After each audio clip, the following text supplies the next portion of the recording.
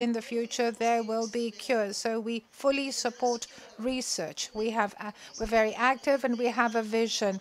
We know that we cannot rest on our laurels. In Fairlife, we try to find alternative ways of approaching citizens. We talk about lung health. And protection, environmental protection is also in the equation.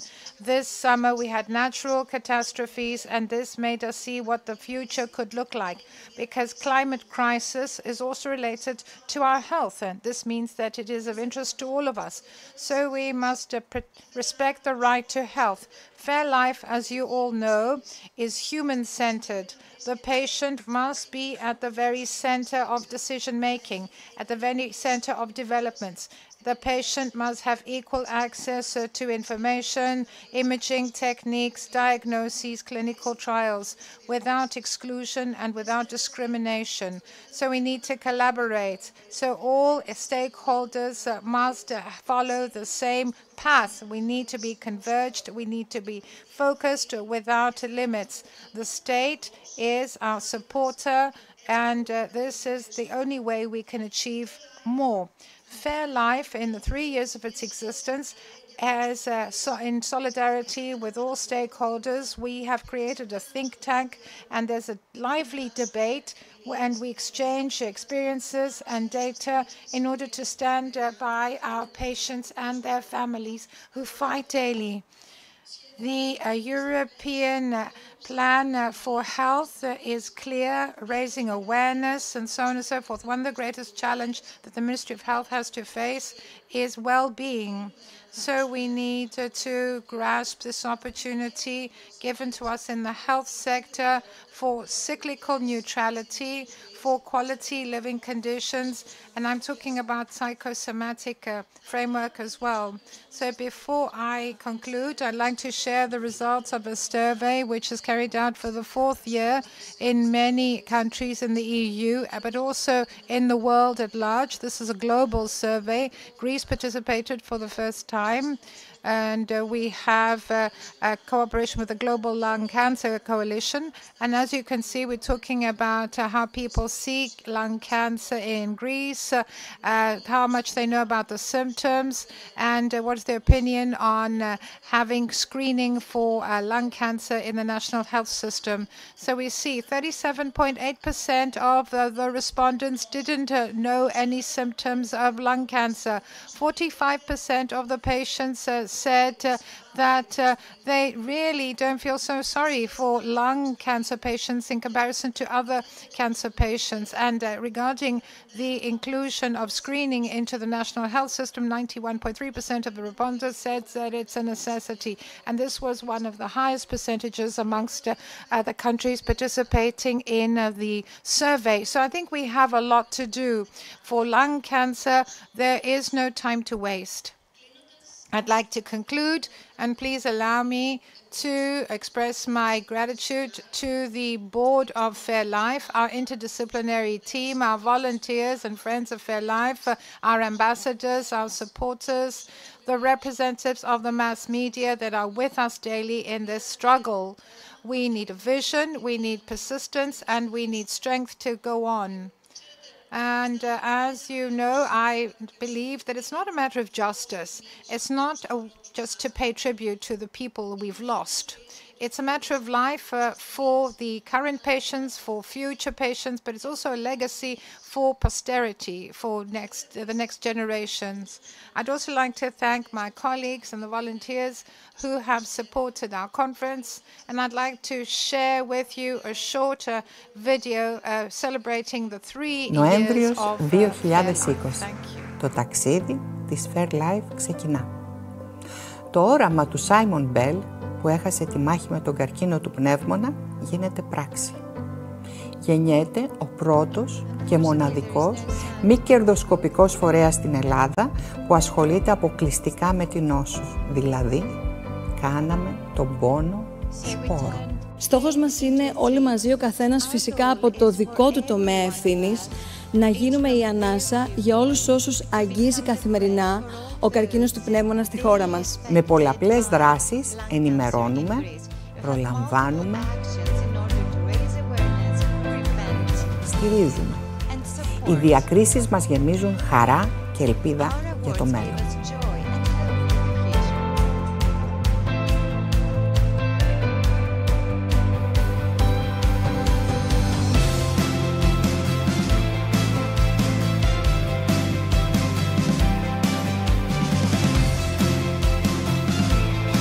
Αναζητάμε διαρκώς νέους δρόμους για να ζουν οι ασθενείς καλύτερα. Προσφέρουμε τεκμηριωμένη ενημέρωση που προκύπτει μέσα από τη συνεργασία με επιστημονικούς φορείς και διακεκριμένους επιστήμονες από την Ελλάδα και το εξωτερικό. Συνοδοιπόροι μας, οι εθελοντές και πρεσβευτές μας. Καθαρό περιβάλλον, υγιείς πνεύμονες, ελεύθερη ζωή. Μιλάμε για την έγκαιρη διάγνωση, τον προληπτικό έλεγχο με, σημειώστε το, την αξονική τομογραφία θώρακος χαμηλής δόσης ακτινοβολίας. Μιλάμε για την ισότιμη πρόσβαση σε καινοτόμες θεραπείες καθώς και κλινικές μελέτες. Προωθούμε εκστρατείες και έρευνες για την πρόληψη και την ολιστική φροντίδα. Το δωρεάν πρόγραμμα ψυχοκοινωνικής υποστήριξης BREATH γίνεται η ανάσα όσων ζουν με την ασθένεια. Η καμπάνια «Κάνε τη σωστή ερώτηση» δίνει φωνή σε ασθενείς και φροντιστές, ανοίγοντας για πρώτη φορά στην Ευρώπη τη συζήτηση για το στίγμα του καπνίσματος. Η πιο συχνή ερώτηση «Καπνίζατε? Καπνίζετε?» δημιουργεί ένα στίγμα και αντίστοιχα αφήνει ένα τεράστιο κενό στην πρόληψη και για τους μη καπνιστές. Γιατί η αλήθεια είναι ότι όποιος έχει πνεύμονες μπορεί δυστυχώς να νοσήσει. Είναι καμπάνια ενημέρωσης, είναι καμπάνια μάθε, μη φοβάσαι, μίλα. Συναντάμε τους νέους μέσα από αντικαπνιστικές καμπάνιες και δράσεις ευεξίας. Μιλάμε για την υγεία των πνευμόνων, αφυπνίζοντας την περιβαλλοντολογική συνείδηση. Η νέα γενιά είναι δίπλα μας, με πάθος και όραμα. Για να αναπνέουμε και η ζωή να κόβει την ανάσα. Ο δικός μας άνθρωπος είναι ο ασθενής και η μεγαλύτερη δύναμη έρχεται από τα δικά τους ευχαριστώ. Και τα αντιμετωπίζουμε με ταπεινότητα και ευγνωμοσύνη. Και εμείς με τη σειρά μας ευχαριστούμε όσους συμμετέχουν σε αυτό το ταξίδι. Το ταξίδι της Fairlife. Στη Fairlife, με όραμα και επιμονή, ενδυναμώνουμε, φροντίζουμε, βλέπουμε τον άνθρωπο πέρα από την ασθένεια. Η ζωή να κόβει την ανάσα, όχι ο καρκίνος του πνεύμονα.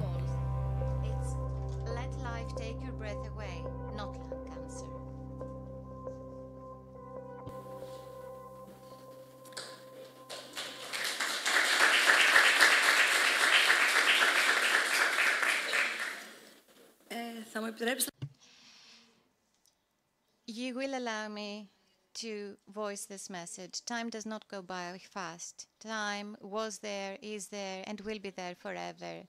We go through time very fast. I feel it's very important that each and every one of us leaves behind a trail of light. And this is what we all seek together with all of you in Fairlife, because without you, nothing would ever be possible. Thank you very much. Ευχαριστούμε πολύ. Θα πάρουμε μια ανάσα. Thank you very much. Let's take a breath and listen to Karen Kelly's message.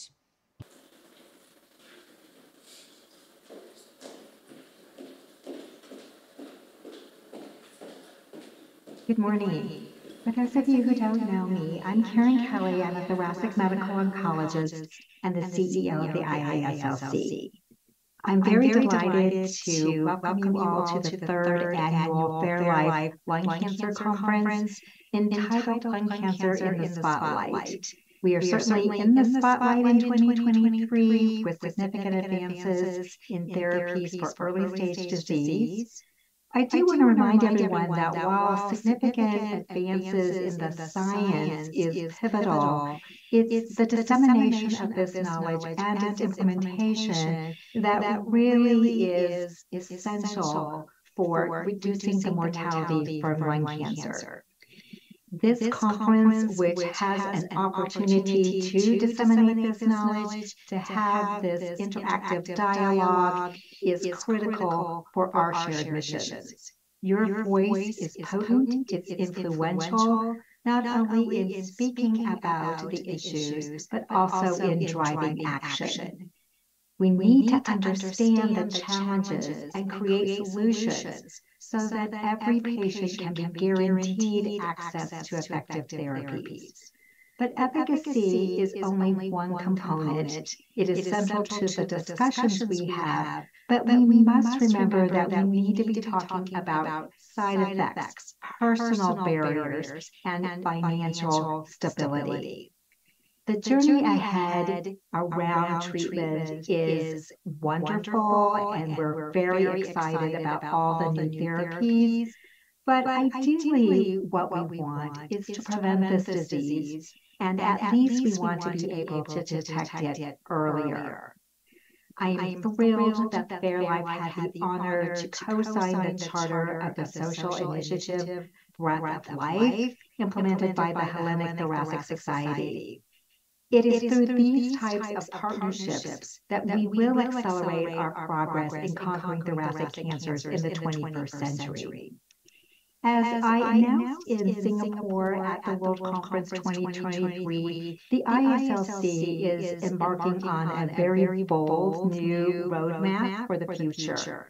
But we understand that we cannot accomplish this alone, and we need your help. We need the Fairlife community, and we need you. We need to learn from one another, inspire one another as we go forward.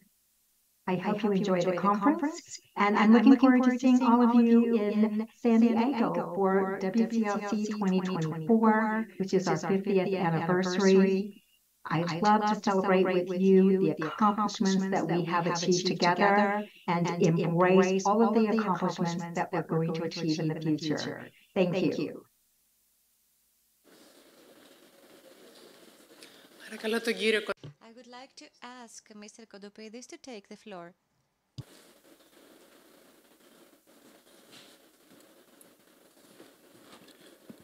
Καλημέρα σε όλους. Good morning, everyone. First of all, I would like to congratulate Fairlife and Corina Patelli. Given that this initiative that first started 3 years ago came in to fill in a gap with respect to the information provided to patients with lung cancer. And sometimes this is all that matters, voicing the message and making sure it gets through. Because unless a message gets through to patients, they are not able to make use of it. I am here wearing 2 hats. The first hat I have on is that of the president of the European Lung Foundation. It's been a few months now that I've taken office. European Lung Foundation was set up in 2000. It is based in Brussels and in the UK. It is closely cooperates with the European Respiratory Society, means scientists across Europe, on respiratory diseases. Our goal is to do whatever possible so as to make sure that lung health is maintained among all citizens, particularly in Europe. Lung cancer is one of the key pillars, both as a disease and treatment. We focus on patients who have respiratory failure. Sometimes these diseases are hereditary. It's due to our genes. Other times, these diseases are acquired through life. Therefore, it is very important that we gather knowledge, that we have partnerships at European level, and that individual countries get to coordinate their efforts. Therefore, as the president of the European Lung Foundation, I would like to welcome this effort. Fairlife has been an active member of ours, and I think that very soon we will be able to make more announcements. More good news is coming, and we will make more changes at national level as well, given that Professor Loukidis and the Hellenic Lung Society is also on board. Now I would like to share some thoughts, because I am a patient with respiratory failure. I'm not a cancer patient. I was rather fortunate. I remember when I was an adolescent, I was afraid I was about to die, because back then patients with respiratory failure provided for low life expectancy. So back then, my treating physician had said, Dimitris, well, the statistics don't look good for you. But you know what? Data keep changing. Conditions and circumstances keep changing. So every one of us need to be cautious whenever we read statistics. So he tried to instill courage in me. And he said, let's say things go bad and you actually make it. Why not take the university entry test? And you know what? I'm one of the lucky ones, because things actually went the other way. And I'm here with you. So I actually turned things around. You know, back then there were no dedicated expert healthcare facilities. And it was a 10-year life expectancy for cystic fibrosis and respiratory failure due to the lack of such facilities and also the lack of treatment. So little by little, we've built the resources needed to help us be here today. And also we've made things happen for reimbursement for treatment as well. And this is similar among lung cancer patients. There are new treatments every day. So we want to make sure that we have free access, that we have access not only for patients with lung cancer, but also with patients for cystic fibrosis. We need to have access to treatment and reimbursement. Also, what can we do today? You are here, and we invite scientists to talk about the next steps forward. At the same time, patients must have an active role themselves. That's my second hat, given that I am the founder of Patient Hub. What is it that this hub does? We try to make sure that patients are able to self-manage their own health. They need to be able to understand what it is that adversely impacts them, what it is that will help them get stronger, and thus get an active and engaged role in decisions affecting their health. And I would like you to remember this. As a patient, it's not like every treatment fits all. And in fact, we talk about customized treatment that will also increase compliance and adherence. We need patients to be part of their treatment plan. So that's all I had to convey. So I, myself, I'm a patient with respiratory failure. What every patient is missing is interest in lung-related problems. Also, my father died at the age of 41. I'm 41 today. My father died from lung cancer. What I'm trying to say is that treatment is advancing. The more access we get to treatment, the more breaths we'll be able to get. Our breath will be unlimited, and our breath will not be taken away by difficulties. Thank you very much. We're all here together.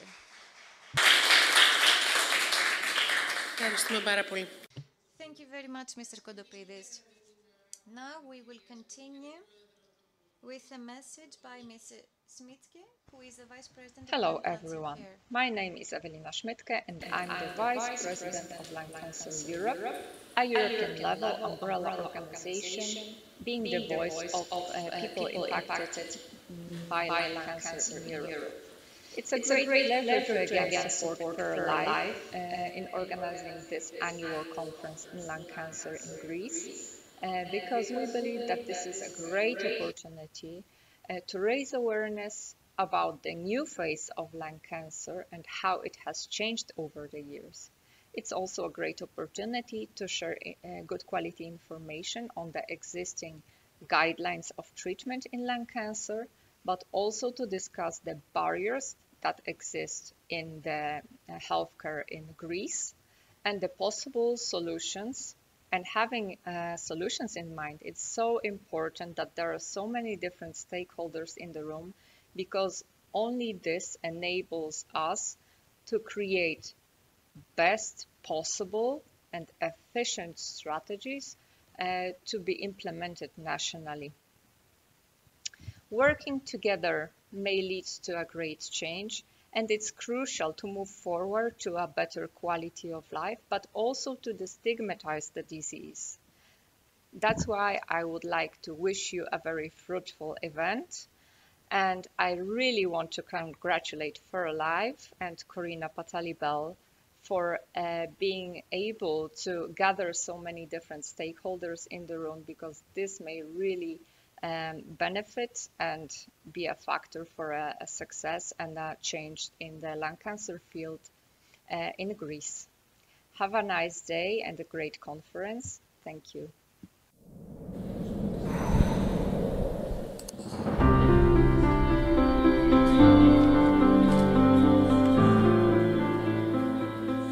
Μιλάμε για το πιο συχνό και θανάσιμο καρκίνο στην Ελλάδα και στον κόσμο. Το ξέρετε. Ο Νοέμβριος είναι μήνας ευαισθητοποίησης για τον καρκίνο του πνεύμονα.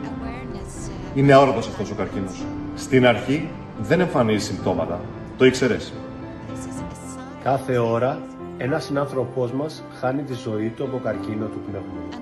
Και σε εμάς τις γυναίκες είναι η πρώτη αιτία θανάτου μετά τα 50. Μην αμελείς τον προληπτικό σου έλεγχο. Εσύ ανήκεις στις ομάδες υψηλού κινδύνου. Είσαι άνω των 50 με ιστορικό καπνίσματος. Ψάξου. Ο Νοέμβριος είναι ο μήνας ενημέρωσης και ευαισθητοποίησης για τον καρκίνο του πνεύμονα, ο οποίος είναι ο πιο συχνός καρκίνος και η νούμερο 1 αιτία θανάτου από καρκίνο στην Ελλάδα. Επένδυσε στην υγεία σου. Κάνε μια αξονική τομογραφία θώρακος χαμηλής ακτινοβολίας. Και να θυμάσαι, οι προληπτικές εξετάσεις και η έγκυρη διάγνωση σώζουν ζωές. Η υγεία των πνευμόνων μας αφορά όλους. Η ρύπανση του περιβάλλοντος, η έκθεση σε χημικές ουσίες και η κληρονομικότητα θα πρέπει επίσης να μας ανησυχούν. Η γνώση είναι δύναμη. Μίλα με τον γιατρό σου, κάνε τις κατάλληλες ερωτήσεις. Ένωσε τη φωνή σου με τη δική μας. Εγώ πρόλαβα. Εσύ?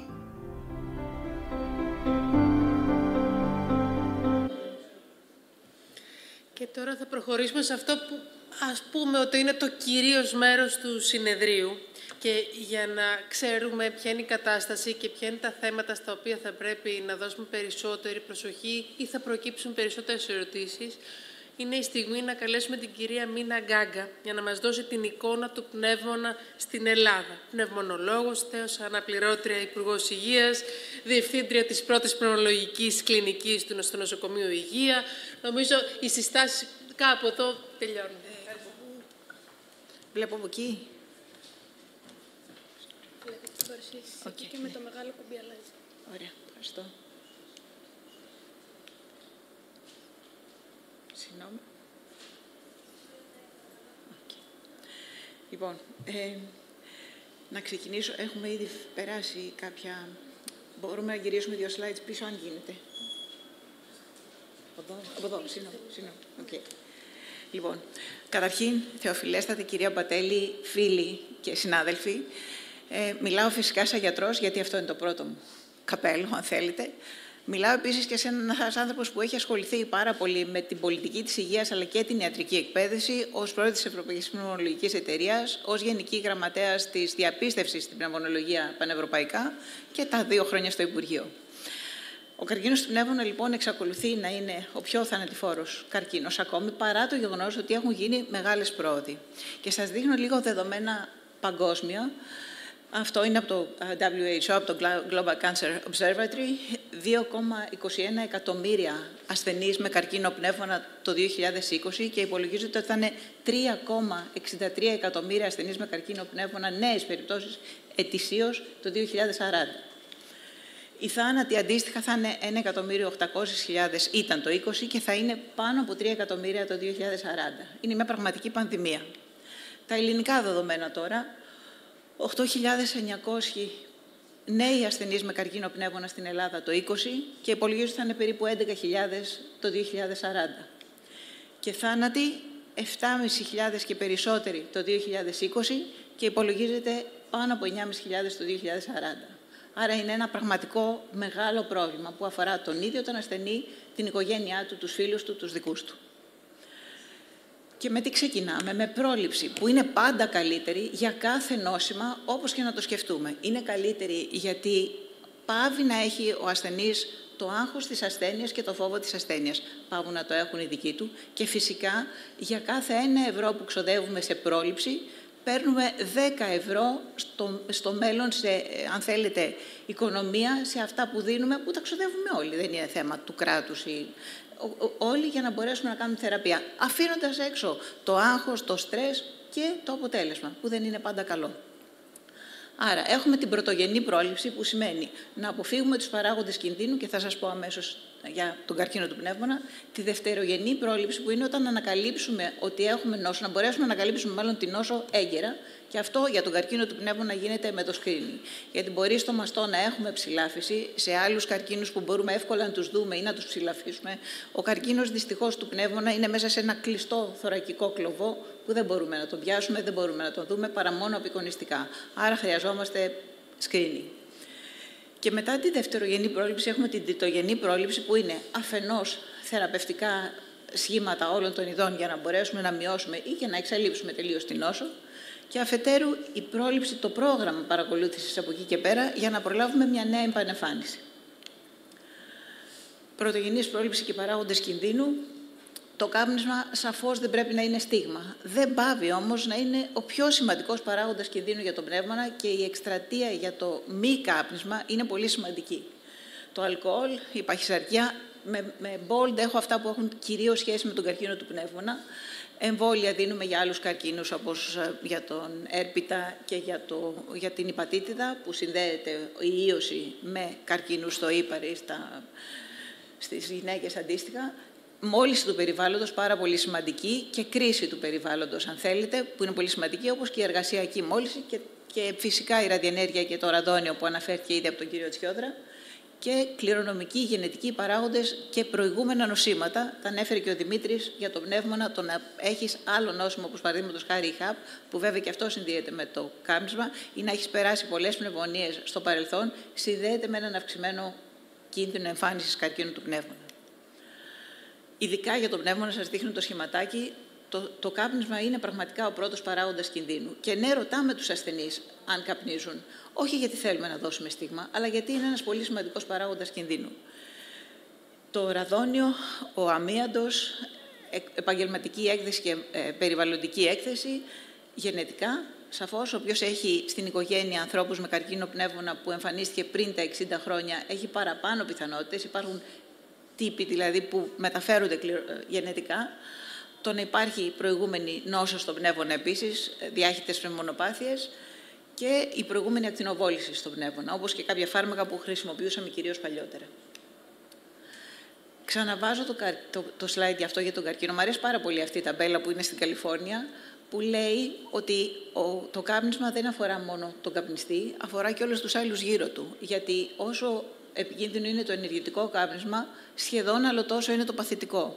Άρα, ιδιαίτερα κοντά σε παιδιά, δεν καπνίζουμε. Και επίσης είναι πολύ σημαντικό να περάσουμε αυτή την νοοτροπία στα παιδιά των σχολείων. Η διαφήμιση για τα τσιγάρα απευθύνεται σε παιδιά ηλικίας 9 έως 13 χρονών. Πρέπει να το θυμόμαστε. Είναι πάρα πολύ σημαντικό να προφυλάξουμε τα νέα παιδιά, γιατί το κάπνισμα αρχίζει σε νεαρή ηλικία.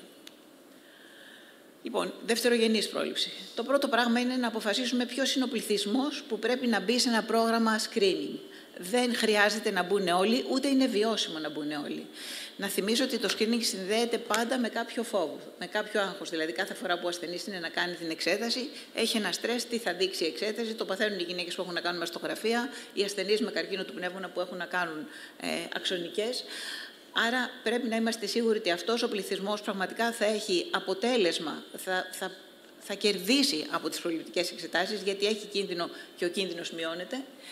Αφού αποφασίσουμε για τον πληθυσμό και κάνουμε την ενημέρωση ώστε να έρθει ο κόσμος στο πρόγραμμα πρόληψης, πρέπει να αποφασίσουμε κάθε πότε θα κάνουμε αυτή την εξέταση. Ναι, θα κάνουμε αξονική τομογραφία χαμηλής ευκρίνειας, πρέπει να την κάνουμε κάθε χρόνο.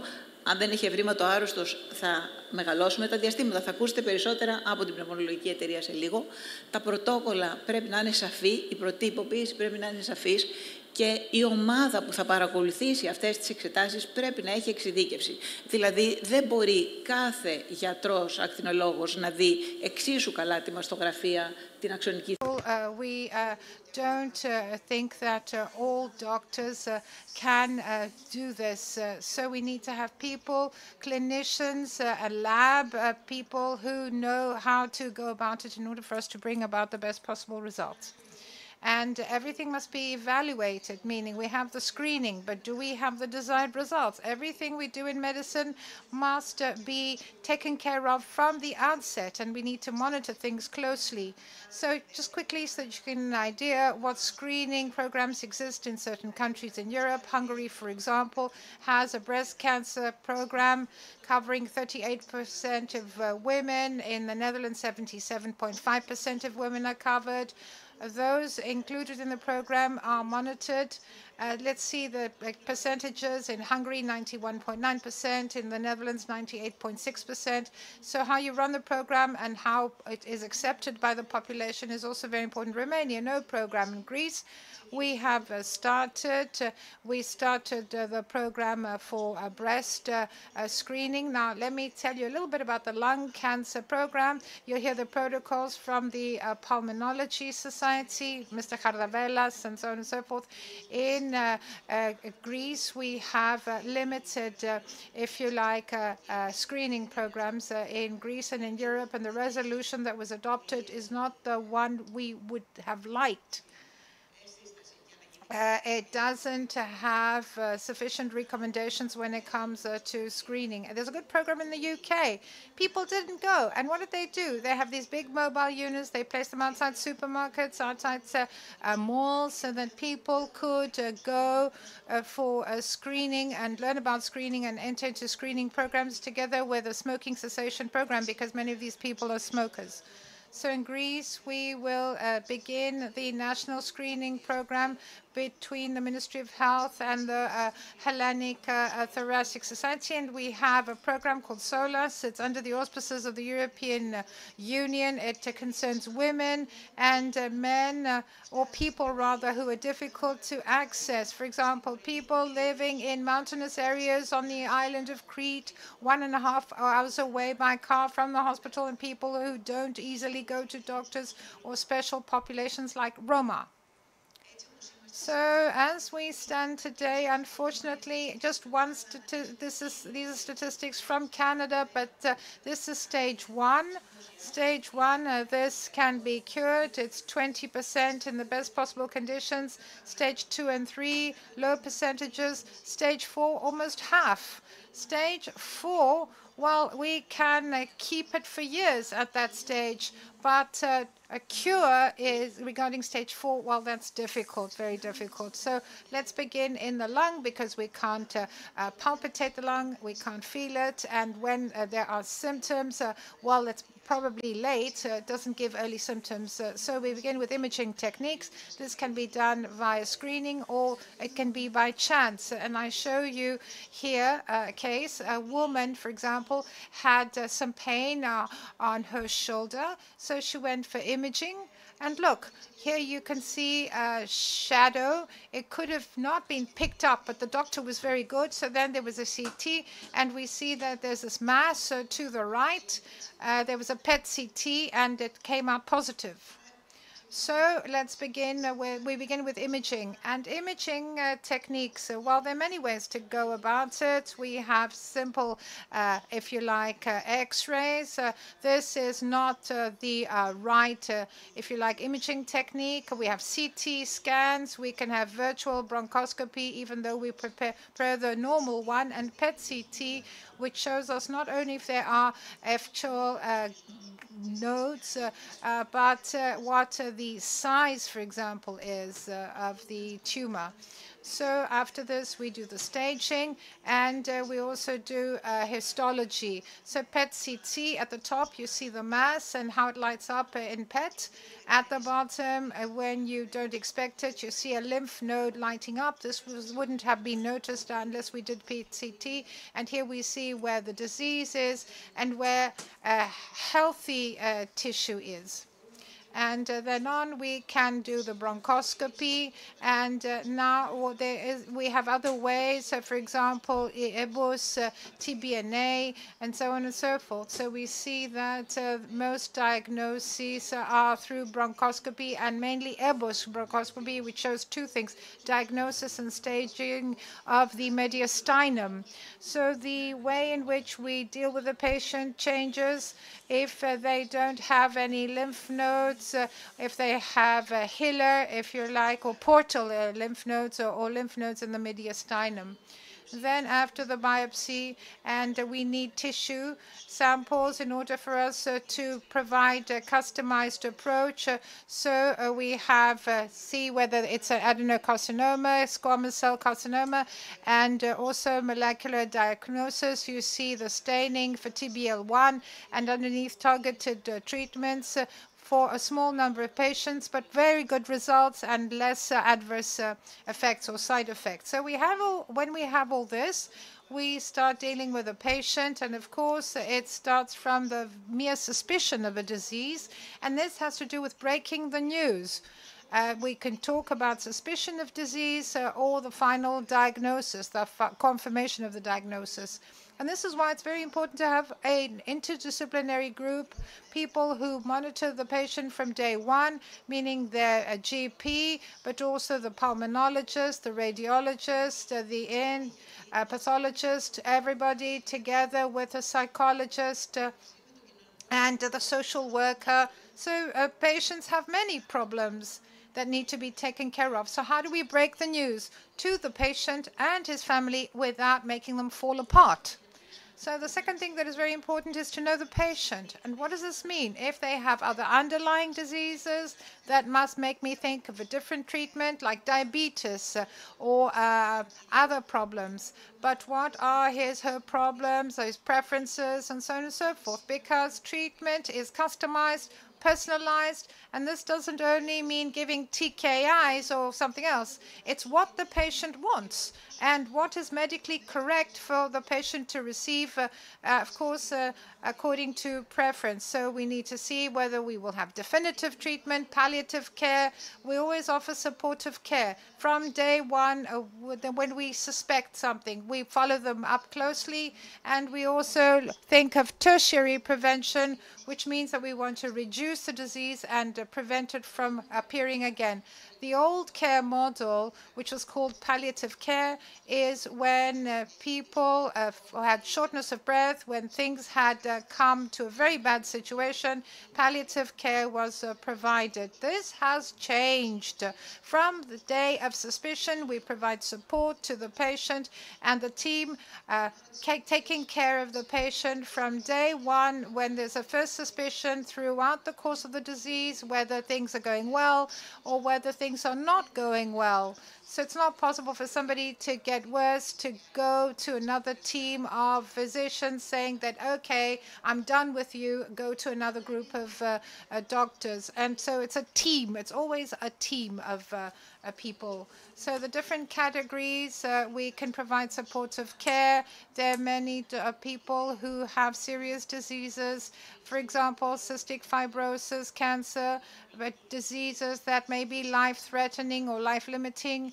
There are physical symptoms, psychological symptoms, social issues, and spiritual issues. So we're all there from day one to support the patient. And let me show you what supportive care is. When we're well, we're carefree, we sit and we feel we're on solid ground. But when we've been diagnosed with lung cancer, we feel that we're losing control and that nothing is solid anymore. But with the help we get from our team, things are propped up again and we feel better. So let me talk to you about psychosocial support. Fairlife has a program of psychosocial support. Let me also say that it's not just psychosocial support, which is extremely important, but aesthetics, especially for women and men, is very important. I went to Jules Bordet, to Belgium. Here there was a woman, and she came in with a cart.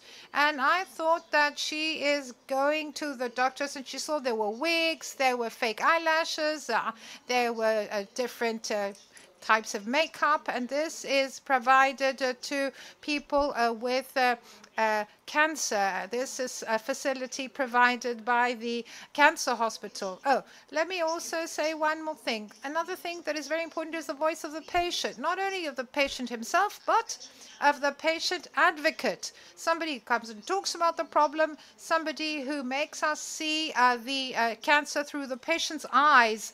This is Mary Henning. She spoke to us at the summit of ERS. She is great, a 40-year-old woman with 2 children. She's not a smoker. She was diagnosed with lung cancer, and fortunately it was an early stage, ROS1. There are patients who have lung cancer without ever having smoked. It was totally out of the blue, but there are ways to help them all. And it's very important to look at the problems and help in every way we can. And this is Dimitri, who just talked to us. He is a great man. He has worked with doctors, healthcare professionals, carers, in order for them to understand how patients see things, but also to help forging a healthcare policy. So if we do all this, if we join hands together with the insurance companies, together with the ministries, together with the biotech companies, pharma companies, and so on and so forth, we are here for our patients. Thank you very much.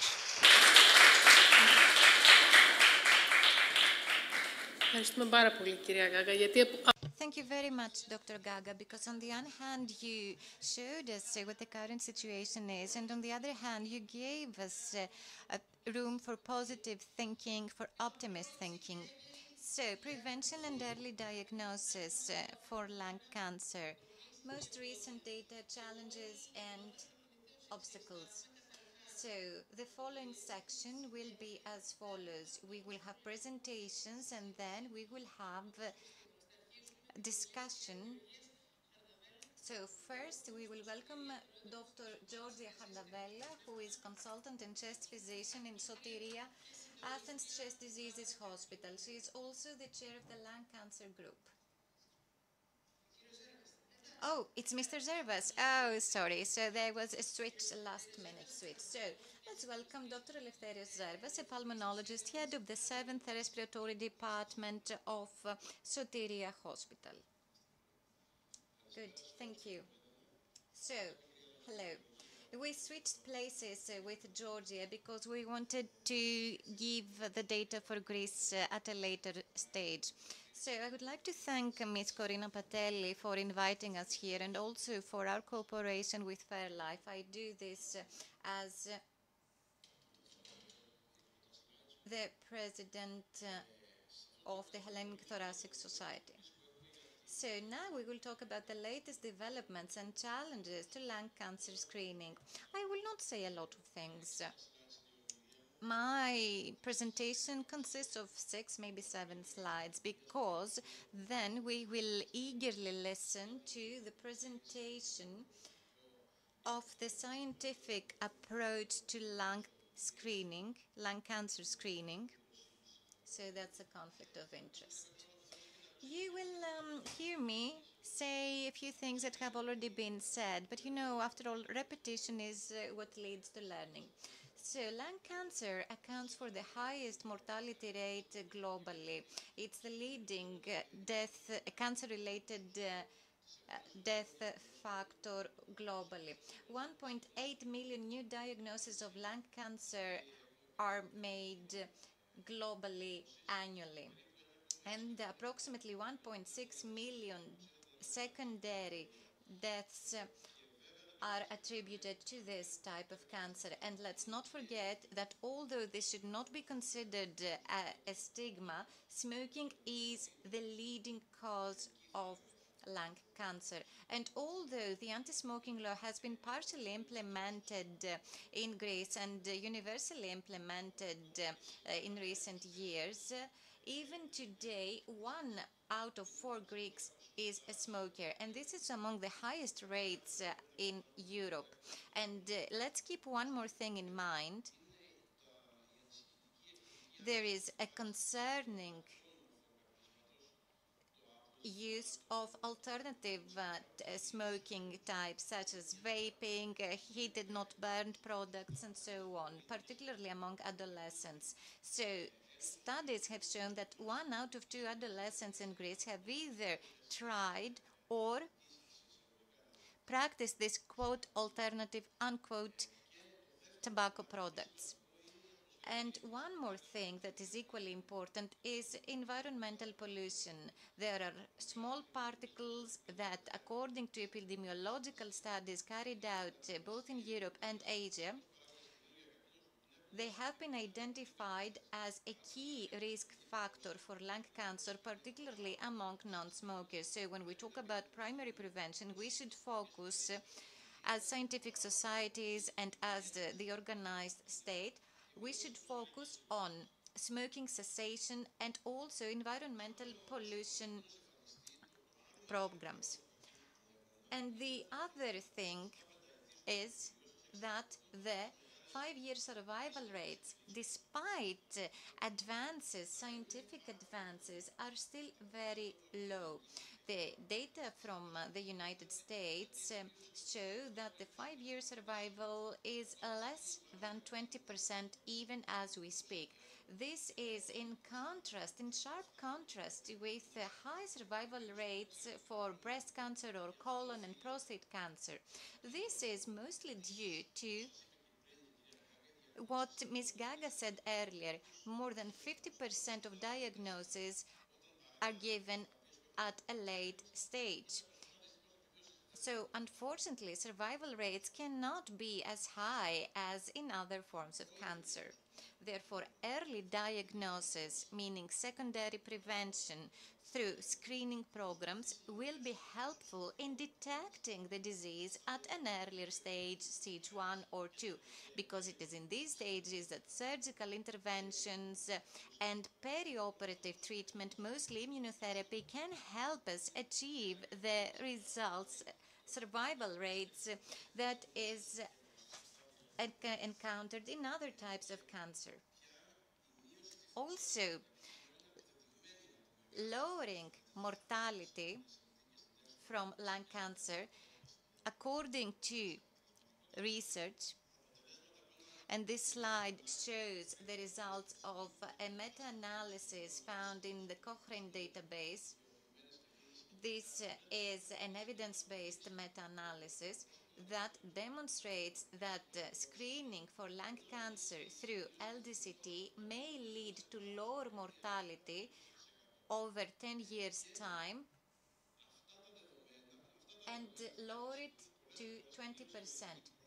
And most of the times it's the states that lead the way. So there was this huge trial, the NSRT, that actually demonstrated that LDCT will lower mortality. And this is why the United States introduced lung cancer screening through LDCT, targeting people who have been smoking for 30 years, for 30 packs years, or who are smokers or who have quit smoking within the last 15 years.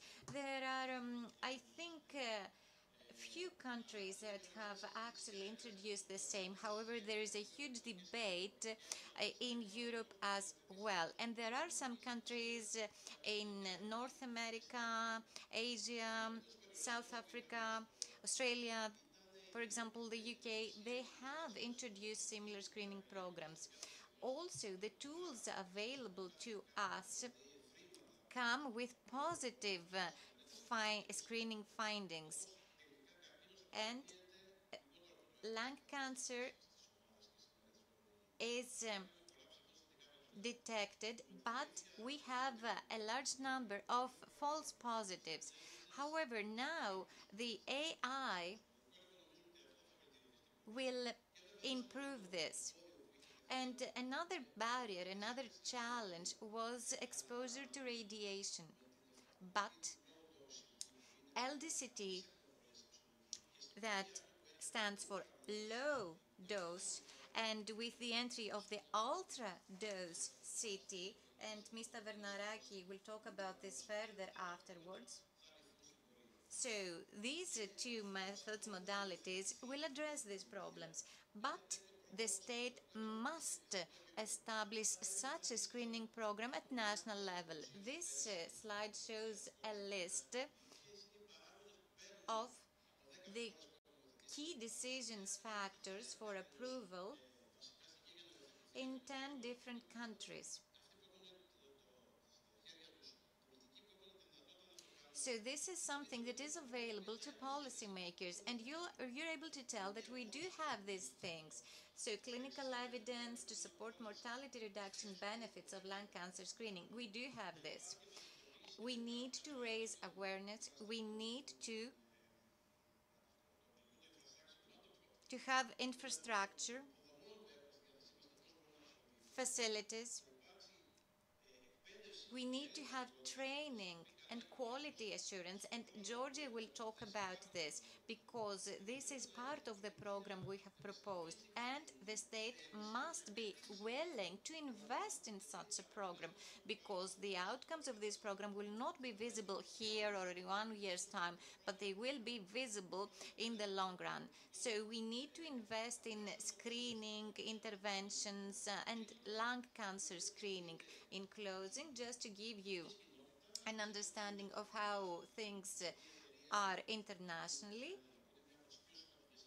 this is a paper authored by the IASLC, and it shows what things will look like in 5 years' time. We are currently taking our baby steps, but I am here to talk to you about how we will detect the disease and how we will also have non-smokers screened, and how we will also make use of AI in order to lower false positives and improve the true positives. And there is a path taken by international community that I feel should be our path as well. Let's start walking along this path in order to achieve better results. And in closing, I would like to ask my colleague, Ms. Hardavella, to take the floor. She will talk to you about what's going on in Greece at the moment, because great efforts are underway, and Ms. Hardavella is a key contributor. Thank you.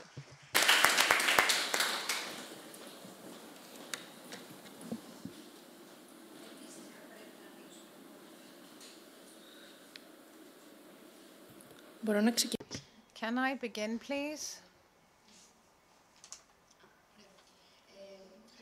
Thank you very much for your kind words, Mr. Zerva. Thank you for the invitation. I would like to particularly thank Mrs. Patelli, and I'd like to say that Fairlife no longer abides by the motto that pain has become a seed. I think that the seed has sprouted, and it will soon bear fruit. I'll give you 3 figures that were mentioned by the previous speakers as to how big the problem of lung cancer is in Greece. Every year we have 9,000 diagnoses, meaning new patients. Every year we have over 7,000 patients dying from lung cancer. It's a whole town that disappears.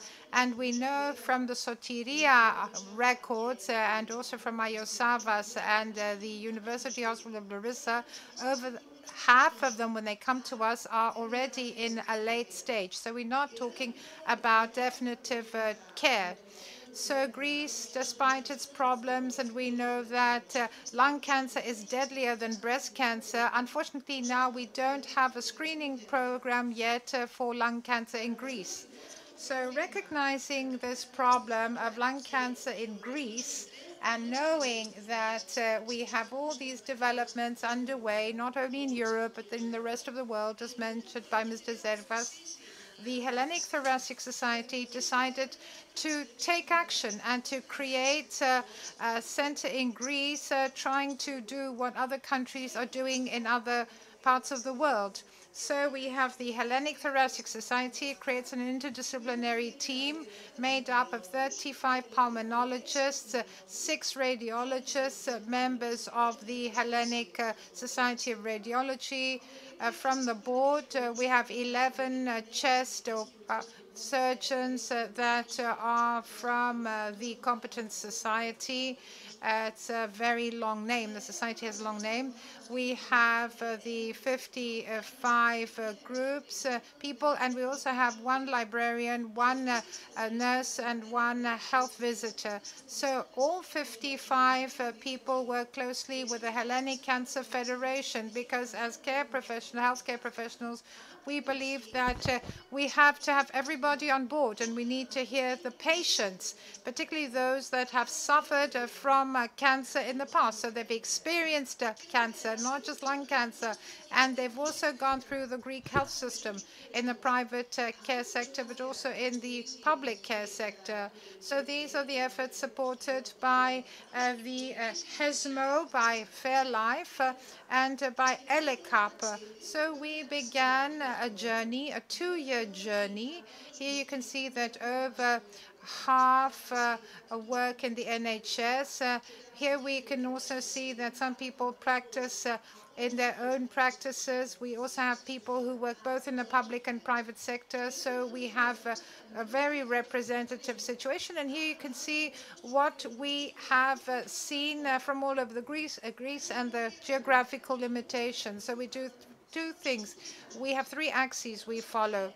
One is setting up Greek guidelines for screening for lung cancer. This is a huge effort with a lot of searches in the bibliography. We tried to find epidemiological data that we have in Greece regarding lung cancer, and this is something we have submitted for publication in a scientific journal. The second axis is a standardized procedure on how to implement screening for lung cancer in Greece, meaning where it will be done, who will be doing it, what the requirements are. So we wanted to put this in a framework. And third is a public awareness. So this is the, if you like, proposal. It was submitted in June 2023. There was, if you like, we hope that the state will respond positively to our proposal. So as an interdisciplinary team, we first look at the scientific data globally. We also saw Greece, what's happening in Greece as far as lung cancer is, the age of the patients. So we see that high-risk groups in Greece are people from 50 to 80 years of age. They are they used to smoke at least 20 packs, but they have stopped smoking. People who are smoking now, but they haven't had any indications of cancer because these patients need to be looked at carefully. Screening for lung cancer. So we're talking about low-dose CT and connecting high-risk people who are smokers with smoking cessation clinics in order for them to give up smoking. So our proposal is to have screening every 2 years, not every year, as has been proposed by the US. But for the first time, we're talking about stratification of risk, and it has to be customized in order for us to see if some people should be screened not at 2 years, but sooner. So people who are high risk, we say very high risk annual. Those who are at the lower edge of the spectrum, every 2 years, screening. So standardized procedure. Well, there are many different axes, how we will identify and refer high-risk groups to the centers, what the pathway of the patient will be. This is the first time that we have a candidate pathway, and the role of ELOC, the Cancer Federation, was very important. And I'd like to say that once we have suspicions, what do? Some may also not be related to malignancy. We have technical specifications and education of all involved healthcare professionals. We standardize the diagnosis, and we also standardize the opinion of the radiologist, and we set certain quality criteria, and somebody must check these quality criteria and manage the overall program. We've adopted all this. So we have specific proposals. We've submitted them to the ministry on how to identify high-risk persons, and this is why we make use of digital tools that have fortunately been developed in Greece during the pandemic. So we have e-prescription.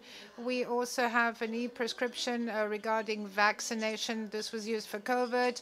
We actually inform high-risk people. So we're talking about social bodies like Fairlife, advocates, patients, advocacy groups, scientific societies, and we also see how we approach high-risk people.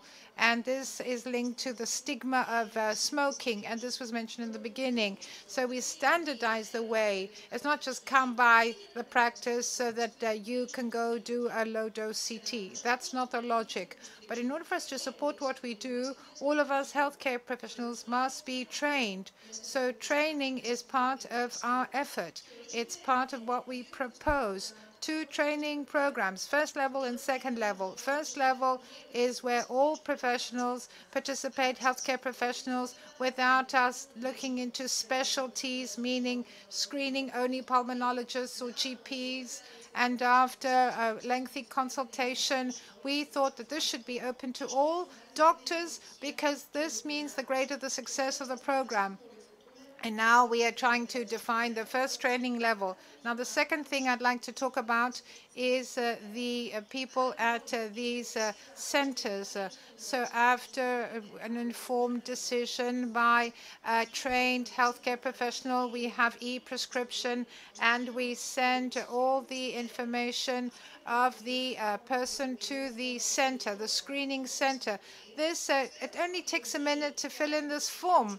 It doesn't mean that we have all these piles of paper going from one department to another. We see this happening every day, and the patients have to go with all these piles of paper with them. So this is over, and then an appointment is given to the candidate. The referring physician is also notified, so the referring physician has a feedback on what's happened. Then we have the appointment. The low-dose CT is done, and then there is an appointment where the patient is informed of the results.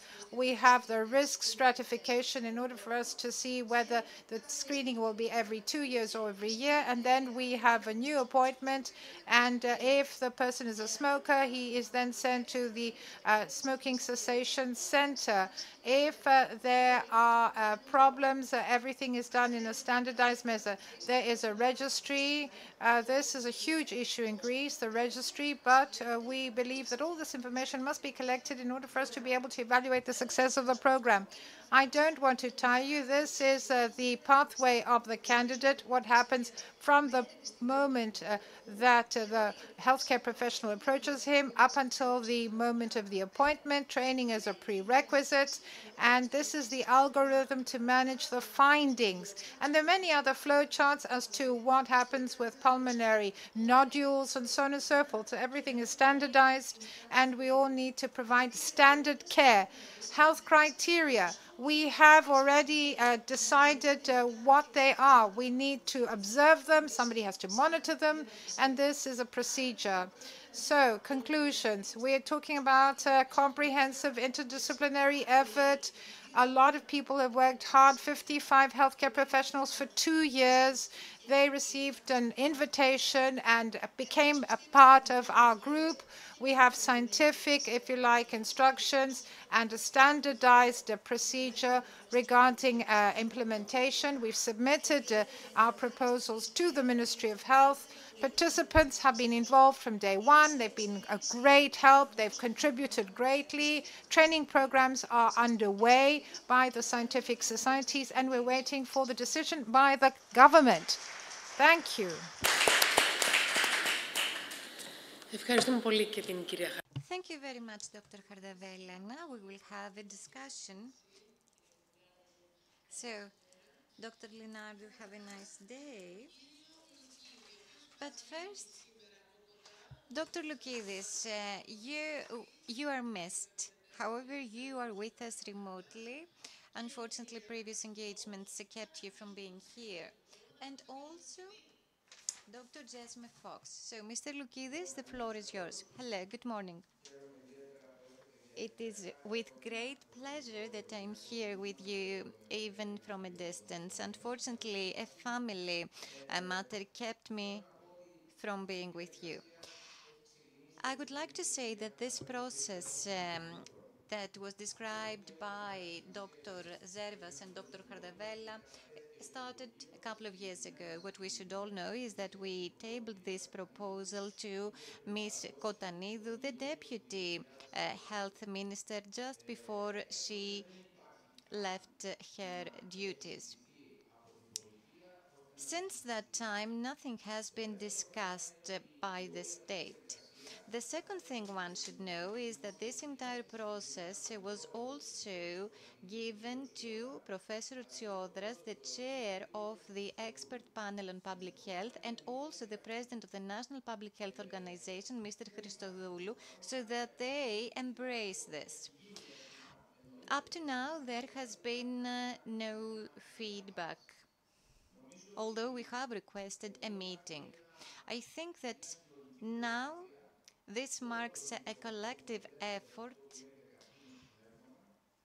by all teams, all specialties involved in lung cancer, and our ultimate goal is to give something better to people affected by this.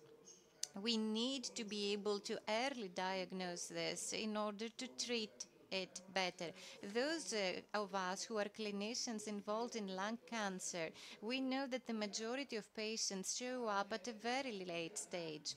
Therefore, it is highly imperative that the state take this initiative and see how it can introduce health policies as part of the NHS so as to introduce screening. My effort or the efforts of any other clinician who keep on highlighting the significance of screening will be rendered meaningless and pointless unless the Greek state actually takes an initiative in that direction. That's my message, and I would like to thank Ms. Pateli for her excellent cooperation with our society. Thank you very much, Professor. Now I would like to ask Dr. Fox to take the floor. Okay. Άρα, να προχωρήσουμε με την κυρία... Okay, so let's welcome Ms. Linardou.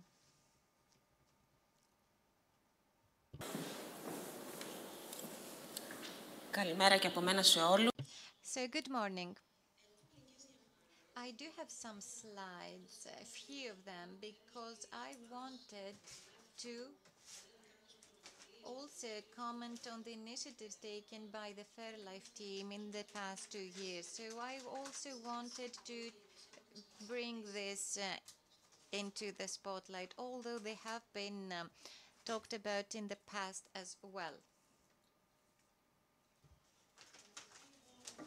So in practical terms, I think that we will all now agree that the third annual Fairlife conference is not to talk about how we will screen, but about something that is common knowledge among experts, how we in Greece, we will at least in a pilot stage implement screening effectively. So I think a lot has already been said. Unfortunately, although figures have been improving in recent years, Greece is still one of the smoking hotspots across Europe. Also, regrettably, we are among the worst performers with respect to non-smokers. And this is something that has been taken into account in standardized programs proposed to the state. Unfortunately, in Greece, we have a very young population that is a high-risk population, and this must be seriously taken into consideration in planning screening programs. With the support of Fairlife, last year we published the first Greek trial led by Professor Kyriakos Souliotis, a health policy professor in the University of Peloponnese. Also, a co-author was Evi Hadjiandreou, who is a member of Fairlife, who has contributed a lot to health policy making. And as you can see, the acknowledgements also mention a multi-member expert team who provided us with data, knowledge as well, so as to build this model. And why is it that we needed this expert panel? Because unfortunately there is no cancer register in Greece, so there is no way for one to get data as to the course of lung cancer patients. So this study essentially developed a model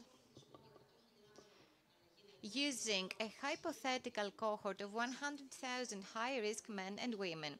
The criteria were age between 50 and 80, first-hand smokers or ex-smokers. And this is a 5-year model comprising of 3-month time steps. So this models the risk of these people going from one stage to the next. And the stages were without cancer, with cancer, alive, dead. So this model calculates the impact on this course if only we implement screening for 100 of high-risk patients across the country. And this is the first time such a model is published using Greek data, and it is totally in line with what has been previously said. This demonstrates that only and only if we introduce the screening tomorrow, and only if the program presented by Dr. Hardavella earlier become available for everybody tomorrow in Greece, we will be able to prevent lung cancer-related deaths at a rate of 24.61%. We will also be able to lower lung cancer-related life years lost by 30.9%. And we will also have a substantial shift to lower stage cancers. And you can all tell that if we have stage 1 or stage 2 lung cancer, you can operate and you can have more effective treatment. So this is another huge benefit of screening. Screening, and this has been said times and times again, it's not a test. It's not just a test that we want the state to prescribe. It's not like we want them to prescribe LDCT. No. We do not want prescriptions for LDCT. This is not what we seek. This is not screening. And this is not what we have been asking when we were talking about breast cancer screening. And the reply was, but there is prescription for mammograms. No, we want a dedicated screening process to be carried out in a dedicated healthcare facility. And this will allow the results to be assessed in the most appropriate way, and this will also ensure continuity that will be taking into account the findings. Fairlife also supported another Greek initiative that has been described many times already. This marks the first organized lung cancer screening program in Greece. It has been running for 2 years with the support of Fairlife. This program is essentially provided for free to low-income Greek citizens who are either unemployed or uninsured, and this takes place in partnership with the Metropolitan Hospital and the HHG group. And it targets male and females aged between 50 and 80 years old who are active smokers or who have quit smoking in the past 15 years. The indicator used is PAC years higher than 20. And at least this initiative also targets persons regardless of their smoking history when there is a history of cancer, lung cancer or any other cancer in the family. So what is it that we do? We have a weekly outpatient clinic every Monday. We assess risk in line with international criteria. We discuss things with patients, and once they sign an informed consent form, their details are entered in a database.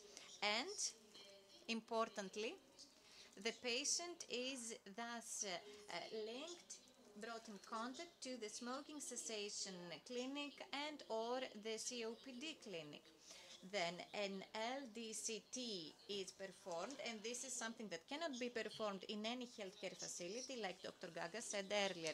So this is a low-dose CT scan that, however, requires a software that is usually supported by AI. So this is something that cannot be performed anywhere. And then this is followed by an expert panel consultation that talk about this patient, and then the patient returns 1 week later so as to be given the results. When there are abnormal findings detected, a treatment plan is prepared. There may be follow-up imaging, there may be referrals for tests. Also, there is not only the treatment plan given to patients, but also the conclusions. And if the CT scan is normal, the next year's appointment is scheduled. This is the volunteer team of this screening program called Lung Health. And in my opinion, this lovely name should also be given to the National Screening Program. Why? Because it is in line with a UK standard, whereby screening is not there to yell at people to get tested for cancer, but it is there to encourage people to talk about their lung health. So it's an awareness-raising program. It's not a screening program per se. It's not labeled as such. Why is that important? It is highly important because in Greece we have everything that is needed in order to have screening at national level. We have international documentation, evidence and experience. We have knowledge. We have scientific adequacy. We have the support of scientific societies, and we have also prepared proposals that have been tabled since as early as last spring. And we have IT systems and digital health. So what is it that we need? We need the centers, the facilities. The program presented by Dr. Hardavella paid particular attention to the fact that these tests cannot be performed in any facility. We must have dedicated screening healthcare facilities that will be certified and also evaluated. So this quality assurance check must be organized centrally, because this is the only way for us to get value through screening over time. And clearly, all of us must be trained. And equally important, we must also raise awareness among all healthcare professionals. We must liaise with primary healthcare physicians, because everybody gets to examine a potential patient. So all of these things will be rendered worthless unless we also secure access to screening for everybody nationwide. And this access requires the identification of vulnerable population and also the outreach to these patients and populations. Unfortunately, there is a very low percentage, that is less than 10% of vulnerable populations that actually go to screening. So it's highly important that we reach out to them and help them get screened. We must reach out to them again and again. And also, let's not forget about the stigma, because smoking, fear, guilt, stigma, they all account for this situation. The pathways described by Dr. Hardavella have been described and have already been paved in other countries, and the outcomes are very good. And this is what we must replicate. We must copy best practices in Greece in order to make screening a reality. In closing, I would like to say that the message of Fair Life through initiatives, recent initiatives, is that it's not just high time. It's not just time, it's high time that we introduce screening as part of the national healthcare program. I would like to believe that all of us will join our efforts to actually get this going and prioritize lung cancer screening. Thank you. Τι γίνεται κατευθείαν η γέφυρα, γιατί και εσείς, κυρία Λινάρδου. And both you, Ms. Linardu, and Dr. Gaga earlier talked about the UK example, and we could actually replicate this example, these practices in Greece. Among the countries that has implemented the early screening. So what is your experience? I have my slides. Can you hear me? Yes, of course, we can hear you. Thank you. Well, firstly, thank you to Karina and to Fair Life for this opportunity to present. Next slide. I'm going to say a little bit about our UK experience. And we've been undertaking research for a number of years now, and we still have two very big lung cancer screening trials in Yorkshire and in London that are still ongoing. We have had a number of pilots, and I think the one that most people know most about is the Manchester pilot in lung cancer screening, which was so successful that it led on to, can you still see my slides? That it led on to something called the Targeted Lung Health Check Programme, which is actually lung cancer screening in a pilot.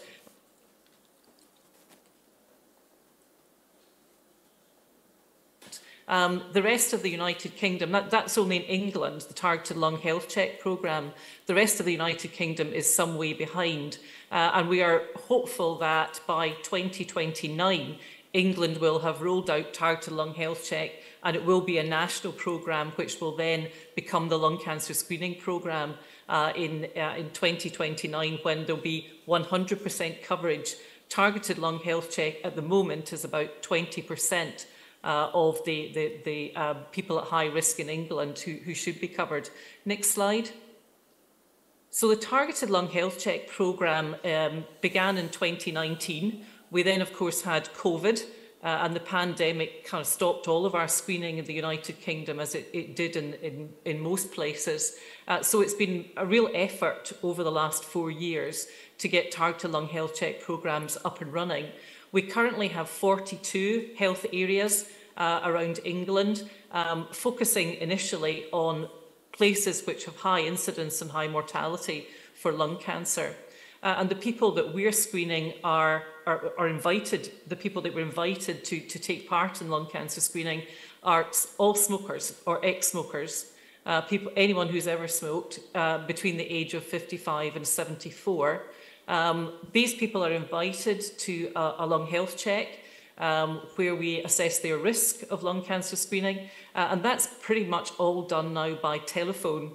Initially, we tried to do it face-to-face, but the pandemic meant that we had to do it by telephone, and because that is easier and less expensive, we're continuing to do that. Then those at high risk, found to be at high risk, are then offered a CT scan. My organisation, I work for a not-for-profit like Fair Life, and my organisation have been very much involved in ensuring that we get a lung cancer screening programme, but also involved in the community engagement and communications around the screening programme to encourage the general public to get involved, to participate in lung cancer screening, and also to get to those very hard to reach groups in society. I'm not sure what the demographics are here in Greece, but in the UK, a lot of our smoking is now in low-income groups, and these are very often groups which are very, very difficult to engage with. Next slide. And I wanted to just mention our standard protocol for targeted lung health check. Next slide. And the protocol is desperately important in all of these areas, in ensuring governance, ensuring the standards that we have are universal, are across all the 42 programmes and more as we roll out. And there's other detail there within the protocol. And I think that's one of the things that has been very important, that there is a standard and that people stick to the standards so that we know exactly what we're delivering and that there is quality within the programme. Next slide. And this is just, I think you've seen these pictures before, just of the mobile CT scanners. Pretty much all of our 42 areas are now using mobile scanners. Initially, we thought there would be one or two fixed areas, but clearly getting to community with mobile scanners has been much, much easier. Next slide. And here's the all-important results so far. Now, these are data from the end of August, which is the most recent data we have. And so far within the programme, we have invited over 1 million people to take part. There's 485,000 actually health checks, people who turned up for their risk assessment. We've done 271,000 CT scans. And the all-important, we've found 2,705 lung cancers, of which 74% were stage 1 and 2, which is hugely important. These people now are being offered, clearly have been offered potentially curative therapy. And we are beginning to see a stage shift, we think, in our lung cancer in the UK. So I think, next slide, what I think we can certainly say is that, that lung cancer screening works. And we're all very excited about the bigger programme and the more national rollout.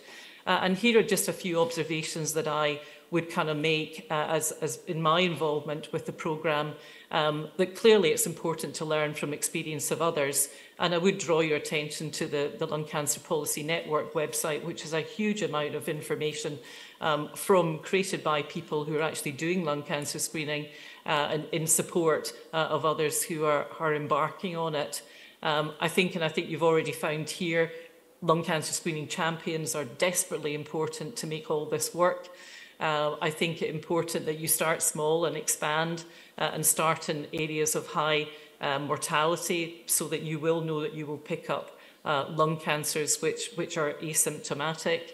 The standard protocol, as I've said, I think is very important to get to those hard to reach groups. And I think one of the big differences between the lung cancer screening programme and other cancer screening programmes is that it's that targeted nature of it. It's the fact that we will have to go out and find smokers and ex-smokers within our communities to ensure that we're picking up the right people and picking up people early. And that community engagement piece, I think, is very, very important. I think another thing we found is that those patients who've been picked up early are extremely inspiring, and they are the people who are encouraging others to attend lung cancer screening and so have the chance of being picked up early. Smoking cessation services are desperately important, not just for the greater good, but also because it does make your screening programme much more cost effective.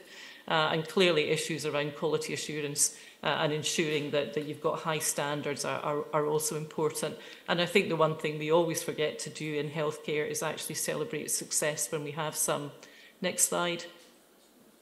And this is just a picture of Bill, who is someone who was picked up very early in the Targeted Lung Health Check programme, and he has been a tremendous advocate at encouraging other people to take part. Final slide. And just to say, I think the bottom line is that lung cancer screening works, and I think it's a very exciting time in lung cancer, ensuring that we are catching people when the disease is in its early stage and when curative therapy is a potential. Thank you. Thank you very much, Mrs. Fox. Εδώ ολοκληρώνεται αυτή. So this is the end of this section. We will take a short break and we will stick to the agenda because we must end this conference by 7 p.m. Thank you.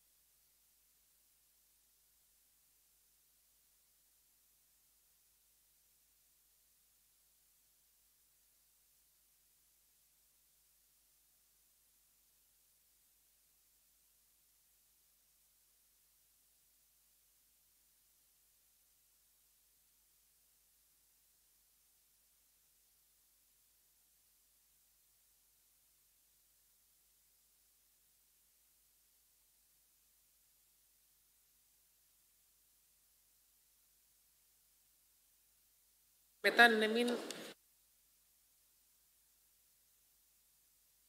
Αρχίσουμε.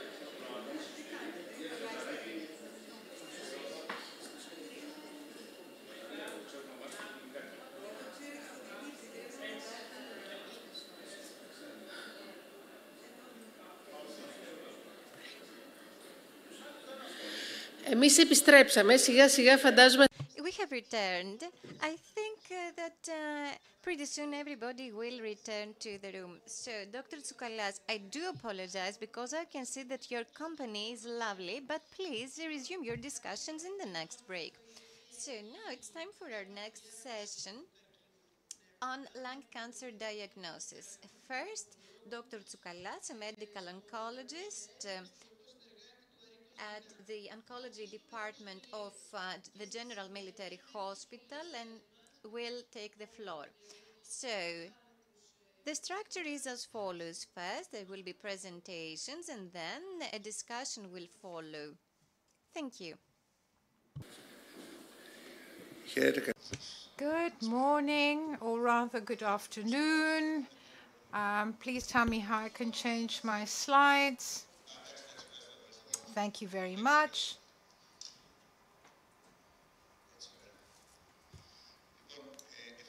So thank you very much for inviting me.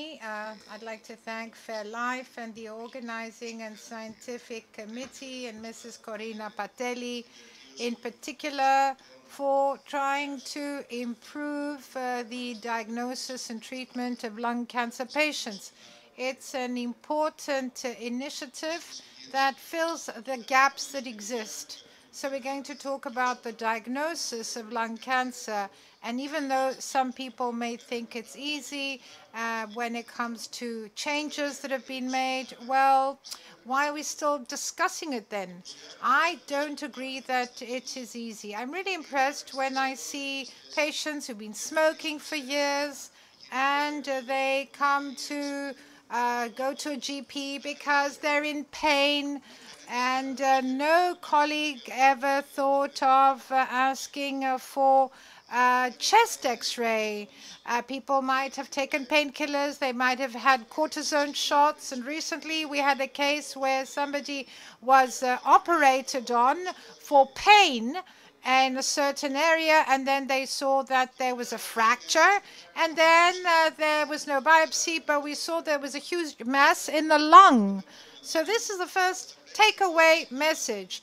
All colleagues, doctors of all specialties, particularly GPs, orthopedic surgeons, anyone, when it comes to patients they have who've been smoking for years, they said to us, you're oncologists, we don't want to think about cancer, lung cancer. Maybe we should try to exclude cancer, lung cancer first, and then go and look at simpler stuff. This is not just one random case. There are many such cases, and a lot of colleagues believe that from the first symptom until diagnosis, too much time goes by. So if we look at our patients, we see there is a huge delay. There are certain patients, maybe half of them, who will be seen by a colleague who will get down their history, analyze all the data, and say, what's the first possible cause of the problem facing the patient? For example, pain in a bone, for example. And this could be lung cancer. So let's do some tests quickly and see. So lung cancer is something that is alive and well. We have small cell lung cancer, non-small cell cancer, and some other categories. When I was at Ayo Savas Cancer Hospital, I thought of small cell lung cancer and non-small cell lung cancer alone. But now things are much more detailed. So what are the symptoms of lung cancer? They can be specific or non-specific. For example, a persistent cough, a smoker who's been coughing and the cough won't go away, or we have infections that actually relapse. And it's good for us to do an imaging technique to see what's going on instead of giving the patient antibiotics for 3 months. He might be coughing up blood, pain in the chest or in the shoulder. Actually, one of our patients had a problem They actually were able to fix the problem with shoulder, but they found lung cancer as well. So loss of appetite, fever, fatigue, hoarseness, wheezing, and so on and so forth. So let's not forget lung cancer when we are looking at people that have a particular history and when they're at a certain age. So how do we diagnose non-small cell lung cancer? Well, Hippocrates mentioned this. We take down the history of the patient. We check all the boxes. We actually do the clinical examination, the physical, and then we do the differential diagnosis. For example, the patient is tired, he has fever, he's coughing, and so we start looking at the possible causes: infection, lung cancer, psychological pressure, or whatever. So we actually rank them, and then we do tests. So what are the tests that we must do in the case of suspicion of lung cancer? Well, the simplest one is the chest X-ray. And in the last few years, it was a great help. Even now, it is of certain value. CT, chest CT, MRI for the full staging in order for us to exclude metastases. And of course, in the last years, we have a combination of nuclear medicine and radiology. So we have PET-CT. PET helps us with the staging of non-small cell lung cancer. So the final diagnosis, all this is suspicion. And one complements the other, and we then lead ourselves to thinking that there might be lung cancer. So how do we confirm it? By taking a biopsy. So this is very important. We must have a team that must talk about the patient, and for the particular patient, finding the best method for a sample from the lesion we see in the lung cancer, for example, case, in order for us to have this differential diagnosis. And what are the techniques? Classical bronchoscopy by the pulmonologists, the lung biopsy with the help of radiologists, so CT, using EBUS as well. This is known to us all, and also biopsy via the esophagus, again with the use of ultrasound, EUS, and mediastinoscopy, excuse me. As you can understand, all these things are not all available, even in large hospitals in Athens. You can't find them all. Just imagine what's happening in a small city, in a university, in a small hospital, a regional hospital.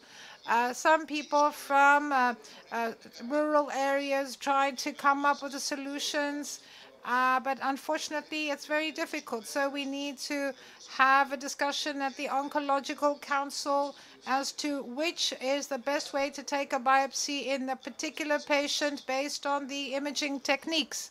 And I don't want to take up more of your time. After the biopsy, the internists will look at what's happening under, as the pathologists, excuse me, will look under the microscope to see whether it's an adenocarcinoma, small lung cell cancer. And this was enough in the past, but no longer. So the poor patients have to suffer because what we do is to have a molecular control of the lesion. Mr. Vamvakaris will talk about it. But this is not covered by the insurance fund, or at least efforts must be undertaken. And the Medical Oncologist Society has programs to help patients in this respect in order for us to find the subtype that the patient has, in order for us to then decide on the appropriate treatment. So I'd like to conclude what I mentioned: history, clinical examination, diagnostic tests, histological confirmation, molecular analysis, and the treatment plan, planning the treatment. This must be done by the Council of Oncologists. And here, everything that we mentioned must be taken into account: the age, the general health, history of smoking, results of the tests. So who's participating in this council? All these people. Unfortunately, even these oncology councils are not a daily routine in Greece, as is the case elsewhere. In some hospitals, this is not the case, unfortunately, which is another problem we need to deal with. Thank you very much.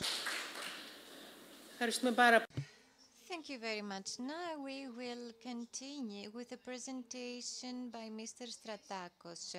Mr. Stratakos is with us remotely. Then we will listen to Dr. Vamvakaris. So, Dr. Stratakos, are you with us? Good, thank you. Hello, I hope you can hear me. Yes, loud and clear, thank you.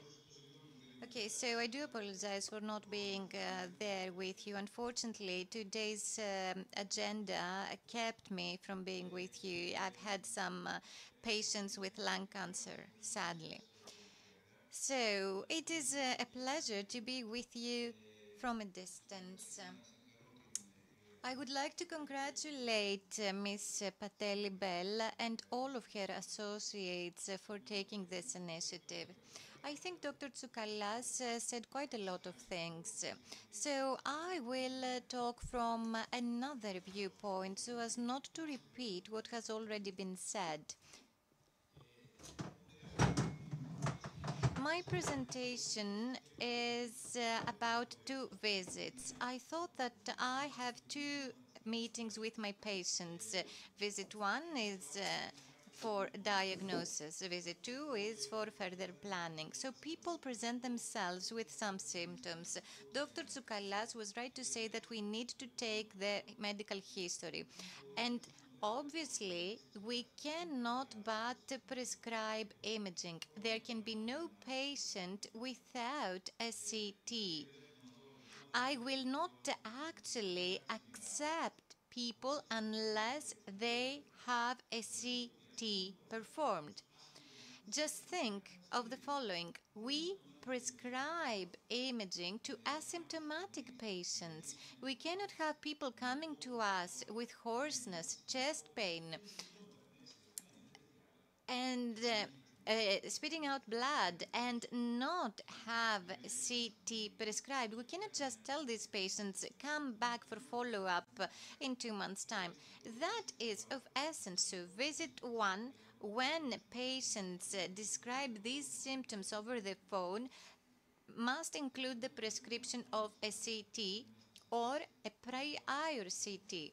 So we must be doing this. And if we suspect the presence of lung lesion, and we have reasons to think that this is indicative of malignancy, we should prescribe PET-CT, not for diagnosing, not for staging, but in order to see whether or not there are remote lesions, whether the bones, the adrenal glands, the skin also has lesions. This will help us choose the starting point. This will help us select the site of sampling, because a space-occupying lung lesion is not a diagnosis. Identifying an opacity in the lung or a tumor, detecting a tumor, is not a diagnosis. The diagnosis is having sufficient bioptic material that will help us prepare treatment. So, setting the diagnosis requires meticulous planning. And this is where PET-CT is necessary. And I also need to answer the following question. Is staging required? If, for example, the disease is widespread and we have lesions all over the body, then there is no need for extensive imaging and tests in the mediastinum, for example. So the extent of our diagnostic tools depends on the first visit. Please. Good, thank you. So we should also associate indications and distinguish them from risk factors. And the only contraindication is the patient's refusal. So we need to associate indications with risk factors. We need to take into account coronary disease, myocardial infarction, heart failure, arrhythmia, COPD, asthma, and so on. Because these things make it harder for me to treat the patient. So visit 1 requires discussion with patients. We answer every question they may have. We reply to the questions and we respond to their concerns, because patients may be reluctant to give answers, but this means that we should not pressure them. However, if the patient gives answers and asks questions, we must be clear and straightforward. For example, what's wrong with me, doctor? You have a tumor. Is it dangerous? We do not know at the moment. This is a tumor that requires diagnosis. So we need to only talk about things that are certain. Are the lymph nodes involved? We need to actually detect this if this is the case. So visit 2, intervention. Visit 2 will take place at the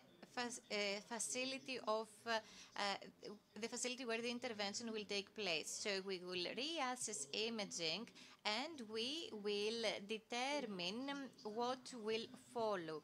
We will decide again where from material will be taken. For example, will we opt for mediastinum staging? So will the mediastinal lymph nodes give us a diagnosis? Should we take a biopsy from the central tumor? Should we make use of the peripheral lesion? Should we have a thoracoscopy, a chest scan? Should we have reference to the remote metastasis? So all of these things are important. And also, we should have the patient sign an informed consent form. Informed being the key word. We tell the patient exactly what's happening. We are clear, we're straightforward, and we make use of every word in their literal sense. We must make sure that we are safe and that patients are safe. This is part of the treatment plan. We cannot display ourselves as gods.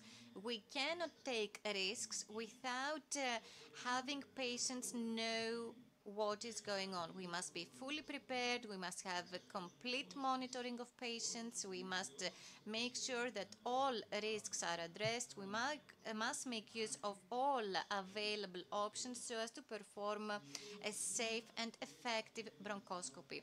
Also, sometimes our colleagues say, we will perform an ordinary bronchoscopy. There is no such thing. There must be one single bronchoscopy performed. There can be no second one.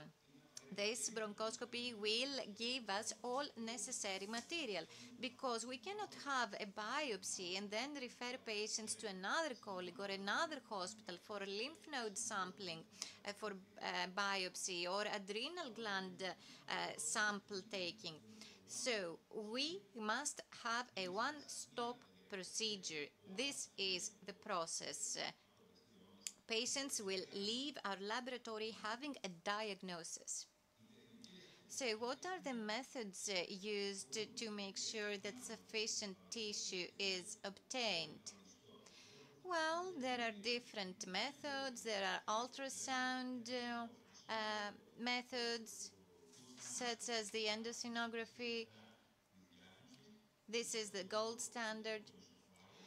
This involves either the bronchi or the esophagus. And then we also have EUS, and the left adrenal gland may be used. Also, radial EBUS is how we get access to the periphery, or thoracoscopy for the Lura, and or cryobiopsy or CT-guided FNA. And all of these things are combined with ROSE, rapid on-site evaluation. This is absolutely necessary. This rapid assessment of material during the intervention gives us feedback that is absolutely necessary as to the adequacy of material. We used to say that adequate tissue is the issue. Excuse me, we used to say tissue is the issue, but now this is no longer the case. Now we say adequate tissue is the issue. Unless we have adequate tissue obtained through paracentesis or any other modality, we will have to intervene again. And there is no greater complication of bronchoscopy other than not having adequate tissue that will help you give a diagnosis. This will help you minimize interventions, and also you will make sure that patients do not go through repeated procedures. As to the challenges, clearly, we need to have a systematic analysis of all lymph nodes in the proper order, spanning from the most severe staging to the less severe one. So we will have pulmonologists who will have to perform correctly. We must also not mess up with samples. And also, we need to make sure that the patient does not return for the same procedure again and again and again. And one last thing, before I pass the ball to Dr. Vamvakaris, the course of the sample is of importance. In Greece, we tend to have cytological laboratories and pathologic laboratories housed in different facilities. So there are many times when these two laboratories are not in contact with one another, and special authorization is required for PD-L1 expression analysis, and then we need referral to a third laboratory. So the time that goes by may imply delays up to 2 or 3 months. And this means that when eventually the diagnostic analysis is available, the staging needs to be repeated from scratch. So all of these things need to be taken into account and remedied so that there are no delays in diagnosis. And please, now we will watch a video. I merely wanted to show you that the end of diagnostics is this one, and then this end to us, this final diagnosis, does not mean that we turn our backs to the patients, because what is the end for us is the beginning of the adventure for the patient, and the patient needs us to stand shoulder to shoulder with them in order to treat them along their journey. Thank you. Thank you very much. The next speaker is Mr. Vamvakaris. Καλησπέρα και από μένα. Hello from me as well. From the discussion you've already heard, the easiest conclusion and the most important conclusion we can draw is that a great effort has been made so that the patient who went to a doctor because he's in pain or because he has a certain symptom now knows that what he has is probably a malignancy. So the approach from now on is not a medical matter, it's also being humane. We have to give the patient what he needs to feel comfortable, to feel that he's in the right hands, and the adventure he's going to go through is something that is manageable and must be managed in the appropriate manner. So here we're talking about the role of the pathologist. It's the specialty that will receive the sample, the histological sample, and then everything will be decided from then on. Let's hope that the results are good, but normally when it comes to lungs, we have a lot of cases where there is lung cancer. So what's state of the art? What do we need to do? And I'm not saying we meaning Greece. I'm talking about we worldwide. And this is why the WHO sets the guidelines so that we can all speak the same language. And regardless of where you are on the globe, you will have the best care as a patient. So, in other words, I'm going to be very brief. These are the 3 stages: pre-analytical phase, analytical, and meta-analytical phase. This is a sine qua non. You must do all this so that the patient can have the optimum treatment. So this means that we won't have 2-speed patients. And this is independent of the social aspect or the financial part. This is our underlying philosophy. And I'm not talking only as a doctor here. So in the case of the lungs, we have the so-called handbooks by WHO. I call them Bibles. This is the Bible for the lung. So on the basis of the WHO, we do the classification. And based on this handbook, which is updated regularly whenever we have important developments, the guidelines are set, which must be followed in order for us to have the best results, the optimum approach. So immunochemistry. We're talking about the technique that uses immunological techniques, either artificial or natural, of the human organism, on the basis of which we can carry out a diagnosis, standardization, but also determine whether it's a primary tumor or metastatic. So in the case of lung, the use of immunochemistry is necessary in diagnosis. So you might see a report which has no immunochemistry, but there must be a specific reason, so speak to the pathologist, otherwise it's an incomplete report. The second element is that, as you already heard, we're talking about bioptic material. What do we mean about bioptic or biopsy material? A little bit, not a lot of material. It's what is adequate for the diagnosis and staging. So we must manage it correctly. What the gentleman said before, meaning not being able to have adequate tissue and asking the patient to come back and undergo the same procedure, meaning biopsy again. Well, especially when you also have to think of the stress, well, that's not very good. And what is justified is to manage it correctly and to have results in majority of cases, leaving out a 5% where we will have results, but we won't be able to say more than that. This is this NOS 5% is acceptable according to the guidelines. So tissue is the issue. This must be maintained. It must be preserved. It's not enough to do a diagnosis. So we're talking about personalized medicine. We're talking about the tissue. We need it not only for diagnosis, but for everything that will lead us to the right management of the patient. One of these is molecular control. I'm sure you've heard of it. So let me just give you an example. Here we have genes with lung mutations.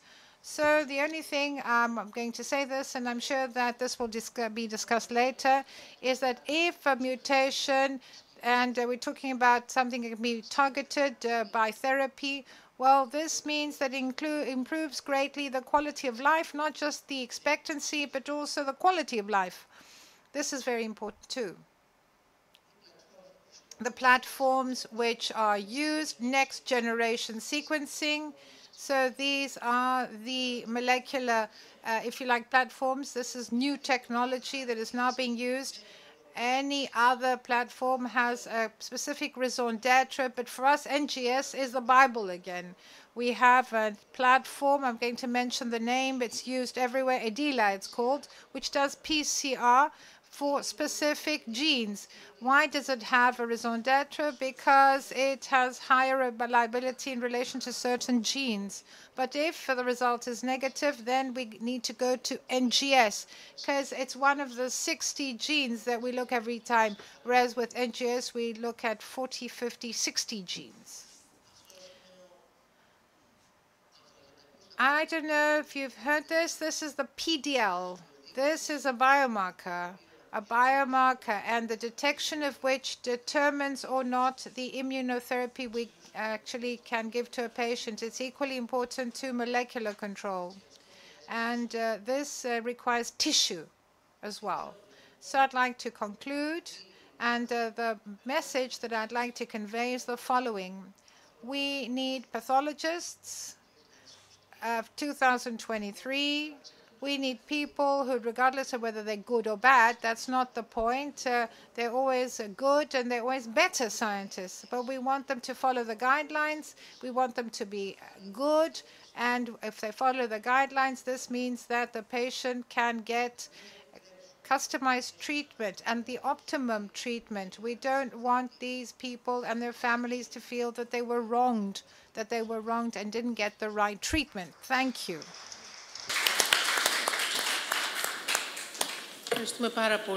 Thank you very much. Dear Dr. Saridakis, we will now start with you. We all understand, particularly after listening to the last three speakers, that the diagnosis part is what you strive for, early diagnosis in particular. So the last section ended talking about the reversal of stages, meaning that patients get now diagnosed at an earlier stage. And we listened to Dr. Fox describing the positive impact in that respect of the screening program. Yes, that's true. I think that that's the challenge for Greece. And this is why efforts like this one today and other efforts made by Fairlife and Ms. Pateli-Bell personally is what will probably make the difference in the hopefully near future.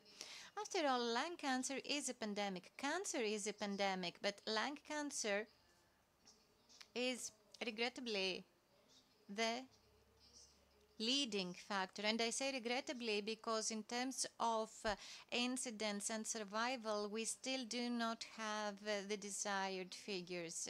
So what can happen in Greece and what can we do about that? I think that things in Greece are still a bit difficult and we must act collectively and in a coordinated way, spanning from prevention, smoking cessation, or not smoking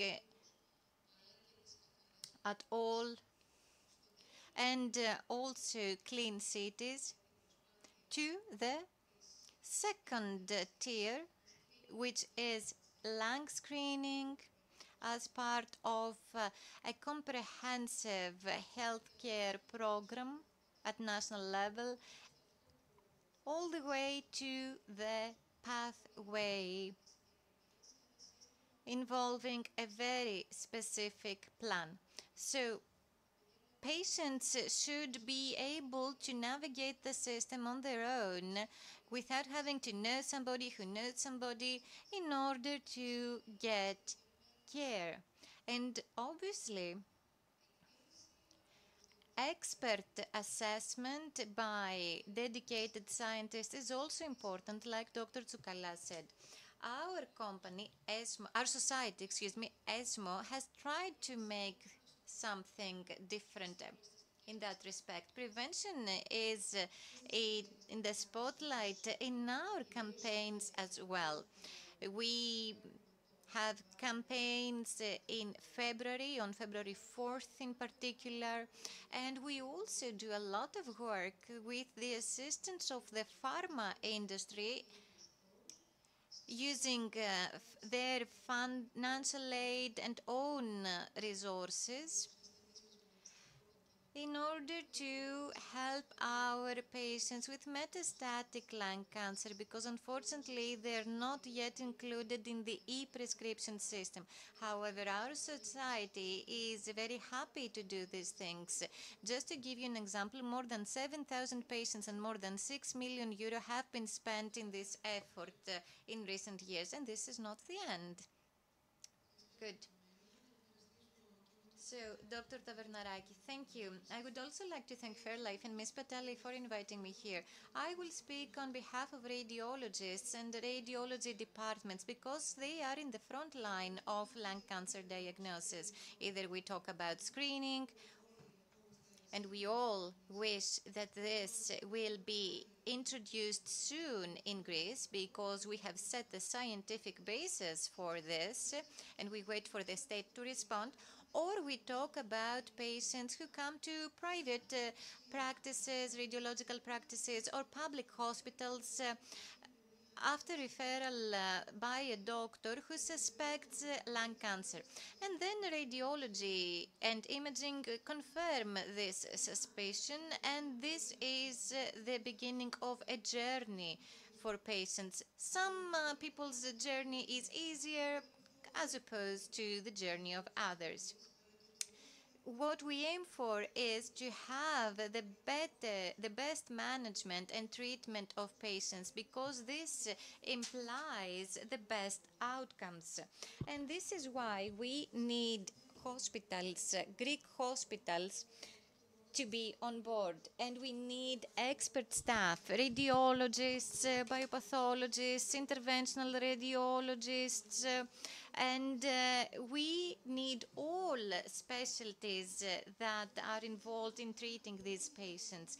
So in these dedicated healthcare facilities, patients will be able to get treatment in the best possible time, because like Dr. Tsoukalas said earlier, invaluable time is lost for patients when they wait in order to get a CT scan, in order to get the CT scan results. And sometimes CT scans performed are not the most of the best quality. So thus invaluable time is lost. And patients need to know what their path is. They must get an appointment. They must know who will perform the CT scan, who will perform the biopsy. Will it be the interventional radiologist? Will it be the biopathologist? So time is lost. Okay, I need to ask a question to make things clear. What's the average waiting time for these tests and the diagnosis? What's the figure for public hospitals? Well, I will speak about my hospital. It's the Soteria Hospital, and waiting times are short. Either we talk about patients admitted to the hospital after they present themselves in the emergency department. Sometimes the CT scan is performed on the very same day or within the next few days. Now, as to outpatients, we try within 1 or 2 weeks at most to have these people scanned either in the morning or in the evening. So we do respect timelines because, you know, there are specific time windows for these cases. Now, these findings are key pillars of the course. And this is why, we need two things. First, we need to make sure that appropriate medical equipment is available. This is very important because we see this daily. Patients come to a hospital that has a CT scanner, but they must go to another hospital for having a PET CT performed or an MRI performed. And up until recently, there was only one public hospital having a PET scanner. So patients would have to go to private clinics for this. Things have changed, thankfully. And also, 2023 oncology requires appropriate medical equipment. So, and also we need to have specially trained and experienced radiologists, because it's important that you have been trained in this type of disease. Also, the state and private donations have actually equipped our hospitals with state-of-the-art equipment. Now, secondly, we must have interventional radiologists able to perform lung biopsies as necessary within public hospitals. And then interventional radiologists also have a role to play in treating lung cancer using minimally invasive modalities. One last note is that perhaps both radiologists and radiology departments should be prepared for what will come in the future challenges. And to us, there are two challenges. First, AI. It seems that it will become integrated, embedded rather, in imaging, so we must make use of this tool. And the second challenge is the digital consolidation of hospitals. So patients who have been scanned in a reference center, let's say based in Athens, should also not be our only patients. We must be able to help patients who live in the province as well. So that's all I had to say about diagnosis. Thank you. Dr. Kosmas. Good morning. Let me thank Fairlife for the invitation. I have known Karina for many years. For those of you who don't know, I am the doctor and I'm in the team that diagnosed Simon, and I need to mention his name, Simon Bell. So the great challenge today is the timely and correct diagnosis using adequate tissue sample. But the challenge becomes even greater. If I look around in the room, I am the oldest person here. So when I did my specialty in the 1980s, lung cancer were just central masses in the hilli, in the large bronchi, not the kind of bronchoscopy we did today, and there was a diagnosis. But cancer has made a turnaround these days. I'm not saying exclusively, but almost exclusively, it appears in the form of peripheral nodes that are inaccessible to bronchoscopy without the use of special tools. Meaning, if we didn't have developments in bronchoscopy, and if we overcame the fact that we couldn't have CT for the approach, these cancers would not have been diagnosed. So we have peripheral nodes that were inaccessible to bronchoscopy the way we did it 15 years ago. Now, there are tools available, and there are people who have the knowledge, the training, the knowledge, the experience, the know-how. There is equipment. For example, if you go to a bronchology lab, you'll see, and it looks like a space station. There are very fine bronchoscopy that are used for the periphery. There's EBUS, which reaches peripheral nodes, radial EBUS. There's navigation of the bronchoscopy, starting from a simple, if you like, a chest scan, or we can have MRI and so on and so forth. In the future, we will have robotic bronchoscopy. That's not too far away, because the main aim is to take adequate tissue so that we can do the immunochemistry, the tissue, the histology, and the molecular, if you like, control. And then we have the medical oncologists that come into play, or the surgeons, so that they can enter their journey with the best possible prospects. Now, the problem becomes even greater, particularly with the development of the screening programs. and the extensive CT that has been done to patients after COVID. We have found more nodules that we would have found had it not been for all these developments. And I'd like to talk about preventive screening.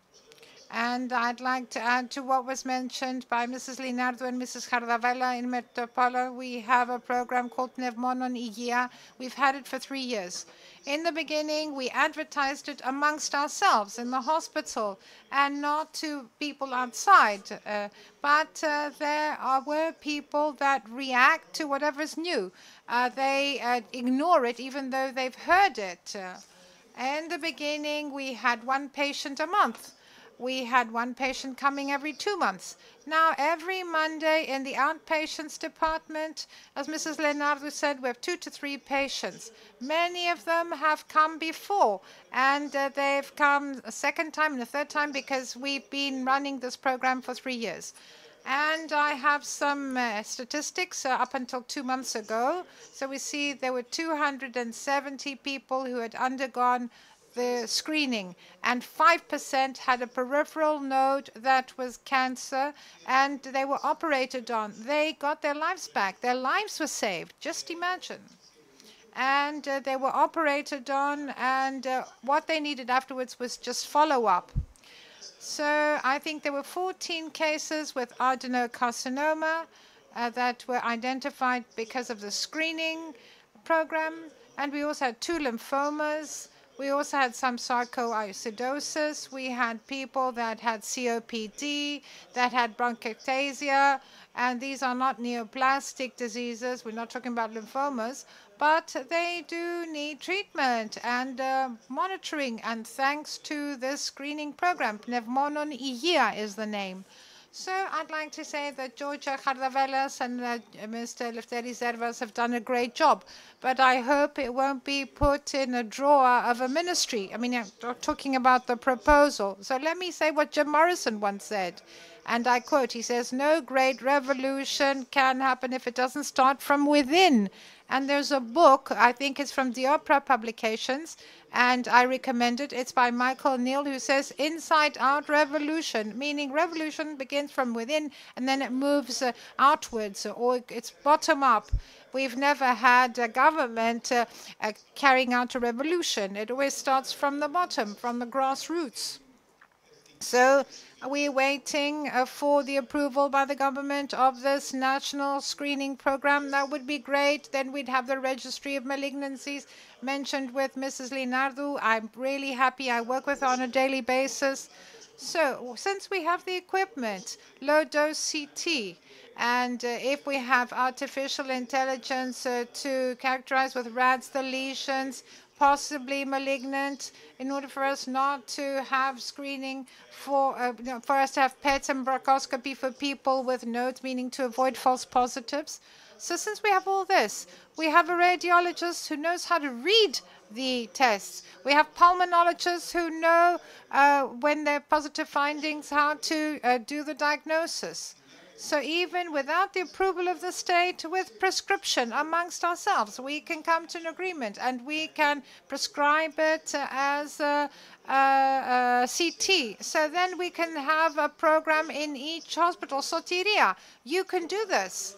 And when the time comes for approving the screening program, we can contribute regarding the cost effectiveness of the intervention. I've been here for a couple of hours in this venue. And I believe that if in this period of time there was a screening program, a lot of people would have been saved. 10 people in Greece, just in the space of 2 hours. That's all I had to say. And let me conclude by saying that what is at stake and of what we're discussing here is huge.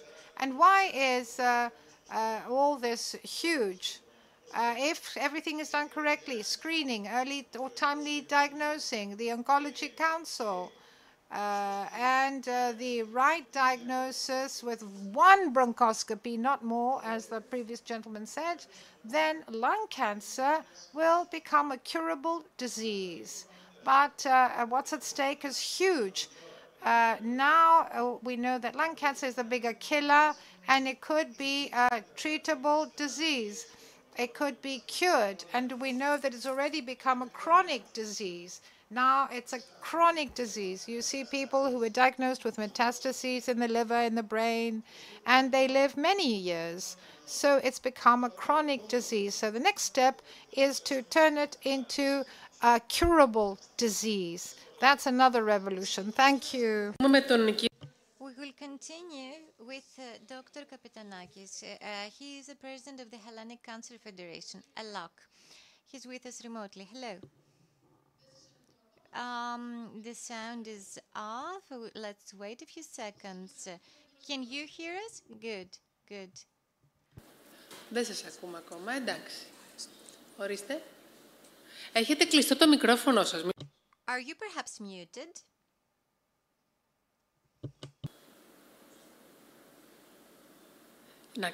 Να περιμένουμε λιγάκι. Νομίζω θα... Let's wait a few seconds. I think that we will work this out. Ωραία. Για να μας ακούτε, σας ακούμε να κάνουμε... Good. Let's try this again. No, we cannot hear you. They tell me you're muted. Oh, I do apologize. Good. It's working. Good. Yes, it was my mistake. Well, you know, we've forgotten about the know-how, given after all that we are now seeing each other live. Yes, thank you. Thank you. I do apologize again. So I would like to thank Fairlife and Ms. Corina Bell for this honor. I would wish I were there with you. I've listened to the excellent speakers who spoke before me and who talked about the importance and significance, rather, of early diagnosis, screening, and also touched upon the contribution of all stakeholders. We realize that early diagnosis is of clinical significance, and this is also the case for interventional modalities. To sum up what has been said, it is necessary to have a scientific approach, and also necessary is addressing inequalities in terms of access due to geographical barriers or other barriers that come into play. Also, you talked about the current situation with respect to lung cancer screening in Greece. There is this outstanding initiative taken by Greece's scientific community. We were also involved in this as patient representatives. I would like to thank Dr. Tavernaraki, among others. This is one of the few initiatives taken across Europe. So the conclusion we draw is that the scientific community is currently leading the way. They have tabled proposals, comprehensive proposals. Patients are also standing next to them. So last year, if memory serves, it was November 18th, when the latest guidelines were updated so as to enhance early diagnosis. And this was the first such update. Lung cancer was among the 4 guidelines updated. So the European Commission recommended this update while also including more solid proposals. They proposed targeting people who have been smokers for a specific number of years. They have specified the number of packs per year. And then the Council of Ministers actually removed these proposals, and the final recommendation is not that far away from wishful thinking, because this gave the European member states the flexibility to make their own updates. So why am I saying all of these things? Because I'm trying to highlight that there is lack of political will even at European level when it comes to lung cancer. And this is where we must all together focus and work on. Because at national level we are very, very, very advanced. The scientific community and the level where the bar is set with respect to early diagnosis in lung cancer is high. However, it's not enough. We must see how we will be able as a country to take one more step forward so as to do more things. And I agree with what previous speakers have already said. We need to put pressure on people because revolutions do take place from the bottom up. Thank you. I have nothing further to add. Awareness needs to be raised, particularly in terms of smoking. AI is important. A recent study showed that at least 15% of radiologists would be even better if they were to make use of AI. So they would be better at their job and they would be faster as well. Also, something that has proven helpful has been proven helpful is the pandemic. For lung cancer, the pandemic meant that screening, X-rays increased. And this may have helped in detecting more lung cancers and earlier, for a matter of fact. So this way we can get better results. Thank you. Now let's listen to Ms. Baroufi, who is a patient, survivor, a visual artist. She is the visual artist who has created the two artworks shown on stage. Thank you. I was diagnosed in October 2018 with small cell lung cancer. It was an early stage. I discovered this by chance when my treating physician, after an acute stomach pain, referred me for testing. I had never thought of this before. This disease was not running in my family. We in my family had diabetes. We do have a sweet tooth, and also we have a history of heart disease.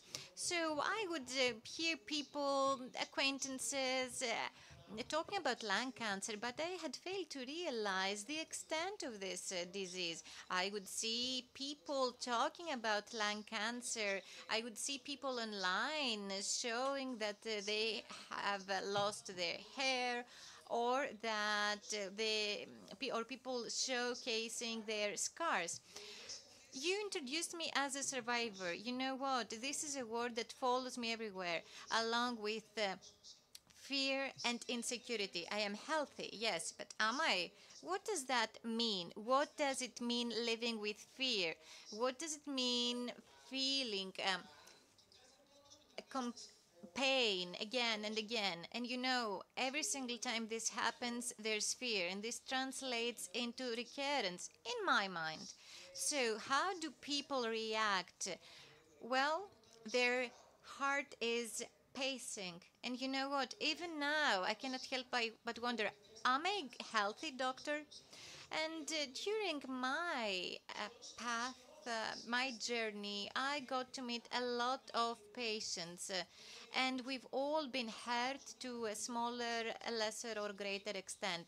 I've seen people losing this fight, being defeated. I've seen people overcoming this disease. I've seen people restarting. And you know what? We all have a sword hanging above our heads. And this is an ongoing threat. We continue or we give up. But we know what? We all deserve to be better treated. First of all, we need to destigmatize lung cancer.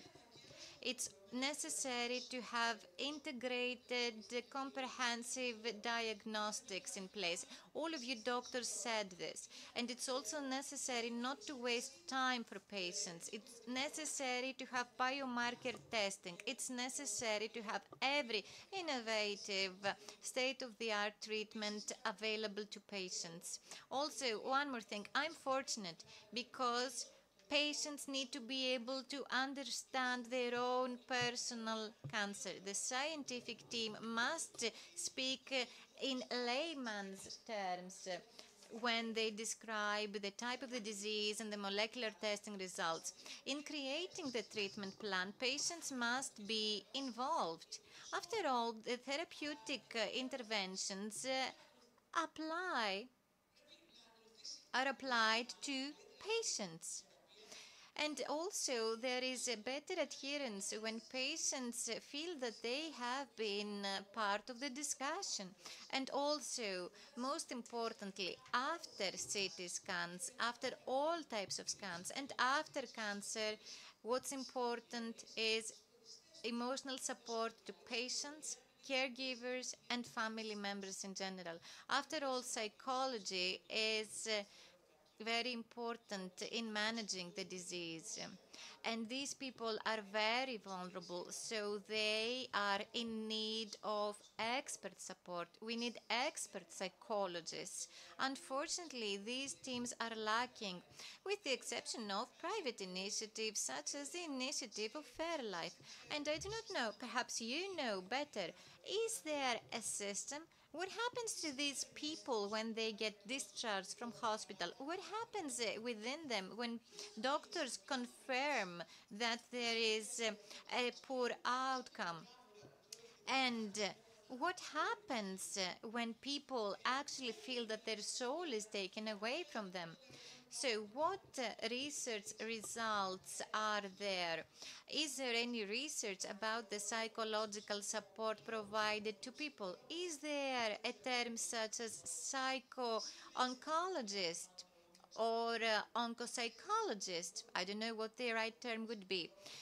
Yesterday, I, together with my daughter, were on our way back home after a visit to the psychologist, and my daughter was very, very angry. She was furious. She is mad at an invisible enemy, because cancer is an invisible enemy. Why? Well, because she almost lost her mother. So what happens to patients? We suffer, our body suffers, hair is lost. What happens? What happens to these people after they go through treatment? So this is my question. And these are questions I ask you all stakeholders and scientists. I am one of the fortunate ones. I got to meet two very good scientists. I do apologize for doing this, but I would like to extend my heartfelt thanks to Mr. Athanasiou. He's my oncologist.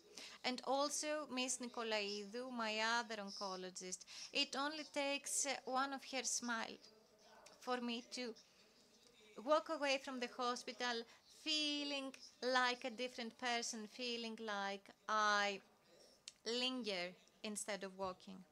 Also, I would like to thank my dear close friend Yorgos, who is always by my side, who is always next to my family. In a nutshell, I want us to talk about what concerns people who fight this fight. What is it that affects survivors? Thank you all for listening to me. Σας ευχαριστούμε πάρα πολύ. Μπορείτε να επιστρέψετε. Thank you very much. You can go back to your seats, and I'd like to ask Mr. Leonardo, Mr. Georgakopoulos, Mr. Nicolaou, Mr. Christopoulos, that we can hear about the expectations of early diagnosed patients in Greece. Mr. Klimatsidas, please come forward. So he's the first speaker.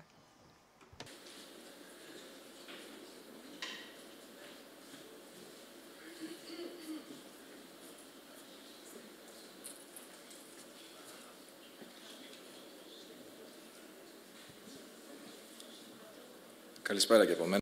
So, good afternoon, ladies and gentlemen. It's a great honor for me to be here. We need such conferences, which are not scientific alone. I just heard the survivor speaking, and it was very touching, and now we need to move on. I'm a thoracic surgeon, and I was very happy. I'm very happy that I'm here, and I'd like to thank FAIRLIFE for that. I'd like to thank Mrs. Patelli.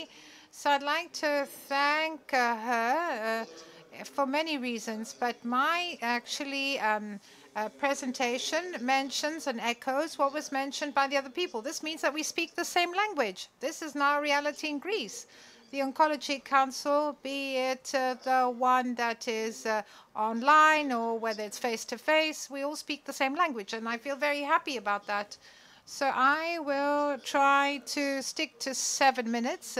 It's like a sprint. Well, I timed myself. I'm around 7.5, 8 minutes, so please bear with me. So these are the 5 pillars that I chose. Prevention. We focus on prevention. So what do we do, thoracic surgeons, regarding primary, if you like, prevention? We don't talk about the stigma of smokers. In the past, they were given 2 to 3 weeks to quit smoking. That was a stigma. But when I worked as a consultant in 2011 in the UK, we didn't let them wait. We operated them immediately. We said we're not going to delay them, and we will give them access to treatment immediately. So this is our contribution. Early screening programs. These screening programs don't only concern the state. They don't only concern pulmonologists. I was covered by Mr. Kosmas, by what he said. Thank you very much, because when I spoke earlier to Mrs. Cardavella that we also want to run a screening program and to see what templates we need in order to get the necessary statistics, some observers said that we don't have a common database. That's true. And in Greece, we might never make one, because that's the Greek system. It requires money, and it requires a lot of effort. But if we do what Mr. Kosmas says, so we begin anywhere we can, and if we take from the pool of patients 10, 15, 20, 30 patients, which are potentially cancer patients that might never be diagnosed, and we treat them, this is huge for a doctor. So if we manage to avoid operating on people by carrying out screening, that's a huge gain. So we received some money in our hospital from the pharma business, but also from elsewhere. So now we will have a screening program which will be completely free, so zero cost. So a lot of CTs have already been approved, 350 CT scans, and we also have a preliminary approval for another 150. So whoever meets the criteria can come do the CT scan. This will be a screening program run by thoracic surgeons. This by itself is a novelty. It might be something completely new, even in the whole world. So let's talk about improvement in imaging techniques. This is something pleasant in the ears of our patients. We're all trying hard. We're trying for something better. And actually, we made a recommendation, and we said that we can actually do some things for free. So let me now talk about thoracic surgery. So since we're talking about the lung cancer in the spotlight, let's do the same in the case of thoracic surgery. So thoracic surgeons for operable stages can sometimes use minimally invasive surgery. Some people thought that you need to do a thoracotomy at all times, which is not the case. Look at the huge scars. But things have developed. Technology has developed. And all excisable techniques are, well, we use 3 small incisions or even 1. And of course, we use technology. And this is not sci-fi. This is a reality, and it's daily practice, actually. So at the bottom on your right, you can see the single incision. This was in Scotland, and the patient was so happy that he actually brought his painkillers back to us, and he says, I want to donate my painkillers because I'm in no pain any longer. But see how difficult all this is because now, however, we don't have to bend down. We have the bot. The bot helps us. We do the operation, the surgery. We use a console. There's a thoracic surgeon here, and you see we have 3D vision. We have high precision and no vibrations. So this offers many, if you like, advantages. And my back is much better because I had to bend down in the past, now I don't. In the NHS in the UK, when I talked about single incision, if you like, surgery, a friend of mine said in Manchester, Michali, the NHS doesn't pay for the pain to go from the patient to my back. So now we have the robot. We have robotic surgery in many centers. Of course, it's costly, but we even have it in public hospitals nowadays. So these are the developments we've had in our field. So after all the developments in oncology, in radio therapy, and in all other, if you like, tools used, we are also up to date as thoracic surgeons because we were lagging behind. This is our own little video, and we have intellectual rights to it. Now, we can see the new robots, they're on their way. Some of them are already, if you like, being used. We will have one arm. Here you can see the bronchoscopy by robot. And let's just show this video. And here you see that Asia has entered the game. And let's look towards Asia. That's my advice. Because we have new technologies there, much cheaper, and they do the exact same thing. So there they talk about a robot, single hole since 2013, and the cost is half of that in other countries because cancer and treatment of cancer is expensive. So we must offer high-quality services at the lowest cost, or at a better cost, if you like. So this is the robot. The person in the middle is Dieguez Rosales Rigas. He's a global innovator in thoracic surgery. He's everybody's friend. He travels every day, goes to a different country, but he can answer all our questions. I asked him, have you seen this robot? He says, yes, I have. The next day, he sent me an email. He had done 5 surgeries in Shanghai out of the 150 surgeries in that clinic. So this robot exists. It's used, and it's half price, and I believe that it can it can be used in Greece in the future. So these were the minimally invasive surgical techniques. This is, you can see what the robot does. I don't know if you like what you see, but here you can see the technology. The robot can show you in this fluorescent color, which is the ICG. It can show you where exactly in the lung you have perfusion. Meaning from the vessels that you cut. Here we can see where the arm is, and we want to cut, but we don't want to have a problem regarding perfusion and to get the right part of the lobe. This is the technology that is now being used elsewhere.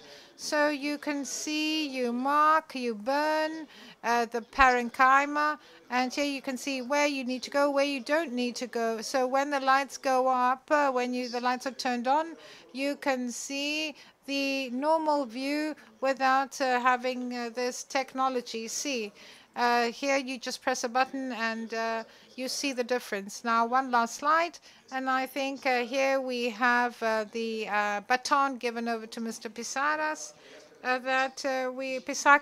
We also have minimally invasive non-surgical techniques. This is a program we'll begin next month. It'll be the first such program of ablation of small tumors in Greece. I don't know if you can see it clearly. So with the help of software, we will go exactly to the target. Look at the ball, so it'll be assisted. It'll be Conbin CT and radial EBUS. This took us 3 years to come. These are our tests now, and I believe that next year we'll have a lot to say, new data from the use of this ablation. And I'd like to say one last thing. We're going towards minimally invasive, maybe even not surgical. This will be mentioned later on, maybe by the oncologists later on. Thank you very much as a team. Thank you to the patients who honor us with their trust. Thank you to everyone. Ευχαριστούμε πάρα πολύ. Thank you very much. Dr. Pissakas.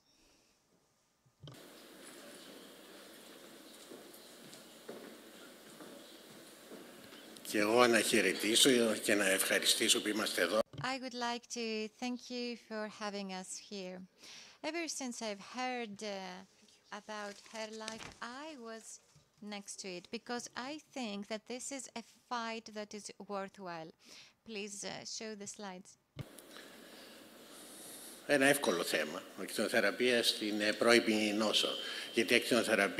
So, radiotherapy. Radiotherapy is involved in all stages of cancer, from the very first stage to the metastatic one. Radiotherapy is one of the three key therapeutic pillars in cancer treatment. Roughly, radiotherapy is involved in 40% of cures, and 60% of patients will need radiotherapy at some point in time. So what is the characteristic of radiotherapeutic oncology at the moment? It's that it's high precision and also high protection potential for normal tissues. Now, many people get confused, but radiotherapy is different than radio-oncology. So, first, we must respect all links in this chain. Radiotherapy has benefited from scientific and technological advances. Our objective has become more precise, and you can see how things change on this slide. We can actually understand tumors better.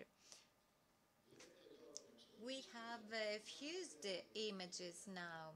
Also, we have CT, MRI, PET-CT, and cone beam. And the fusion of these modalities allow us to best identify the target. On top of that, we have state-of-the-art radiotherapy modalities that narrow the dose received by surrounding healthy tissues. And now this is a snapshot of the public sector in 2023. Just 5 years ago, this would be a dreamy situation. And there is a similar situation in the private sector. So in terms of quality, Greece is at a high level.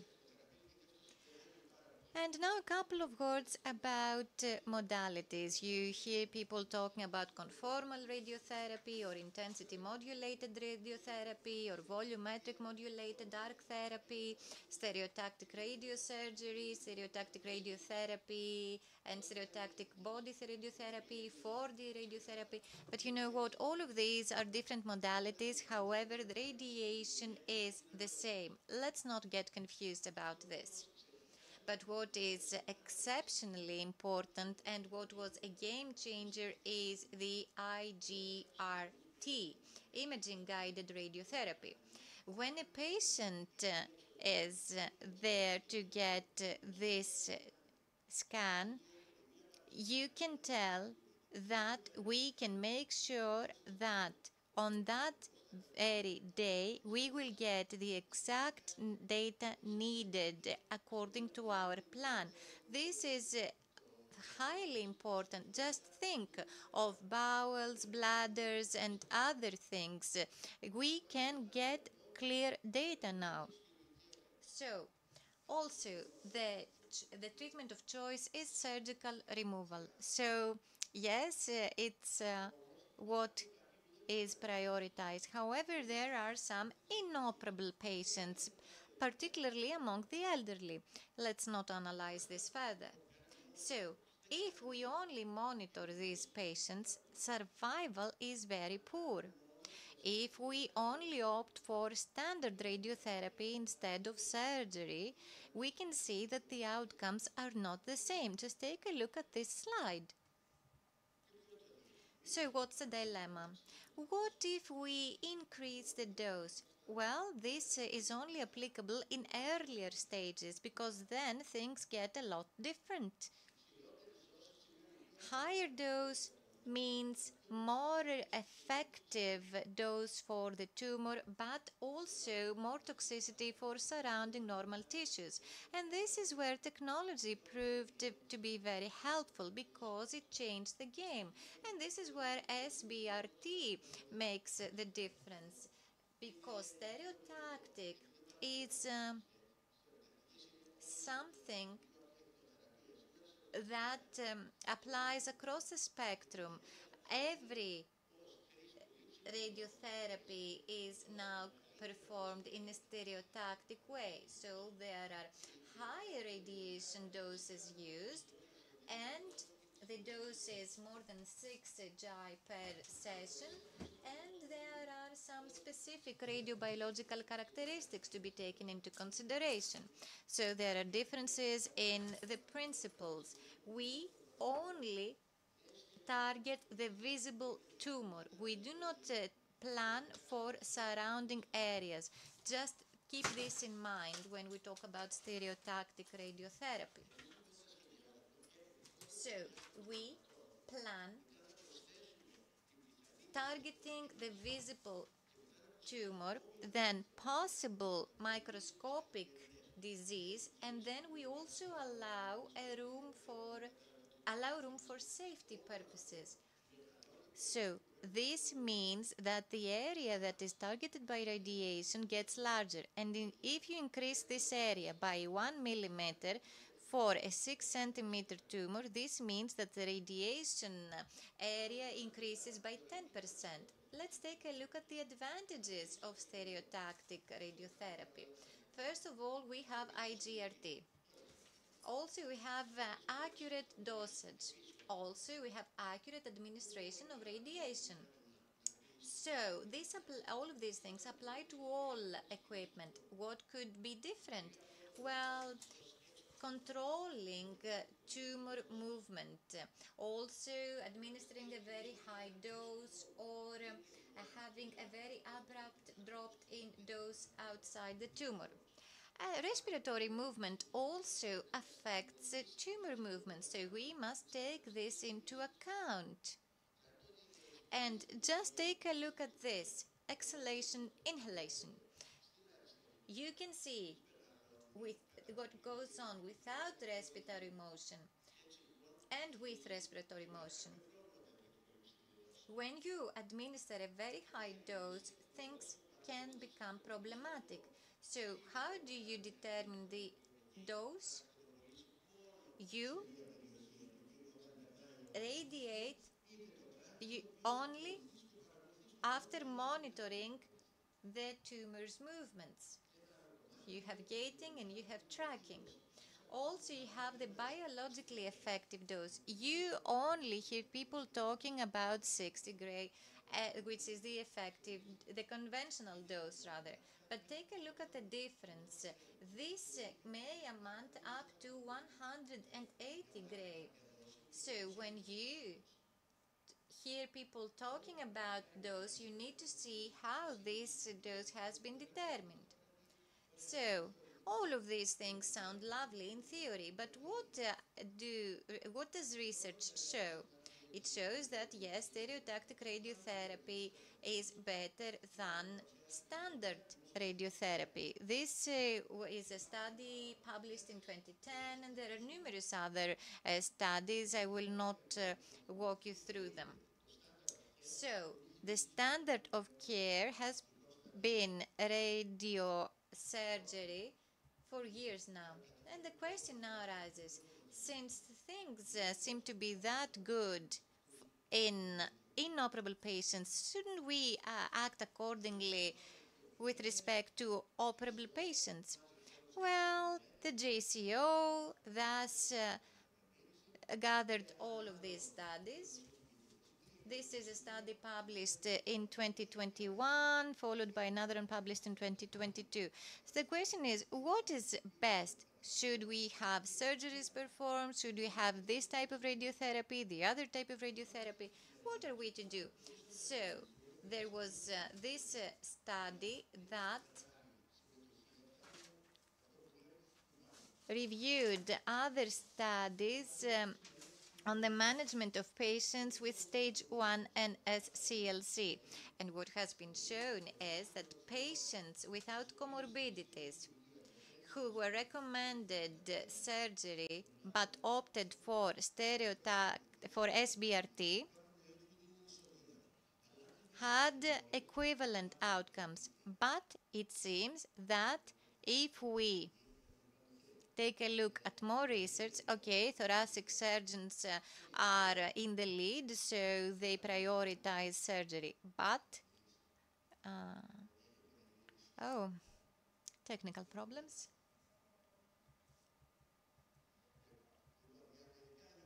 So the US guidelines since 2010 have prioritized surgery, and if patients are not operable, then it's radiotherapy.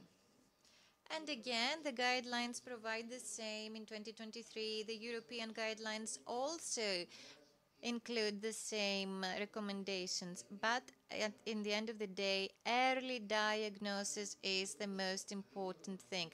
Professor Linardo also talked about this. You need to have organized screening. In the absence thereof, things are very different. And this is why Fair Lives efforts are significant. We must succeed in this. Ms. Linardo talked about this in detail. Necessary steps have not yet been taken. And we must also strictly comply with the words of Hippocrates. Being proactive and preventing something is better than treating it and curing it. Thank you very much. Now, Dr. Christopoulos.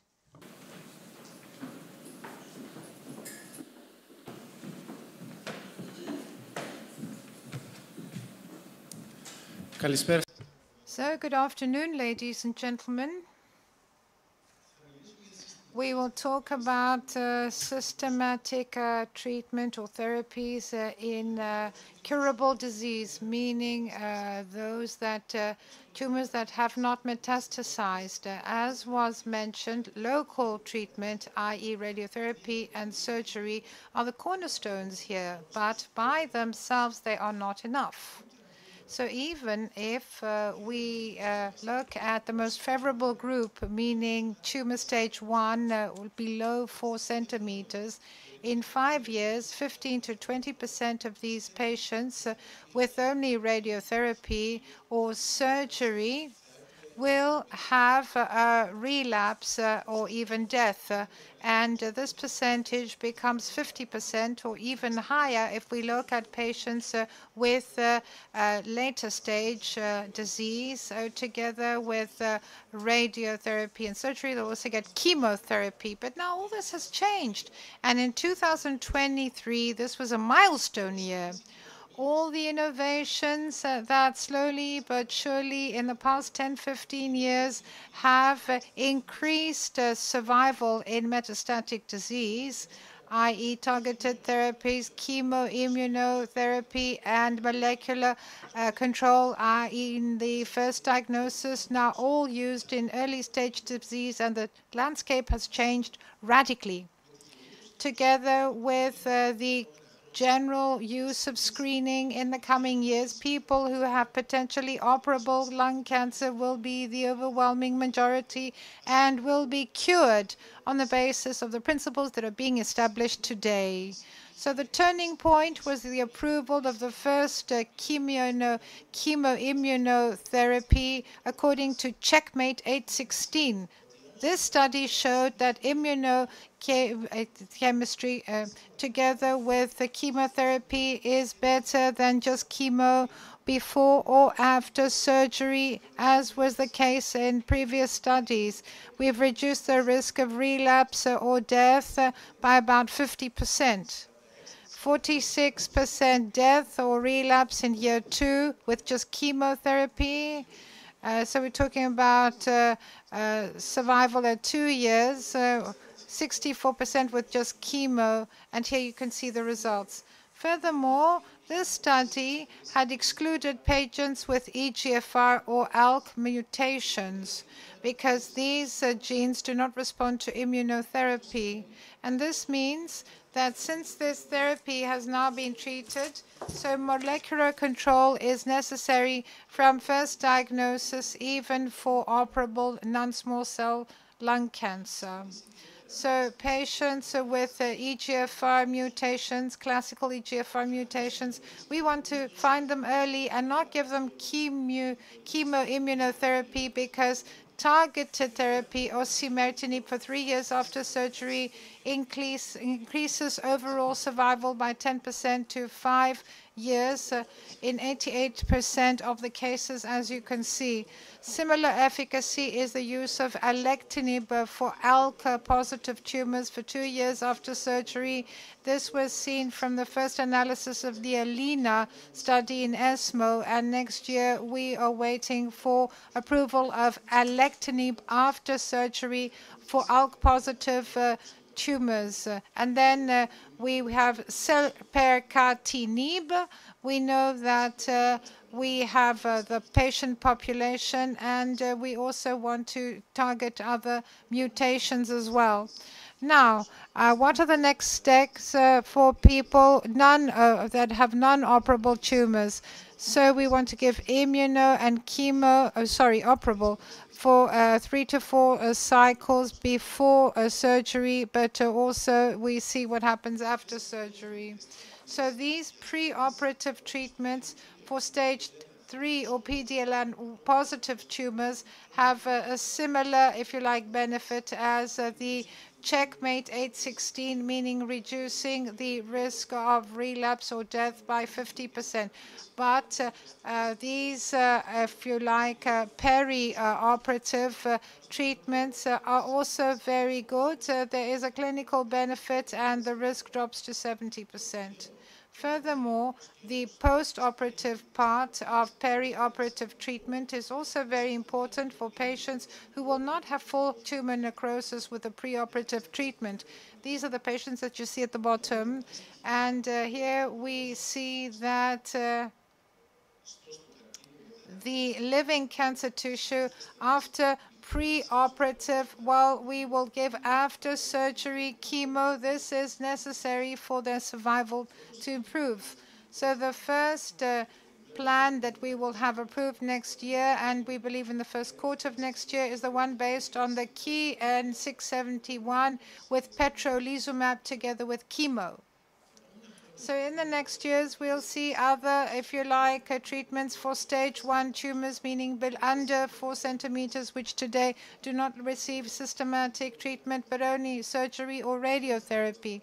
So now we had the first randomized sample examples, results which showed that even for very small tumors below 3 centimeters, we see that it's not just enough to give radiotherapy, even the stereotactic one that we mentioned.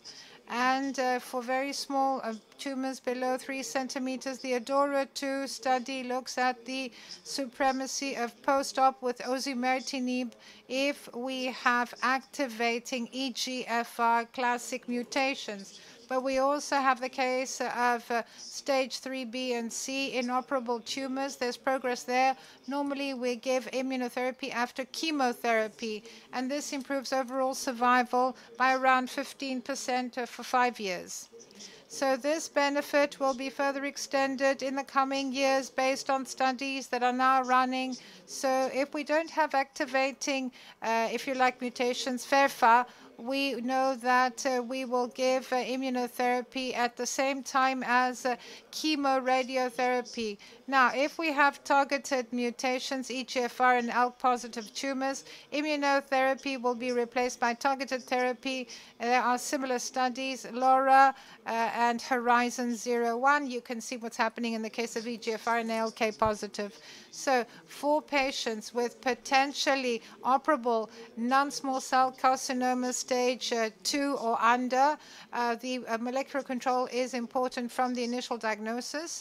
Tumors with classical EGFR mutations or ALK fusions can be treated in a targeted manner after surgery. The other tumors receive chemoimmunotherapy before or after surgery, and there are studies testing new drugs, and they will extend their use to even smaller tumors below 3 centimeters, inoperable tumors, and also RET, if you like.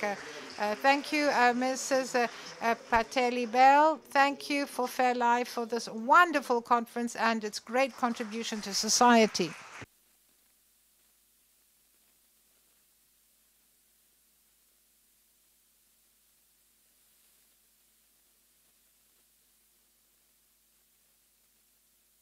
There is no sound. Unfortunately, there is no sound in the booth. Ανοιχτό είναι, εντάξει, ωραία. Λοιπόν, θα είμαι σύντομη για να δώσω... Okay, so I will be brief so as to have time for other colleagues to also share their comments. Our role has been highlighted by presentations. So we're here now to talk about what we believe should be done in Greece. In order to actually turn all of the things presented by speakers in Greece, and I would like to particularly thank Dr. Christopoulos, who came here all the way from Heidelberg. Well, it's only one thing that must be done. Patients must be referred to the oncology board from the very beginning. This must take place before surgery. Therefore, the entire treatment plan will be prepared by the multidisciplinary team, and then patients will be able to benefit from these high-tech treatments that are now available. There has been a revolution, targeted treatment, immunohistochemistry, they changed the game. So surgery is not the only choice now, but patients must come to us before they get operated on. Dr. Iliadis? Thank you very much. I would like to congratulate Fairlife because this event is very important and it is also very helpful to lung cancer patients. So screening is a necessity, and it should be available in public hospitals despite all difficulties. Our societies, the Oncology Society, the Pulmonary Society, among others, do their best in order to have early diagnosis for lung cancer. And Dr. Klimatsidas was right to say that minimally invasive modalities can lead to less excisions when we have peripheral cancers. In that case, there is no need for us to perform removal of lobes or any other excision, because this has been proven to be better. And partial excisions may be acceptable now if we talk about lesions less than 2 centimeters and on specific conditions as required. So interventional surgery has an advantage, but minimally invasive techniques such as thoracoscopy are the ones that are most indicated nowadays. Also, having treatment in earlier stages comes with advantages. Immunotherapy may be linked to some complications, fibrosis in the surrounding tissues, but it is important. And although we feel that cases will decrease in numbers due to immunohistochemistry, it seems that we will be able to better select patients for surgery. In that sense, the oncology board is very important because they will specify the timing for referral and the type of referral. And we also need to invest in early diagnosis. Thank you. Dr. Georgakopoulos. First of all, I would like to thank you for inviting me here, and I would like to extend my big thanks for your work. Previous speakers have said a number of things. I will repeat what Mr. Pisaka said. Indeed, we see a significant percentage of patients among the elderly, for example, who had comorbidities and who had no therapeutic choice available. But now we see that these patients can also be effectively treated while controlling toxicity to a large extent. This is very important. Also, we now are able to provide treatment and help to patients who were doomed. And now we also have immunotherapy in the treatment algorithm, and radiotherapy has a very specific role in early disease and in advanced stages as well.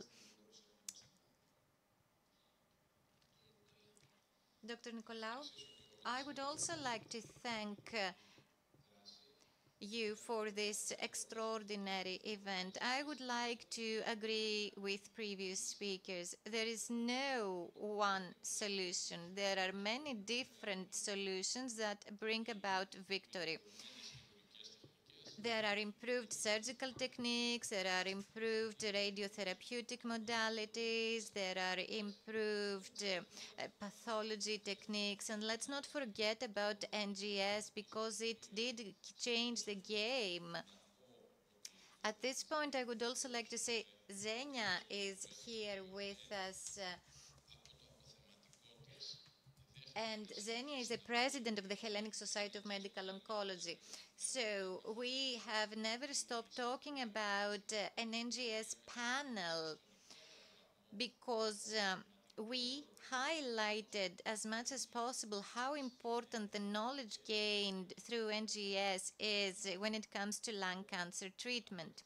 And I would like to add to what dear Dr. Leonardo said, because the key is the oncology board. The oncology board, just think of Athens. If this sounds difficult for Athens, you can only imagine how difficult it is to have such a board in the province and how difficult it is to liaise the Karditsa-based hospital with an excellence center so as to have solid surgical treatment provided to patients. So you can tell how important it would be to achieve this. And one last thought. If we succeed in quitting smoking overall, if we eliminate smoking, or if we change the profile of problems, not only in lung cancer, but also in other diseases, and if we actually improve primary health care for smokers and non-smokers, then the more lung cancers will be diagnosed at an earlier stage and more patients will be cured. And that's the future challenge. Perhaps in the future, lung cancer will become something like tuberculosis, meaning that this will no longer be a concern. Thank you. If any of the other panelists would like to say something, feel free to do so. No? Okay, then thank you very much. Now it's time for an applause, a round of applause. Thank you. We will take a short break. So please be here before 3:30. Thank you. It's lunchtime. Yes, thank you.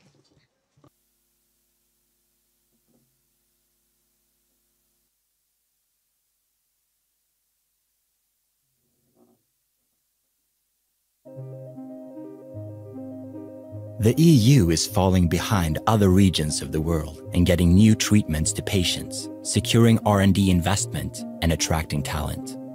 It takes 426 days to approve a new active substance in Europe, compared to 244 days in the US. Expedited pathways exist to accelerate approval of promising treatments, but Europe is not realizing their potential. In 2021, the European Medicines Agency used expedited pathways for just 9% of new active substances. In the US, that figure was 71%. This means slower access to new medicines for European patients. Europe's share of global clinical trials is also in decline. Compared with an average of 25.6% over the last 10 years, Europe accounted for only 19.3% of global clinical trials in 2020. This means that patients in Europe are not able to take part in groundbreaking research being carried out elsewhere. The situation is most acute for the therapies of the future, CAR-T, and advanced therapies medicinal products. Since 2020, CAR-T trials have almost tripled, but only 2 in 10 clinical trials happen in Europe. And during the past decade, Europe consistently hosted the lowest number of ATMP clinical trials compared to the US and China. Aware of the importance of the regulatory framework for its competitiveness, China has hired 1,000 people in 2022 to increase their regulatory workforce. To attract greater research investments and clinical trials in Europe, our regulatory system needs greater capacity, agility, and to be more streamlined. We have put together the Regulatory Road to Innovation, a 12-point action plan to do just this. Don't let Europe fall further behind. Back innovation in the EU pharma legislation.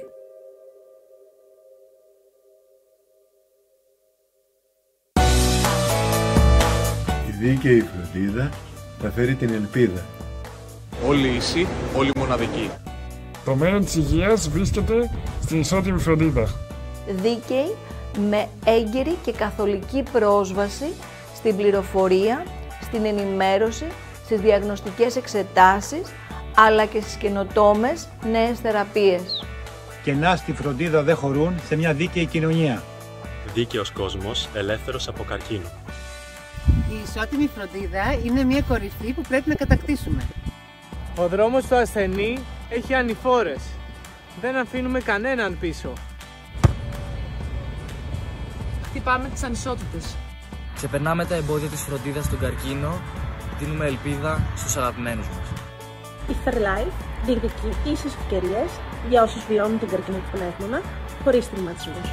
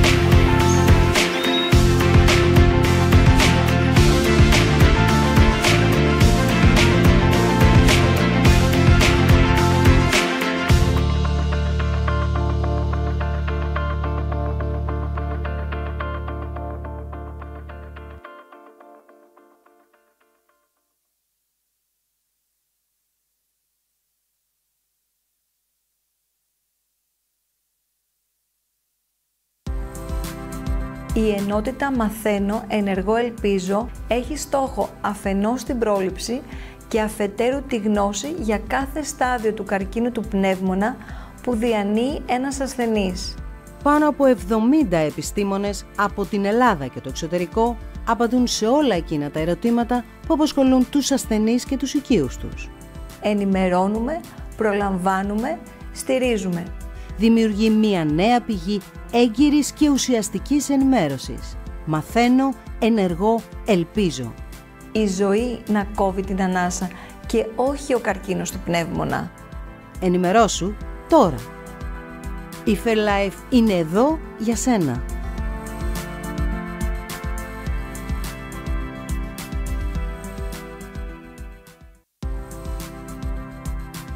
Μπορείτε να μας πείτε τι είναι οι βιοδείκτες και σε τι χρησιμεύουν?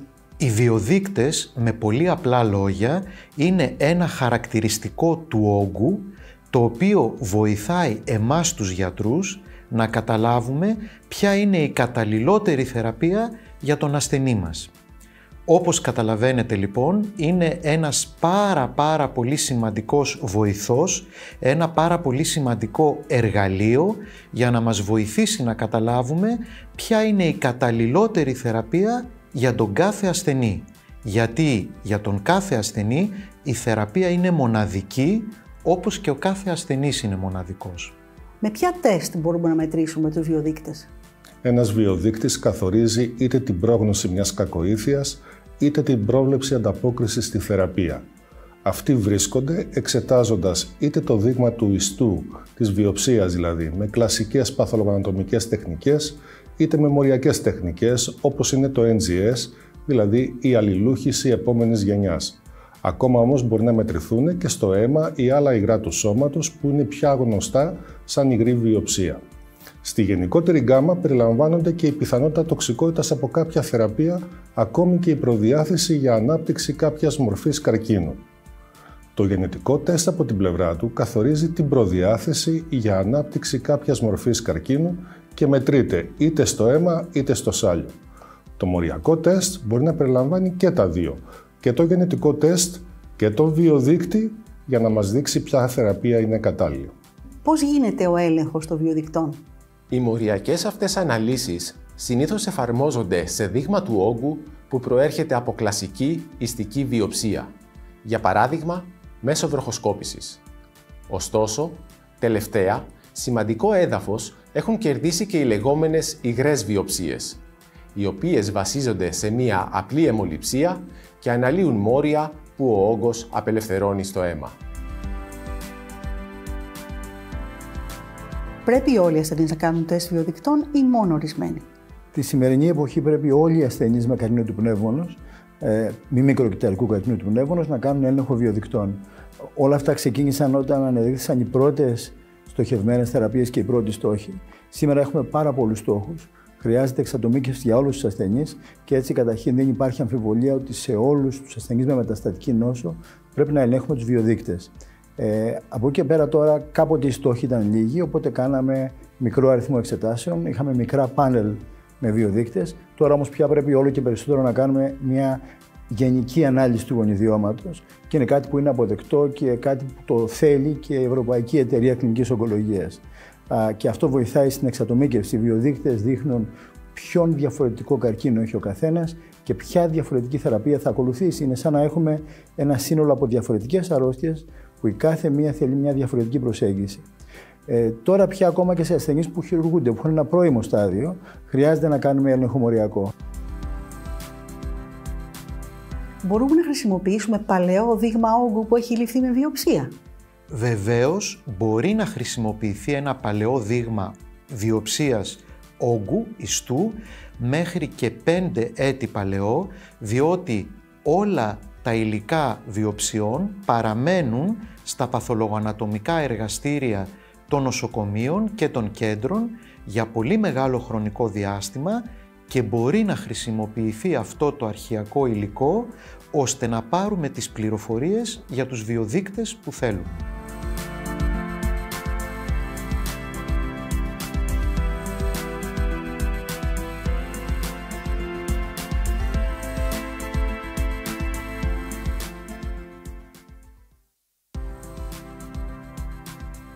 Κύριε Αθανασιάδη, τι είναι η στοχευμένη θεραπεία? Η στοχευμένη θεραπεία ήταν μια επανάσταση που ήρθε περίπου από την εποχή του 2000. Κάποτε θεωρούσαμε όλους τους καρκίνους περίπου το ίδιο. Αν θέλετε, λέγαμε ότι υπάρχει ο μικροκυταρικός, που είναι τελείως διαφορετικός, και ο μη μικροκυταρικός. Όταν ανακαλύψαμε ότι υπάρχει μια ομάδα ασθενών με διαφορετική πορεία, κυρίως γυναίκες μη καπνίστριες, τότε πια καταλάβαμε ότι πολλές από αυτές έχουν μετάλλαξη στο EGFR και αυτές μπορεί να προχωρήσουν καλά, όχι με χημειοθεραπεία. Η χημειοθεραπεία μπορεί να είναι αποτελεσματική, αλλά μπορεί να πάνε πάρα πολύ καλά με στοχευμένη θεραπεία. Από τότε προέκυψαν πολλά φάρμακα που στοχεύουν το EGFR και έτσι πια η στοχευμένη θεραπεία είναι η βάση της θεραπείας για ασθενείς με μετάλλαξη στο EGFR. Έτσι τώρα πια είναι πολύ σημαντικό να ανιχνεύσεις από την αρχή της νόσου τη μετάλλαξη, να μπορέσεις να δώσεις θεραπεία στοχευμένη που μπορεί να αφορά το EGFR, το ALK, το ROS1, και έτσι έχεις μία λίστα από στόχους η οποία πια αρχίζει να είναι πολύ μεγάλη. Και έτσι πια η πρώτη σου φροντίδα σε έναν ασθενή με καρκίνο του πνεύμονος είναι να πεις μπορώ να ανιχνεύσω ένα στόχο. Έτσι λοιπόν αν έχεις ένα καπνιστή μπορεί η δυνατότητά σου να είναι κάτω από το 10% αν έχεις ένα χρόνιο καπνιστή. Αντίθετα όμως αν έχεις έναν μηδέποτε καπνιστή μπορεί σε κάποιους πληθυσμούς να φτάσει μέχρι 40-50%. Άρα η στοχευμένη θεραπεία απευθύνεται μόνο στους ασθενείς που έχουν το στόχο. Αν το δώσεις σε άλλους ασθενείς δεν πετυχαίνει τίποτα. Αν όμως έχεις το στόχο και αν ο στόχος είναι μέρος ενός βιολογικού μονοπατιού που είναι πολύ σημαντικό και είναι το οδηγό μονοπάτι, τότε πια αυτή είναι η κύρια θεραπεία και αλλάζει την πορεία της νόσου. Ποιες είναι σήμερα οι διαθέσιμες στοχευμένες θεραπείες για τον καρκίνο του πνεύμονα? Οι διαθέσιμες στοχευμένες θεραπείες για τον καρκίνο του πνεύμονα γίνονται όλο και περισσότερες. Είχαμε ξεκινήσει από τα TKIs, τους αναστολής για την EGFR, αλλά τα τελευταία χρόνια έχουμε, θα λέγαμε, μία έκρηξη στους στόχους που ανακαλύπτουμε στον καρκίνο του πνεύμονα και αντίστοιχα στα φάρμακα που ανακαλύπτουμε για να πιάσουν αυτούς τους στόχους. Έτσι, πάρα πολύ μεγάλη σημασία είναι η ALK, στοχευμένες θεραπείες για το ROS1, για το BRAF, και φυσικά μία άλλη κατηγορία στοχευμένων θεραπείων που έχουν να κάνουν με αυτό που λέμε tumor agnostic, δηλαδή είναι μοριακές αλλαγές που στοχεύονται με πάρα πολύ δραστικά φάρμακα ανεξάρτητα με το σε ποιο σημείο του σώματος υπάρχουν, άρα και στον πνεύμονα, και αυτές είναι η μικροδορυφορική αστάθεια και τα anti-RK fusions. Ποιες είναι οι εξετάσεις που πρέπει να γίνουν για να εξατομικεύσουμε μια στοχευμένη θεραπεία σε ένα ασθενή με καρκίνο του πνεύμονα? Είναι μια πολύ χρήσιμη ερώτηση αυτή, γιατί αποτελεί και τον πονοκέφαλο το δικό μας. Όταν λοιπόν έρθει στο γραφείο μας ένας ασθενής που έχουμε βάλει τη διάγνωση ότι έχει καρκίνο, ας πούμε καρκίνο του πνεύμονα, δεν αποφασίζουμε για μια θεραπεία που είναι για όλους κοινή, αλλά προσπαθούμε να αναλύσουμε το αποτύπωμα, να ακτινογραφήσουμε, να το πω λαϊκά, το καρκινικό κύτταρο, να δούμε τι έχει μέσα του, τι ανάγκες έχει, ώστε να του χορηγήσουμε το αντίδοτό του. Έτσι λοιπόν στην προσπάθεια αυτή η ανάλυση μέσω μοριακής βιολογίας μας δίνει ποια γονίδια στο καρκινικό κύτταρο εκείνη τη στιγμή είναι μεταλλαγμένα, που ουσιαστικά έχουν συμβάλει στη δημιουργία του καρκίνου, και έχοντας εμείς φάρμακα αντίδοτα στοχευμένα εναντίον του στόχου αυτού του γονιδίου, να κλειδώνουμε το γονίδιο, να κλειδώνουμε την καρκινογένεση και να υποστρέφει ο καρκίνος. Ποια χαρακτηριστικά κάνουν ένα ασθενή υποψήφιο για μια στοχευμένη θεραπεία? Ο πρώτος στόχος που αναδείξαμε ήταν ο υποδοχέας του επιδερμοειδούς αυξητικού παράγοντας. Αυτό πια είναι γνωστό σαν Epidermal Growth Factor Receptor, EGFR. Έτσι λοιπόν όλοι οι ασθενείς μας ξέρουν τι είναι το EGFR, όλοι ξέρουμε ότι ψάχνουμε το EGFR, το ALK είναι στην καθημερινότητά μας. Έτσι λοιπόν αυτοί είναι οι στόχοι τους οποίους ψάχνουμε και όπως σας είπα, οι στόχοι αυτοί αρχικά ήταν ένας μικρός αριθμός, δηλαδή ψάχναμε 2-3 στόχους. Τώρα πια αρχίζουμε να έχουμε ανάγκη για περισσότερους στόχους. Προέκυψε πρόσφατα το KRAS, που ήταν ένας στόχος που θεωρούσαμε ότι είναι μη στοχευόμενος, ότι δεν έχουμε φάρμακα. Και τώρα για το κομμάτι των ασθενών που έχουν το KRAS 12C έχουμε εξαιρετικό φάρμακο. Αντιλαμβάνεστε λοιπόν ότι θα έχουμε όλο και περισσότερα φάρμακα και ξεκινώντας από το EGFR υπάρχει μια λυσίδα από στόχους και πια μέρος της δουλειάς μας σε ένα ασθενή με καρκίνο του πνεύμονος είναι να ανιχνεύσουμε. Αν υπάρχει στόχος, τότε έχει προτεραιότητα η στοχευμένη θεραπεία κατά κανόνα. Σε ποια στάδια καρκίνου του πνεύμονα μπορούμε να εφαρμόσουμε θεραπεία με TKI? Για όγκους με κατάλληλες μεταλλάξεις, οι στοχευμένες θεραπείες είναι πολύ αποτελεσματικές και μάλιστα ανεξαρτήτως σταδίου. Σήμερα, έγκριση υπάρχει μόνο για τους μεταστατικούς και τους τοπικά πολύ προχωρημένους όγκους. Ωστόσο, για πρώιμου σταδίου όγκους που είναι EGFR θετικοί, αναμένεται πολύ σύντομα πρόσθετη έγκριση του τρίτης γενιάς αναστολέα Osimertinib ως συμπληρωματικής θεραπείας μετά το χειρουργείο. Επίσης, για πρώιμους όγκους με άλλες μεταλλάξεις, στοχευμένες θεραπείες είναι σήμερα διαθέσιμες στο πλαίσιο κλινικών μελετών.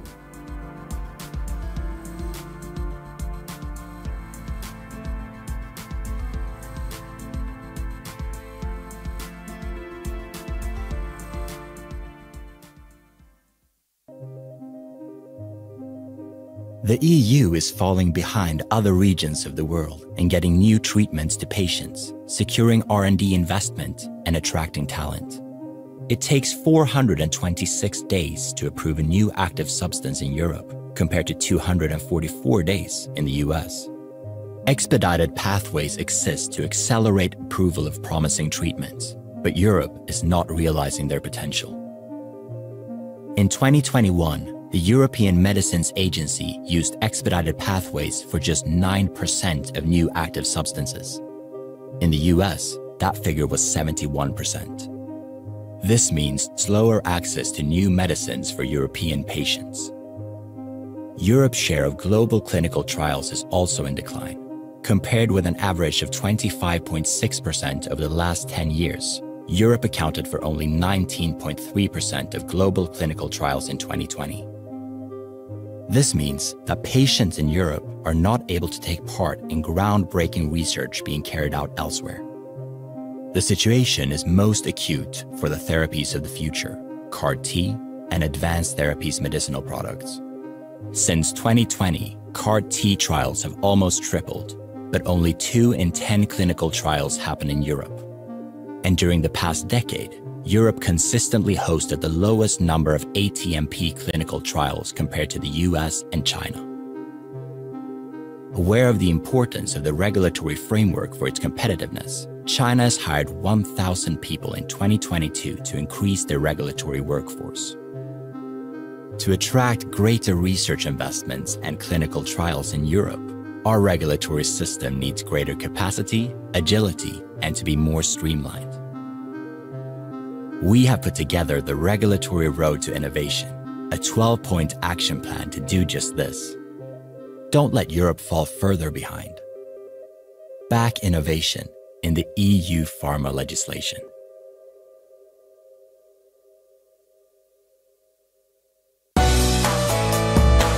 Η δίκαιη φροντίδα θα φέρει την ελπίδα.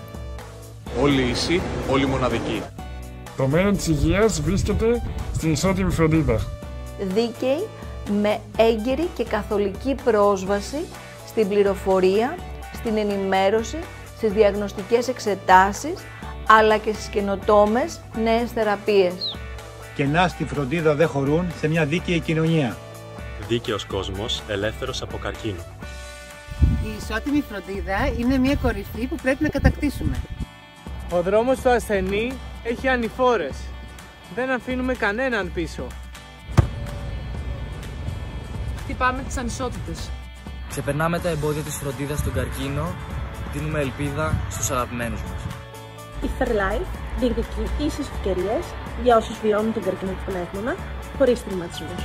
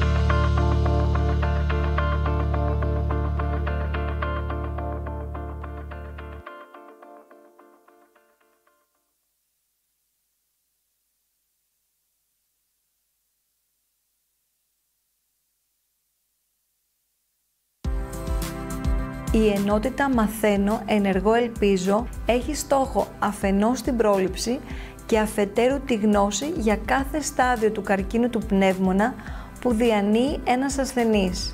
Πάνω από 70 επιστήμονες από την Ελλάδα και το εξωτερικό απαντούν σε όλα εκείνα τα ερωτήματα που απασχολούν τους ασθενείς και τους οικείους τους. Ενημερώνουμε, προλαμβάνουμε, στηρίζουμε. Δημιουργεί μια νέα πηγή έγκυρης και ουσιαστικής ενημέρωσης. Μαθαίνω, ενεργώ, ελπίζω. Η ζωή να κόβει την ανάσα και όχι ο καρκίνος του πνεύμωνα. Ενημερώσου τώρα. Η Fairlife είναι εδώ για σένα.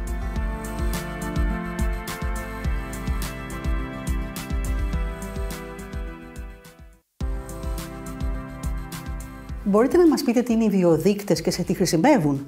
Οι βιοδείκτες, με πολύ απλά λόγια, είναι ένα χαρακτηριστικό του όγκου, το οποίο βοηθάει εμάς τους γιατρούς να καταλάβουμε ποια είναι η καταλληλότερη θεραπεία για τον ασθενή μας. Όπως καταλαβαίνετε λοιπόν, είναι ένας πάρα πολύ σημαντικός βοηθός, ένα πάρα πολύ σημαντικό εργαλείο για να μας βοηθήσει να καταλάβουμε ποια είναι η καταλληλότερη θεραπεία για τον κάθε ασθενή. Γιατί για τον κάθε ασθενή η θεραπεία είναι μοναδική, όπως και ο κάθε ασθενής είναι μοναδικός. Με ποια τεστ μπορούμε να μετρήσουμε τους βιοδείκτες? Ένας βιοδείκτης καθορίζει είτε την πρόγνωση μιας κακοήθειας, είτε την πρόβλεψη ανταπόκρισης στη θεραπεία. Αυτοί βρίσκονται εξετάζοντας είτε το δείγμα του ιστού, της βιοψίας δηλαδή, με κλασικές παθολογανατομικές τεχνικές, είτε με μοριακές τεχνικές, όπως είναι το NGS, δηλαδή η αλληλούχηση επόμενης γενιάς. Ακόμα όμως μπορεί να μετρηθούν και στο αίμα ή άλλα υγρά του σώματος που είναι πια γνωστά σαν υγρή βιοψία. Στη γενικότερη γκάμα περιλαμβάνονται και η πιθανότητα τοξικότητας από κάποια θεραπεία, ακόμη και η προδιάθεση για ανάπτυξη κάποιας μορφής καρκίνου. Το γενετικό τεστ από την πλευρά του καθορίζει την προδιάθεση για ανάπτυξη κάποιας μορφής καρκίνου και μετρείται είτε στο αίμα είτε στο σάλιο. Το μοριακό τεστ μπορεί να περιλαμβάνει και τα δύο, και το γενετικό τεστ και το βιοδείκτη, για να μας δείξει ποια θεραπεία είναι κατάλληλη. Πώς γίνεται ο έλεγχος των βιοδικτών? Οι μοριακές αυτές αναλύσεις συνήθως εφαρμόζονται σε δείγμα του όγκου που προέρχεται από κλασική ιστική βιοψία, για παράδειγμα μέσω βροχοσκόπησης. Ωστόσο, τελευταία, σημαντικό έδαφος έχουν κερδίσει και οι λεγόμενες υγρές βιοψίες, οι οποίες βασίζονται σε μία απλή αιμοληψία και αναλύουν μόρια που ο όγκος απελευθερώνει στο αίμα. Πρέπει όλοι οι ασθενείς να κάνουν τεστ βιοδικτών ή μόνο ορισμένοι? Τη σημερινή εποχή πρέπει όλοι οι ασθενείς με καρκίνο του πνεύμονος, μη μικροκυταρικού καρκίνου του πνεύμονος, να κάνουν έλεγχο βιοδικτών. Όλα αυτά ξεκίνησαν όταν ανεδείχθησαν οι πρώτες στοχευμένες θεραπείες και οι πρώτοι στόχοι. Σήμερα έχουμε πάρα πολλούς στόχους. Χρειάζεται εξατομίκευση για όλους τους ασθενείς και έτσι καταρχήν δεν υπάρχει αμφιβολία ότι σε όλους τους ασθενείς με μεταστατική νόσο πρέπει να ελέγχουμε τους βιοδείκτες. Από εκεί και πέρα τώρα κάποτε οι στόχοι ήταν λίγοι, οπότε κάναμε μικρό αριθμό εξετάσεων, είχαμε μικρά πάνελ με βιοδείκτες. Τώρα όμως πια πρέπει όλο και περισσότερο να κάνουμε μια γενική ανάλυση του γονιδιώματος και είναι κάτι που είναι αποδεκτό και κάτι που το θέλει και η Ευρωπαϊκή Εταιρεία Κλινικής Ογκολογίας. Και αυτό βοηθάει στην εξατομίκευση. Οι βιοδείκτες δείχνουν ποιον διαφορετικό καρκίνο έχει ο καθένας και ποια διαφορετική θεραπεία θα ακολουθήσει. Είναι σαν να έχουμε ένα σύνολο από διαφορετικές αρρώστιες που η κάθε μία θέλει μια διαφορετική προσέγγιση. Τώρα πια ακόμα και σε ασθενείς που χειρουργούνται, που έχουν ένα πρώιμο στάδιο, χρειάζεται να κάνουμε έλεγχο μοριακό. Μπορούμε να χρησιμοποιήσουμε παλαιό δείγμα όγκου που έχει ληφθεί με βιοψία? Βεβαίως, μπορεί να χρησιμοποιηθεί ένα παλαιό δείγμα βιοψίας όγκου, ιστού, μέχρι και 5 έτη παλαιό, διότι όλα τα υλικά βιοψιών παραμένουν στα παθολογοανατομικά εργαστήρια των νοσοκομείων και των κέντρων για πολύ μεγάλο χρονικό διάστημα και μπορεί να χρησιμοποιηθεί αυτό το αρχαιακό υλικό ώστε να πάρουμε τις πληροφορίες για τους βιοδείκτες που θέλουμε.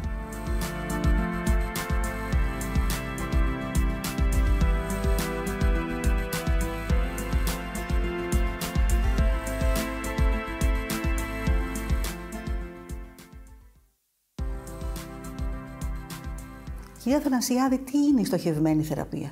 Η στοχευμένη θεραπεία ήταν μια επανάσταση που ήρθε περίπου από την εποχή του 2000. Κάποτε θεωρούσαμε όλους τους καρκίνους περίπου το ίδιο. Αν θέλετε, λέγαμε ότι υπάρχει ο μικροκυταρικός που είναι τελείως διαφορετικός και ο μη μικροκυταρικός. Όταν ανακαλύψαμε ότι υπάρχει μια ομάδα ασθενών με διαφορετική πορεία, κυρίως γυναίκες μη καπνίστριες, τότε πια καταλάβαμε ότι πολλές από αυτές έχουν μετάλλαξη στο EGFR και αυτές μπορεί να προχωρήσουν καλά όχι με χημειοθεραπεία. Η χημειοθεραπεία μπορεί να είναι αποτελεσματική, αλλά μπορεί να πάνε πάρα πολύ καλά με στοχευμένη θεραπεία. Από τότε προέκυψαν πολλά φάρμακα που στοχεύουν το EGFR και έτσι πια η στοχευμένη θεραπεία είναι η βάση της θεραπείας για ασθενείς με μετάλλαξη στο EGFR. Έτσι τώρα πια είναι πολύ σημαντικό να ανιχνεύσεις από την αρχή της νόσου τη μετάλλαξη, να μπορέσεις να δώσεις θεραπεία στοχευμένη που μπορεί να αφορά το EGFR, το ALK, το ROS1 και έτσι έχεις μία λίστα από στόχους η οποία πια αρχίζει να είναι πολύ μεγάλη. Και έτσι πια η πρώτη σου φροντίδα σε έναν ασθενή με καρκίνο του πνεύμονος είναι να πεις μπορώ να ανιχνεύσω ένα στόχο. Έτσι λοιπόν αν έχεις έναν καπνιστή μπορεί η δυνατότητά σου να είναι κάτω από το 10% αν έχεις ένα χρόνιο καπνιστή.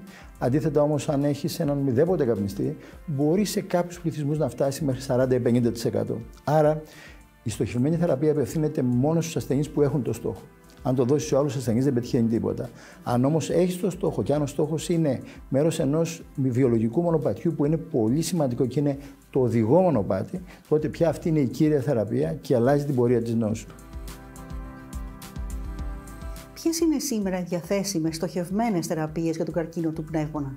Οι διαθέσιμες στοχευμένες θεραπείες για τον καρκίνο του πνεύμονα γίνονται όλο και περισσότερες. Είχαμε ξεκινήσει από τα TKIs, τους αναστοχευμένους EGFR, αλλά τα τελευταία χρόνια έχουμε, θα λέγαμε, μία έκρηξη.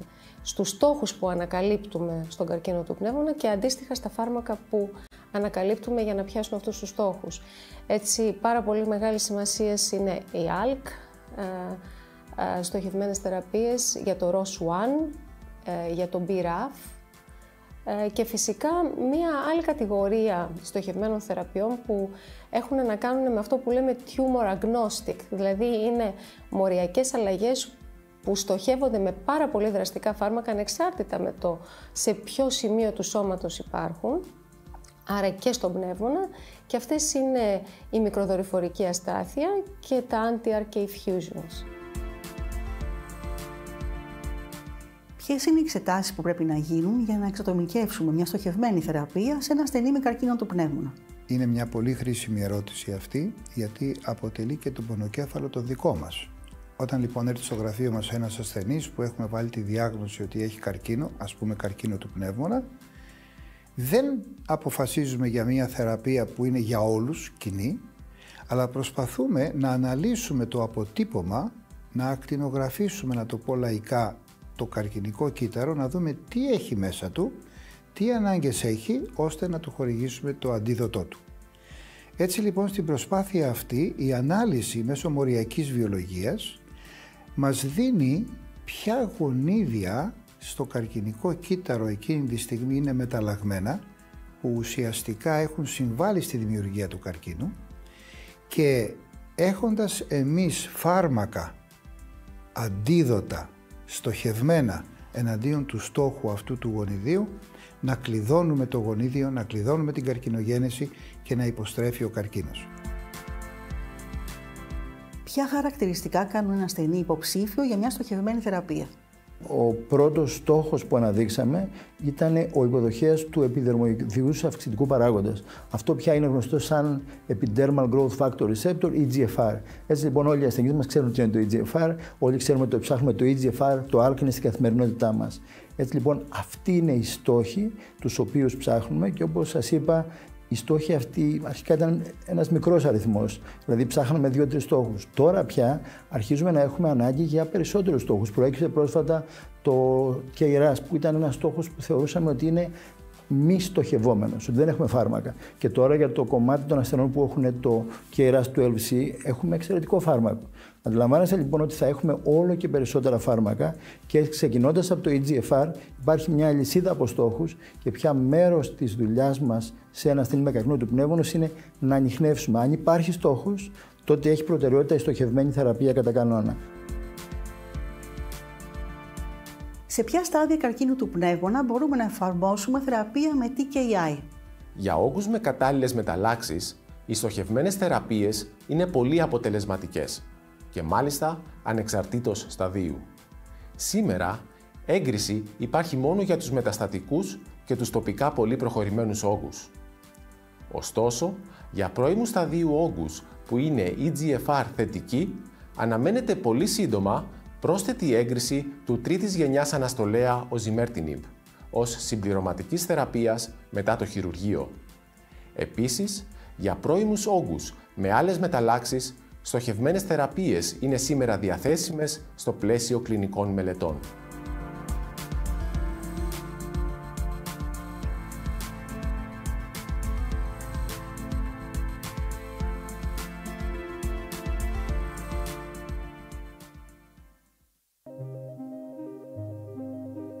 The EU is falling behind other regions of the world in getting new treatments to patients, securing R&D investment, and attracting talent.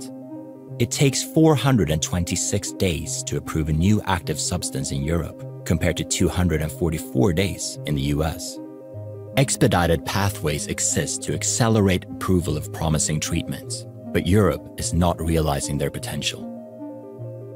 In 2021, the European Medicines Agency used expedited pathways for just 9% of new active substances. In the US, that figure was 71%. This means slower access to new medicines for European patients. Europe's share of global clinical trials is also in decline, compared with an average of 25.6% over the last 10 years. Europe accounted for only 19.3% of global clinical trials in 2020.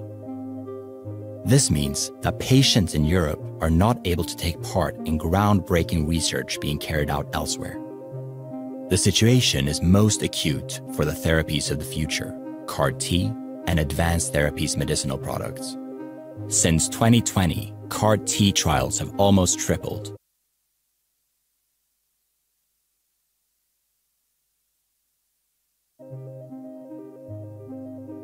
The EU is falling behind other regions of the world in getting new treatments to patients, securing R&D investment, and attracting talent. It takes 426 days to approve a new active substance in Europe, compared to 244 days in the US. Expedited pathways exist to accelerate approval of promising treatments, but Europe is not realizing their potential. In 2021, the European Medicines Agency used expedited pathways for just 9% of new active substances. In the US, that figure was 71%. This means slower access to new medicines for European patients. Europe's share of global clinical trials is also in decline. Compared with an average of 25.6% over the last 10 years, Europe accounted for only 19.3% of global clinical trials in 2020. This means that patients in Europe are not able to take part in groundbreaking research being carried out elsewhere. The situation is most acute for the therapies of the future, CAR-T and advanced therapies medicinal products. Since 2020, CAR-T trials have almost tripled, but only 2 in 10 clinical trials happen in Europe. And during the past decade, Europe consistently hosted the lowest number of ATMP clinical trials compared to the US and China. Aware of the importance of the regulatory framework for its competitiveness, China has hired 1,000 people in 2022 to increase their regulatory workforce. To attract greater research investments and clinical trials in Europe, our regulatory system needs greater capacity, agility, and to be more streamlined. We have put together the Regulatory Road to Innovation, a 12-point action plan to do just this. Don't let Europe fall further behind. Back innovation in the EU pharma legislation.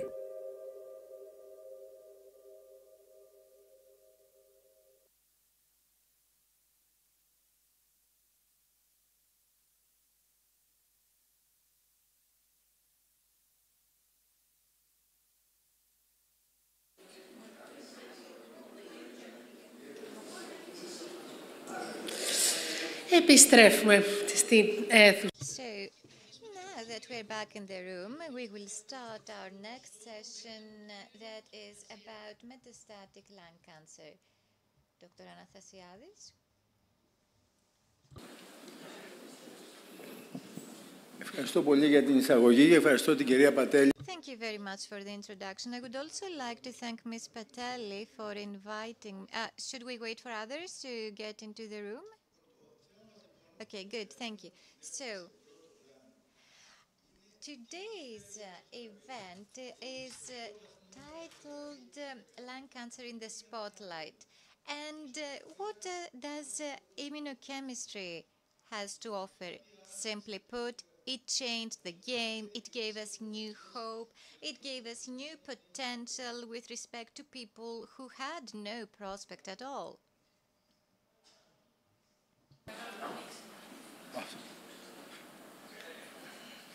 Επομένως, εμείς που είμαστε...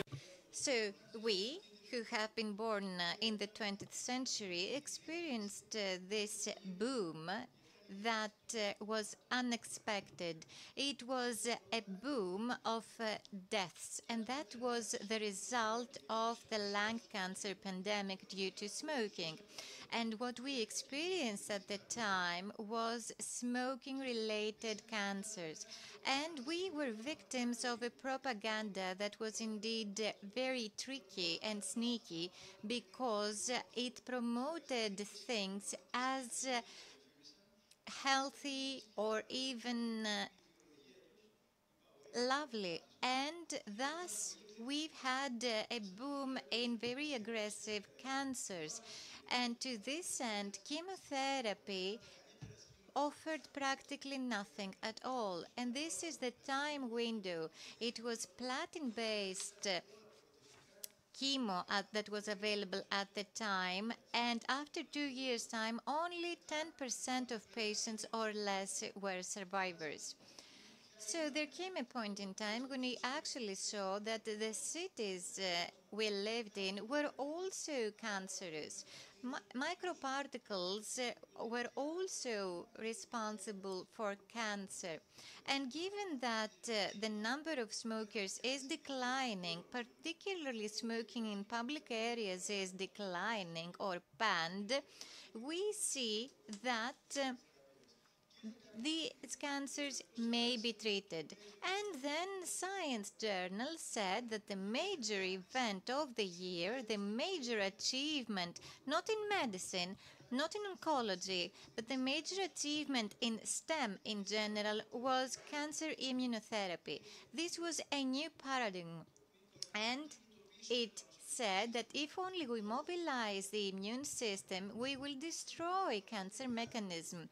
And this proved helpful because there were people who actually dedicated their entire life in the laboratory in order to demonstrate that removing the barrier to immunological response will be helpful. Thus, we acted, and instead of using interleukin and targeting receptors instead, we were able to convey the message, and we thus either initiated or stopped immunotherapy as appropriate. And thus we activated the entire mechanism that, if left uncontrolled, may destroy the entire body. So what did this mean? This meant that, well, why is it that immunotherapy is such a hot topic? First of all, because it is omnipotent, it has a memory, and it is adaptable. It is omnipotent because if uncontrolled, it can actually destroy the entire body. Also, it has memory, and this means that you activate memory cells that once activated are there for life. Also, there are checkpoints. So if you lose immune response, if immune response is suppressed, you can actually trigger it again through administration of a different drug. And also, we have effective drugs for lung cancer patients in particular. So I think that I've successfully demonstrated why it is that these checkpoint inhibitors are the ones that actually helped us tackle cancer. But we need predictive biomarkers, PD-1, PD-L1. These are indicative of the patients who will better respond to immunotherapy. Also, we need to take into account the TMB and the MSI as well. People who have MSI can actually benefit from immunochemistry if this is prescribed before any other therapy. Also, this is the study that was the first study to say that if cancer patients are prescribed chemotherapy and all other patients are given immunotherapy, things will improve a lot. So this actually showed that the overall survival of these patients was better if prescribed immunotherapy at an earlier point in time. So you can tell how this changed the scenery. And just take a look at this curve. 60 months is 5 years. So in 5 years' time, we had patients with metastatic disease that were actually faring well. And we achieved the same outcome. So we achieved the same outcome through the combination of chemo and immunotherapies. And now all of our patients, regardless of their PD-L1, are given chemoimmunotherapy. So even when there are markers indicating that immunotherapy will do nothing on its own, they may respond. So in the end of the day, this is the first-line treatment for patients who do not have a total contraindication to it. And we said that this has been transferred to an early stage because after radiochemotherapy, there are no more people who just continue to live. These are the cure rates. So 50% of people who have not been surgically operated on actually do better. And this changed the course of cancer also. If we administer this combination of chemoimmunotherapy as early as possible, regardless of any biomarker, what we see is that the tumor after surgery would vanish in a way that this prescription actually made a huge difference. So our target now is to prescribe immunochemotherapy so as to get better outcomes. And immunotherapy changed the world. It gave potential to people who had no prospect at all. It gave hope to people who were hopeless. People who would collapse after surgery would not be doing well.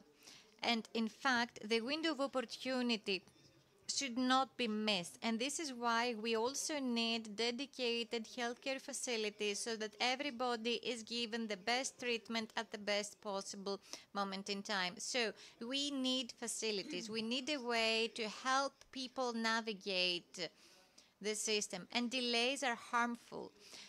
So the opportunity is there at the beginning. This also applies to metastatic disease. If people suffer from metastatic disease, the earlier you intervene, the better. You only need to get on board the train of opportunity as soon as possible.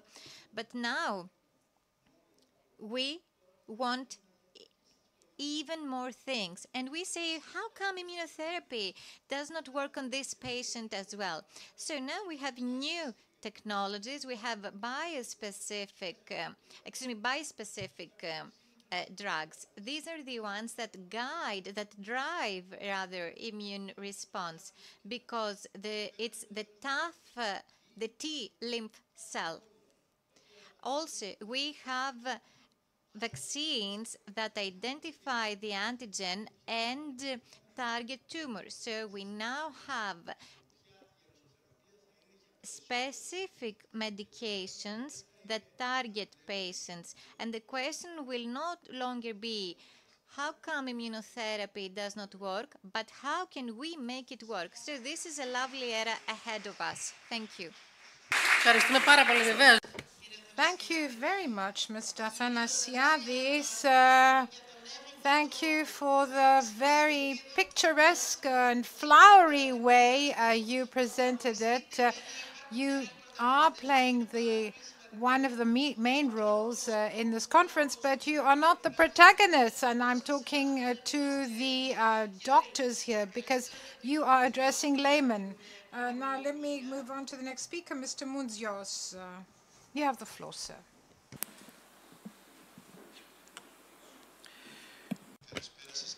Good afternoon, ladies and gentlemen. Thank you for inviting me. It's a great honor.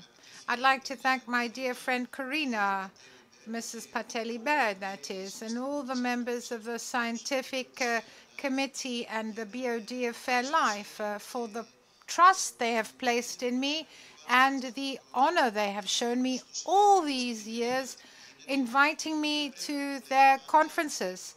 I'd like to say, and I repeat it, this is the first conference, or rather, let me put it differently. This is the first activity that's been organized by Fair Life exclusively on lung cancer patients. This is something that was missing from Greece. We knew it all well. So it's come to bridge this gap, and the scientific community dealing with lung cancer is very grateful. I will be very brief, and I will present to you another fascinating part of the treatments available for lung cancer. We're not talking about immunotherapy and the new, if you like, applications, but targeted therapies. And what do we mean by targeted therapies? To put it simply, let me explain how they function in order for all of you to understand. In practice, what we would like ideally to have is the following. We start from the imaging of the tumor, meaning we see it on a CT or in an MRI or in a simple chest X-ray or on ultrasound. So based on the imaging, then we try to get a biopsy from the easiest point with the least convenient, with the patients not having any problems, and we wanted to get it from a site which is showing exacerbation, because what we are interested in is the biology of the tumor where it is getting worse under treatment. Why? Because we want to understand the resistance mechanism of the tumor. So from the biopsy, we get the histomorphological analysis of the tumor. This is done by the pathologist in order for us to know the type of cancer and some biological characteristics. And ideally, we have a series of tests. They may be simple PCR, in situ hybridization, but also more modern techniques to analyze the genome with NGS. And this molecular test, well, ideally speaking, it will help us identify a specific molecular target. It can be a mutation. It can be a transposition. In order for us not to go into details, a gene change. And we hope that for the specific type of cancer, this is the one that leads to the metastasis. We want it to be a driver mutation, as they say in English. And in an ideal world, we would like to have a targeting factor. Normally, it's given per os, meaning it's a molecular inhibitor which inhibits the mutation. So this would be the ideal way forward, the ideal pathway. But unfortunately, what happens in practice is that cancer and lung cancer is a moving target. It's a dynamic situation. And what we see in a biopsy or in a molecular analysis of the DNA in a given point in time, well, this is just a snapshot, so to speak. It is the biology of that given moment, and this may change because it's dynamic, particularly under the pressure of the treatment that we apply and what other specialties also do. So let's look at some very easy examples.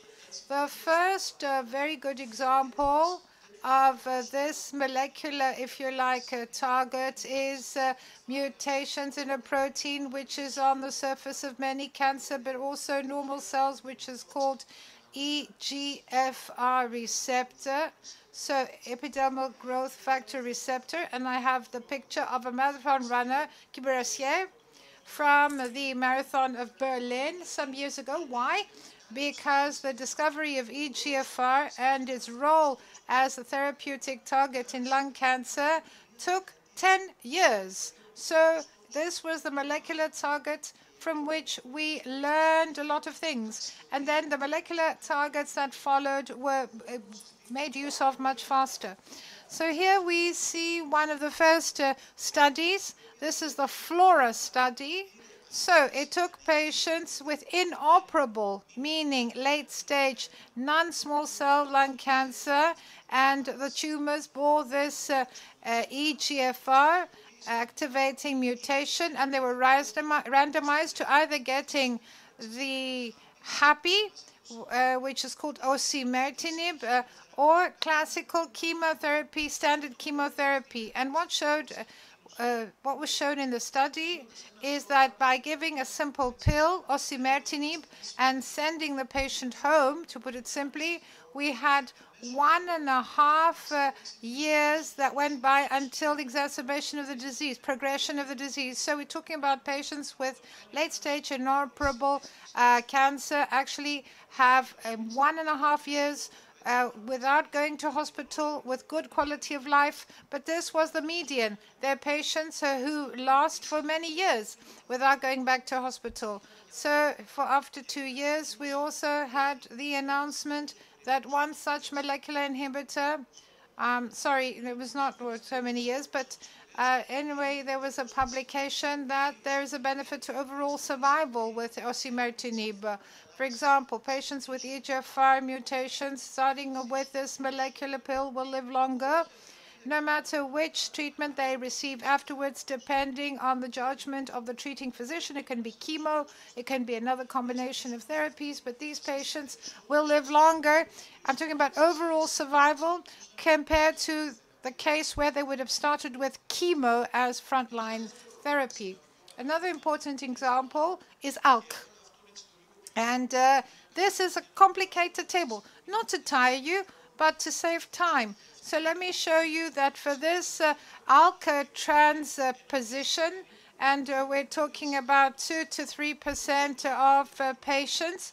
So this may seem like a small percentage, but in small groups of patients that haven't smoked or that stopped smoking many years ago, women or Asians, and we see that the incidence is higher there as well as in EGFR, if you like, mutations. So we are talking about the EGFR and the rearrangement of ALK. We know that even in cases of late-stage disease, we have an ALK inhibitor, and the more advanced form is brigatinib, aletinib, and lorlatinib. So we know that our patients will have a long time progression-free survival, that is, compared to if they had started with chemo.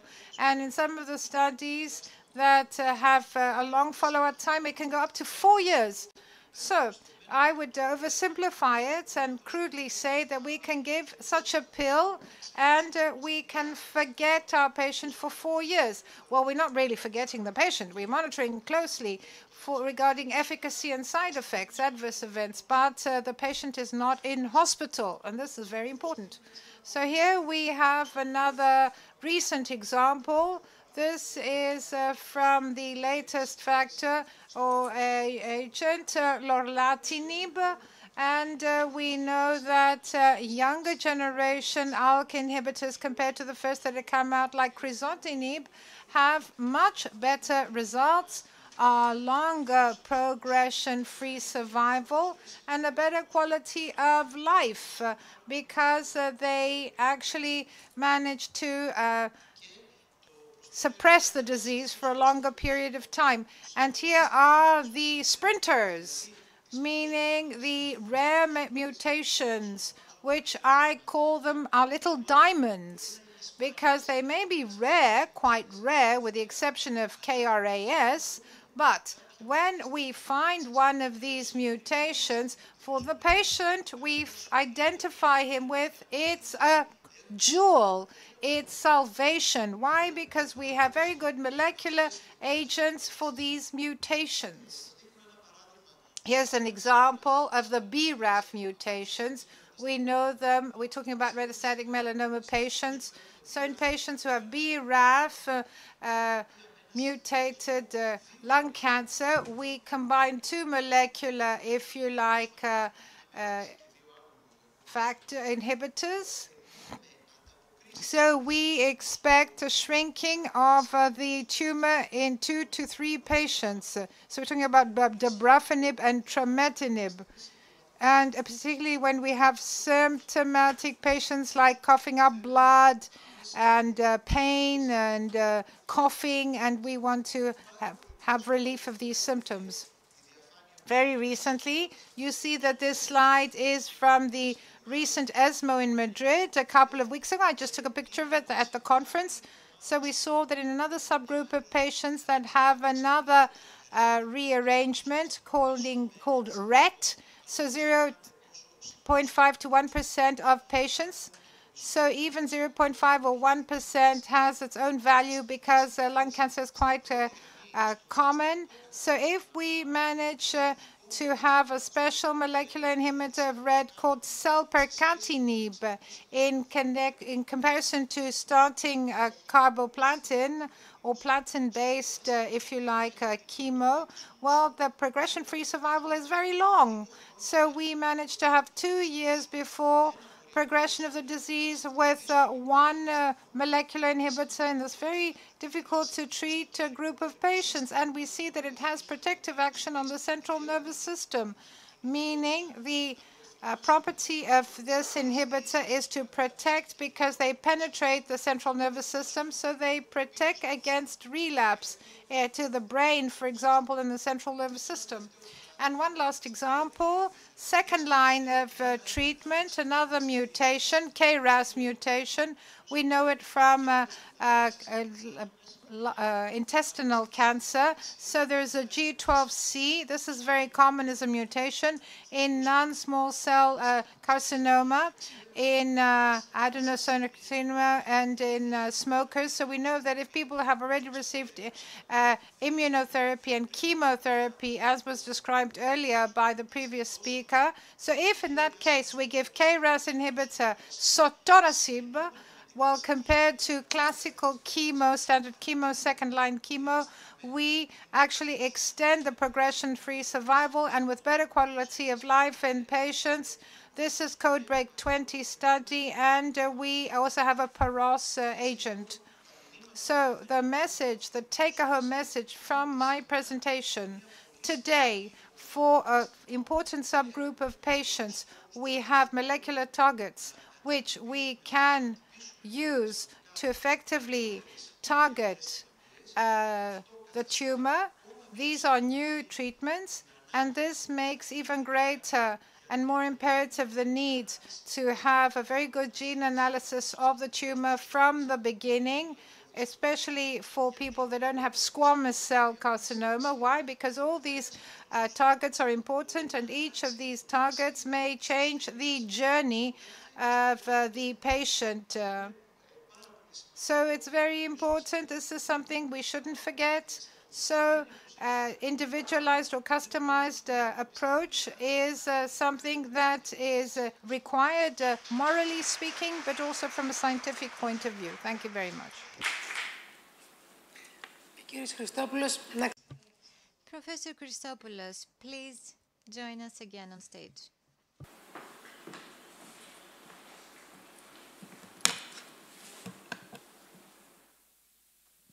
Σας ευχαριστώ και θα ρίξουμε... Thank you. I would like to show you what the future holds.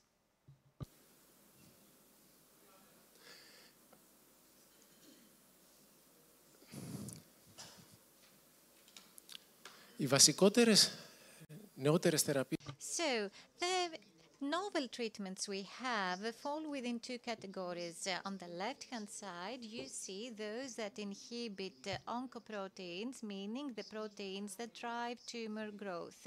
These are usually molecules in the form of pills. On the right-hand side, you see antibodies that trigger the immune response, the anti-tumor immune response. Both these pharmaceutic categories act on the level of protein, and in fact they can distinguish between tumor and normal proteins. This is why these treatments are better tolerated compared to chemotherapy that targets both normal and tumor cells. But it gets even better. When it comes to tyrosine kinase inhibitors, the next step is newer generation inhibitors. As you see with ALK inhibitors, these are molecules that have an even more solid structure. They are of an even smaller size, and they are even better affiliated and bound with the protein so that they can penetrate the active center of the enzyme and suppress suppress it even in the presence of resistant mutations to former generation drugs. And this also helps us better penetrate the SNS so that patients with brain metastasis can actually benefit from this treatment and help control metastatic disease better. Also, there are new generation inhibitors targeting many different targets. And I will mention a couple of examples. It's this inhibitor, acyclic 2G, that is good, and also lorlatinib, that is very good, and TPX-0131 is very effective. And just 2 weeks ago, we had the comparisons between different inhibitors. Also, there are advances in the field of antibodies. We have new generation antibodies that may be conjugated with toxins, as shown on the left-hand side. And we can have doxarecan that is known to us since breast cancer. And just last month, it was also approved for HER2 mutated cancer, lung cancer. And this is something very promising for the patients with this very rare mutation. Also, there is a study underway, and this will probably help bring this specific drug in the front line. Another category of new generation antibodies, like Dr. Athanasiadis said, is bispecific antibodies. For example, amivantamab. It binds with the EGFR protein that stimulates EGFR mutated tumors, and also it binds to MET. And this is a key resistance mechanism of these tumors to non-molecular EGFR inhibitors. This antibody, during the last ESMO, had 3 positive phase 3 clinical trials, and it is expected to get in the front line as well, because most patients with EGFR mutated tumors, particularly in combination with elasertinib and chemotherapy, will benefit from this.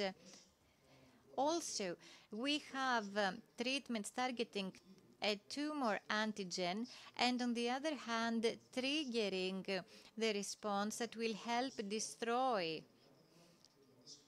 the tumor through immune response. And such an example is tarlatamab, targeting NSCLC.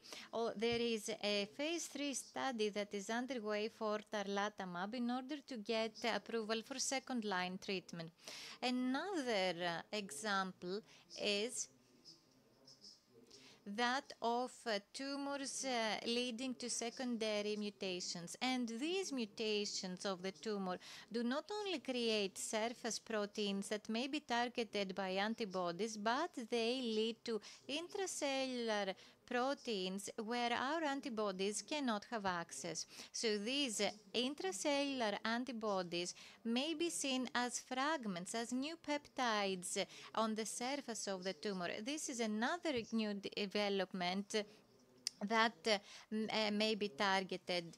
We have another structure that is similar to this. We have the TCR-Ms that are conjugated antibodies, and we have the TCR-M bispecific antibodies, or the transgene T cells, that will help us target cancer cells with specific mutations. This is yet another significant development that is actually in the pilot stage in several research centers, and it will take a few years before this is something available in a broader setting. Thank you very much for your attention.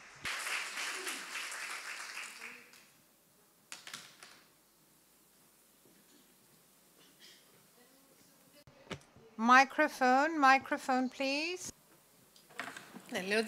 I don't see Mrs. Christopoulou anywhere. She was supposed to be speaking next. Will she connect online? Okay.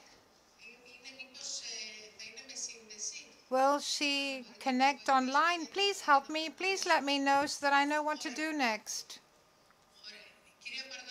Mrs. Pardalou, please come forward. Mrs. Pardalou is a caregiver. Mrs. Christopoulou, she won't be speaking now. Thank you. You would be holding the discussion with Mrs. Christopoulou, but if you want to make a comment here, and if you're not too scared, I can be next to you. Thank you. Hello. I haven't prepared a text. I wanted to listen to the presentations, and then I would speak off the cuff spontaneously. My name is Niki Pardalou. I was a caregiver together with my mother and sister of my father. My father died of lung cancer in August. Coincidentally, on that same day, 3 years later, compared to Simon Bell. So it was same date, but 3 years later. So this experience made me wanting to find out more about lung cancer and the developments in the fight against lung cancer, either in connection to treatment or how patients are to be supported if they survive, but also support provided to caregivers as well. So even after my father died, I continued looking into the matter, and I heard about the Sotiria screening program. Of course, it's at a pilot level right now. I got to know Mrs. Hardavella, and I went there for psychological reasons. I wanted to see if I had a problem, and maybe I was sick. So I learned a lot. This was my experience, but I spoke to other caregivers and other patients. So the main obstacle we all found on this journey is how doctors of all specialties treated us.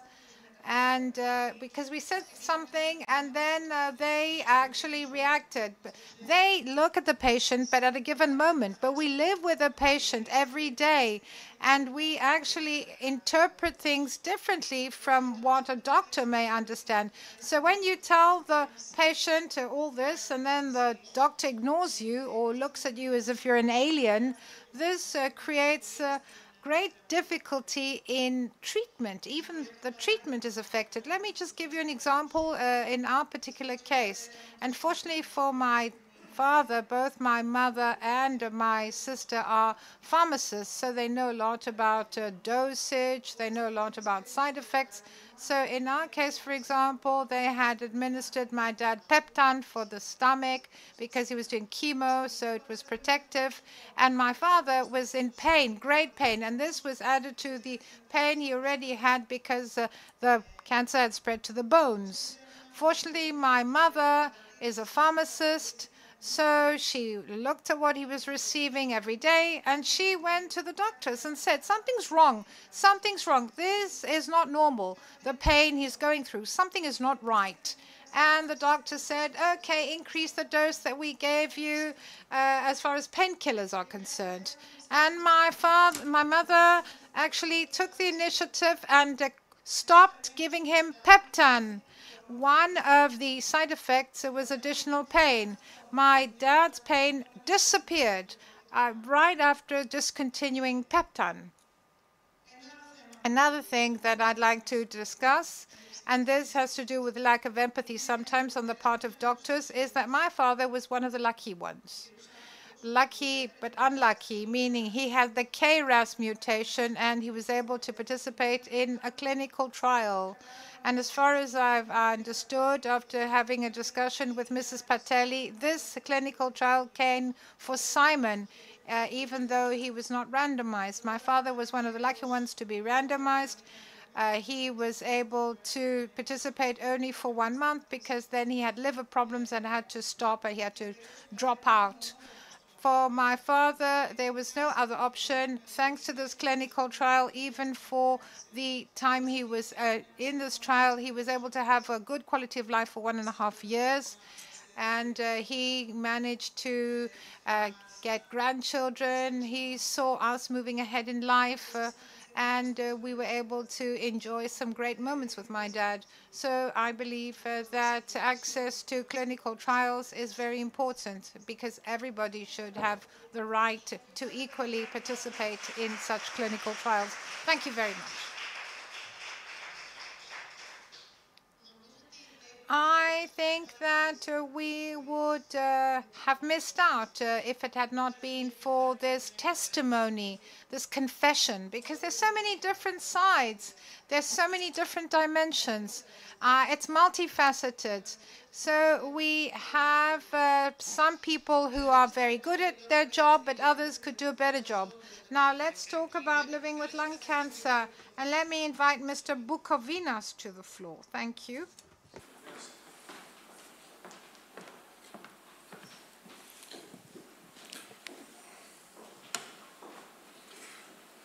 Ευχαριστώ την κυρία Πατέλη. I would like to thank Ms. Pateli. I would like to thank all of you who are here today in order to share experiences, listen to our day-to-day concerns. I think that there are many people who are impacted by lung cancer. And if one is impacted by lung cancer, then holistic care, palliative care are one of the primary things in our mind. But before we get to this point, I would like to make something clear. For every cancer, but for lung cancer in particular, that makes no discrimination, that does not take into account habits, age, gender, what is mostly important is the first consultations.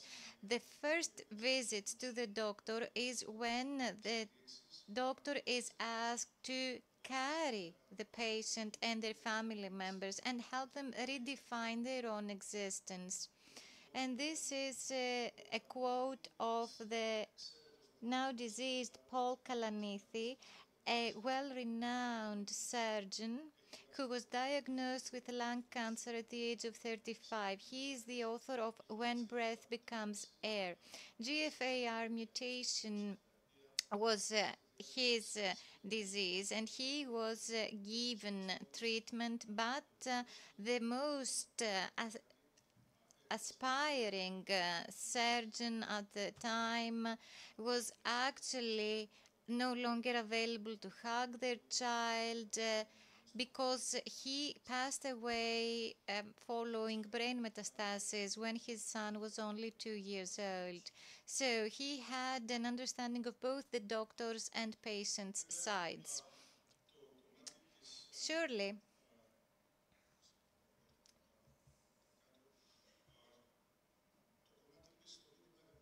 there is one more aspect that needs to be taken into consideration: life expectancies, survival curves, survival ratios. Well, sometimes we pay too much attention to these things and we overlook the patient and the entire picture. So we do not treat holistically the symptom, or we do not view holistically the drug we prescribe. And this is why I want to mention this. The good physician treats the disease. The great physician treats the patient who has the disease.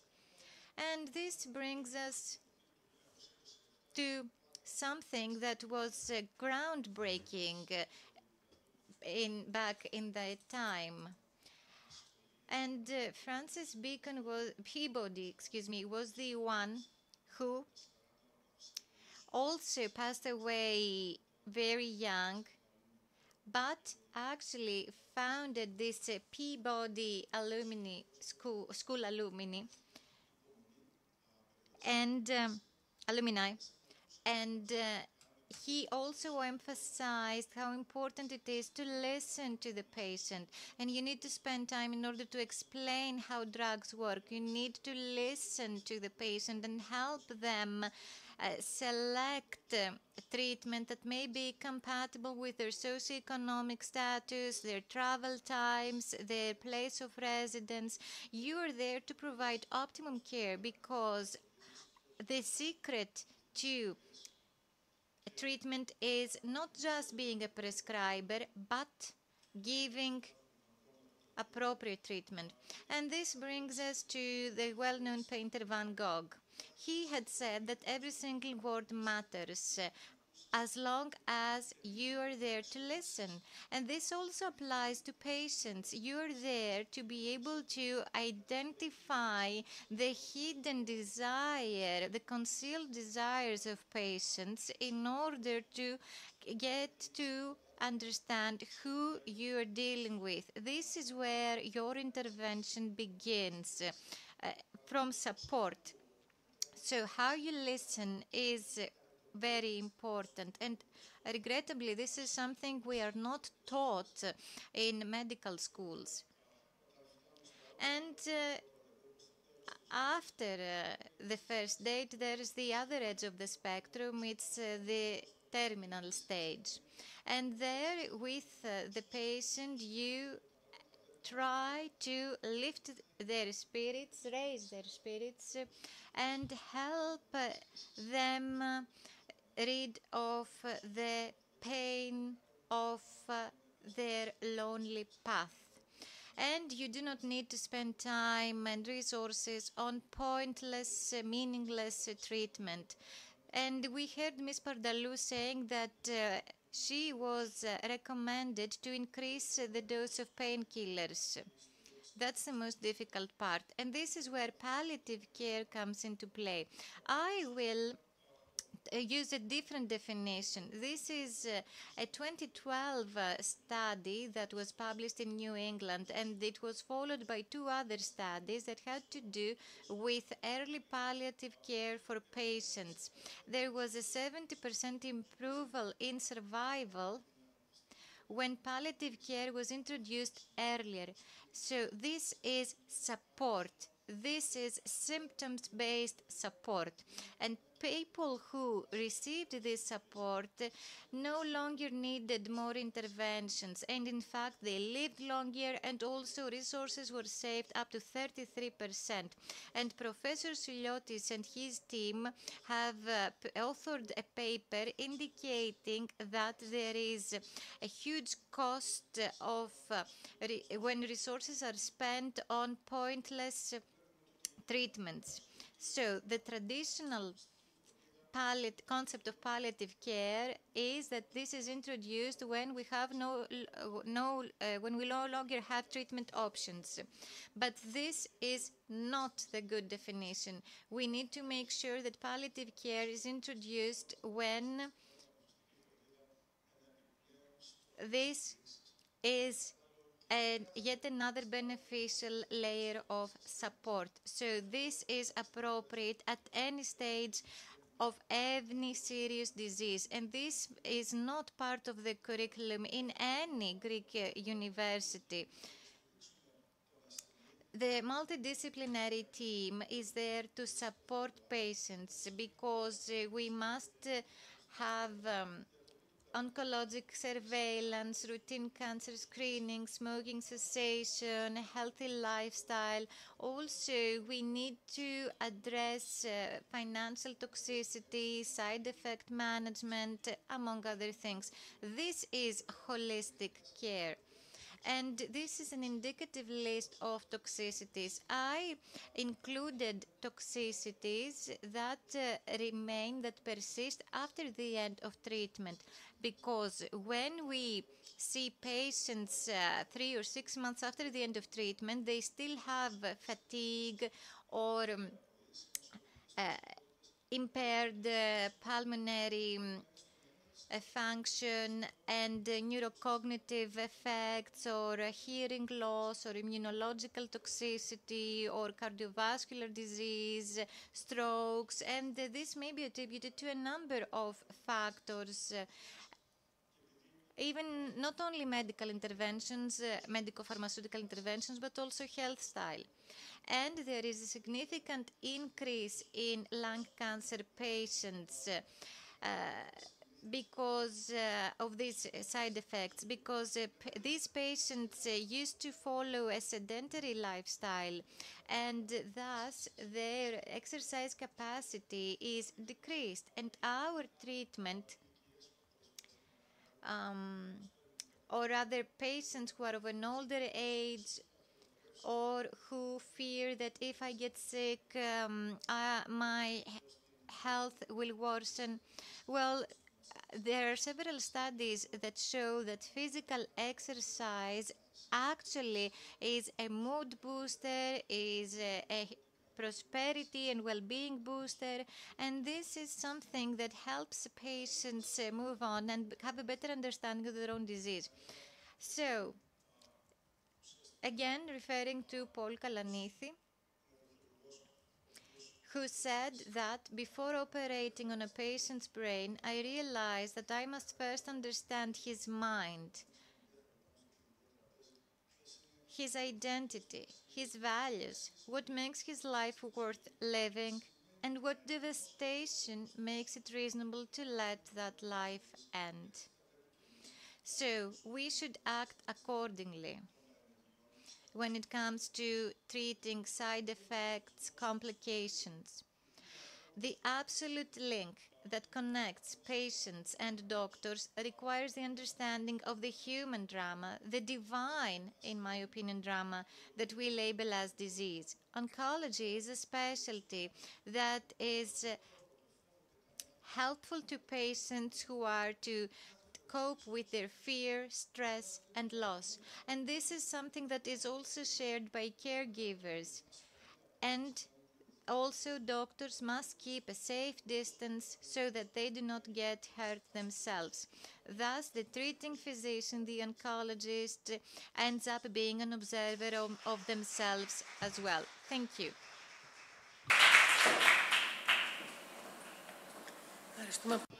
Thank you very much. Mrs. Drufaku is on her way. Here she is. Good afternoon, ladies and gentlemen. Thank you, Fairlife and Mrs. Patelli, for inviting me. It's a great honor. And I hope Fairlife offers a lot of things for many, many years, and I hope they are very creative. I will talk about a matter that we really don't think about much. It's not a priority. We don't consider it to be important. And I believe that I will be able to convince you of the opposite. Thank you, Bukovinas. With his wonderful presentation, he allowed me to speak about my presentation. He gave me the best possible lead-in. So, sarcopenia. Sarcopenia is a progressive and generalized disorder of skeletal muscles linked to a lot of negative outcomes, for example, fractures, disability, mortality, falls, etc. The criteria to diagnose sarcopenia are low muscle strength, low muscle quantity or quality of the muscle, and I'll show you, and low physical performance. Meaning, when we say physical performance, we're talking about our mobility and how functional our body is. So, predisposing factors for sarcopenia. Age, around about 15% of people over 60 suffer from sarcopenia. And as they grow older, this percentage is higher. There are many diseases, inflammatory conditions, neurological disorders, malignancy. We know that it's also inactivity, sedentary behavior, and also lack of physical exercise, and bad, if you like, nutrition, malnutrition. This is also something that predisposes for sarcopenia. And someone may be obese but be undernourished because they do not receive the right, if you like, food, the right ingredients. So when sarcopenia is linked to obesity, this is a combination that's a killer combination, to put it mildly. So here,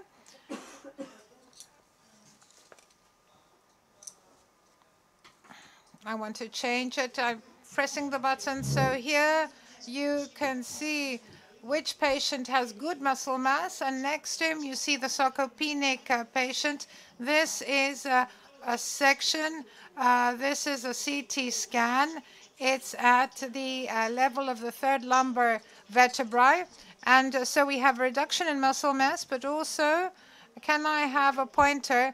We also see a difference in the composition of the muscle. Here, the muscle has fat. It's infiltrated with fat.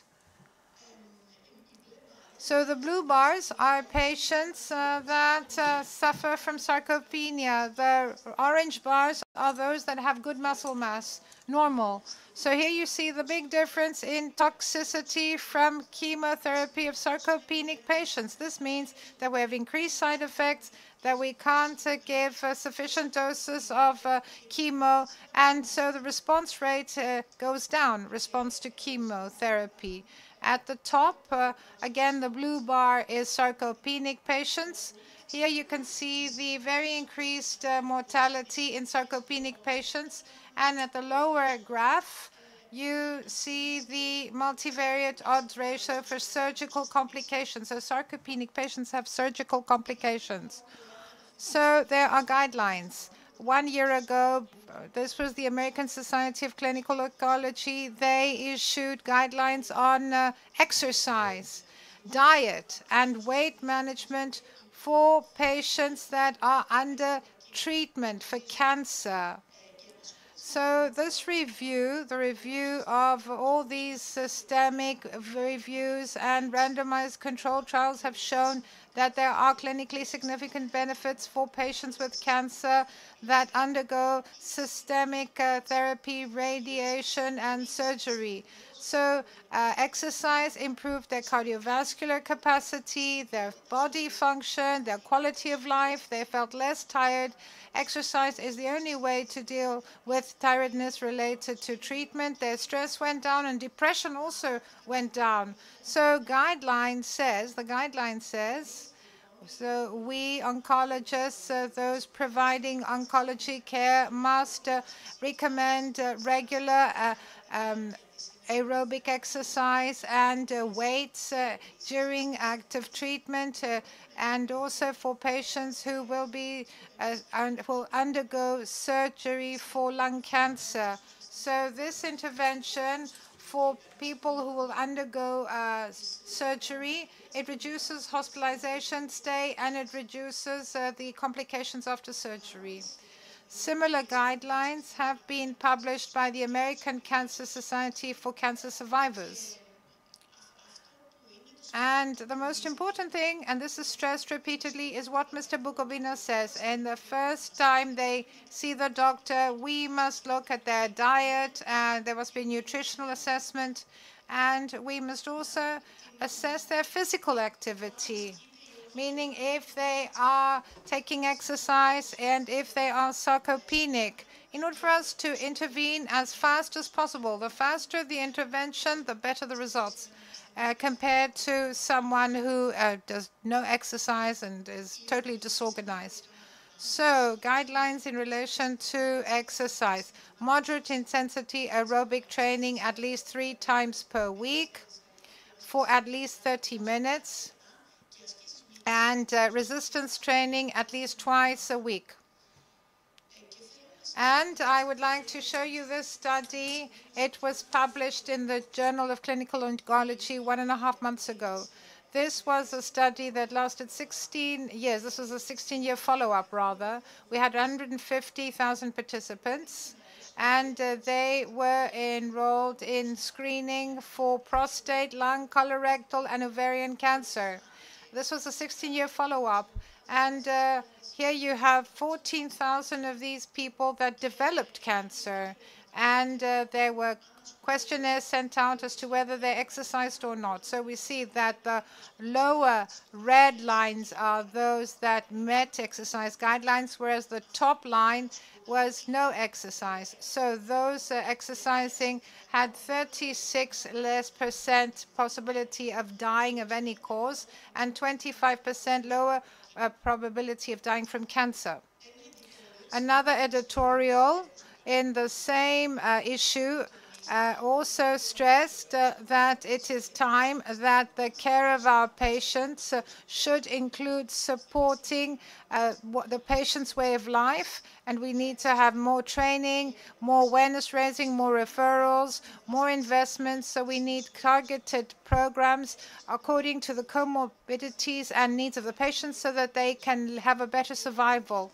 There are many studies, also retrospective studies and others, and we see that sarcopenia is a prognostic factor for patients receiving immunotherapy. This is a meta-analysis, and it shows that sarcopenic patients compared to non-sarcopenic patients had 63% larger percentage of their disease progressing, and we see that they also have a higher percentage of dying.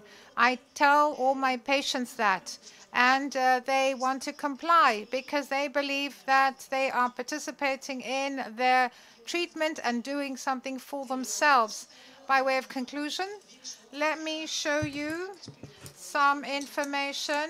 These are training programs abroad. This is in Manchester. Kostas Kabousioros, who is a consultant medical oncologist in Christie, sent me these pictures. And there we have patients with colorectal cancer, with upper airway cancer. So when the Oncology Council says that they are to be operated on, they have a 3 to 6 prehabilitation program. Then we have surgery, and after that we have, so this program, includes dietary assessment, psychological support, and exercise. So after surgery, for 3 months we have rehab, and if these patients also receive adjuvant chemo, then we have a modified exercise and dietary and psychological support program during treatment, and plus 3 months of the rehab program. So we know that there's a link of the hospital to certain community centers. Instructions have been given for exercise at home, and there were even online live classes. So this was via Zoom. They could exercise using Zoom. So the results were that the patients themselves had a better quality of life, they felt stronger, and they felt better in their daily lives. There was a reduction in hospital stay. There was a reduction of emergency readmissions in the first months after surgery, and there was a reduced emergency department attendance. And this was also good for the healthcare system. The cost was 400 per participant, but the efficiencies regarding providers was £1,244. That's all I had to say. So what I'd like to stress is, let us not forget that exercise is a drug. It's a medication for us, for our patients that are under treatment, under any type of treatment, and also for the survivors as well. So exercise is free. There are no side effects, and it's beneficial in many ways. It reduces mortality in the general population by 40%, so let's not take exercise for a given. Many patients don't know this. So when it is recommended by the oncologist, we have a great compliance, 80%, I think. So if all the doctors raise awareness, this can be only to their benefit and our benefit as well. Thank you for your time.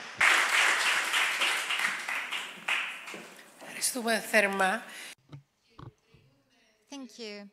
Before we ask Dr. Saka to take the floor, I would like to ask our panelists to take their seats. So please join us on stage. Mr. Papageorgiou, Ms. Gramatoglou, Mr. Kosmidis, please.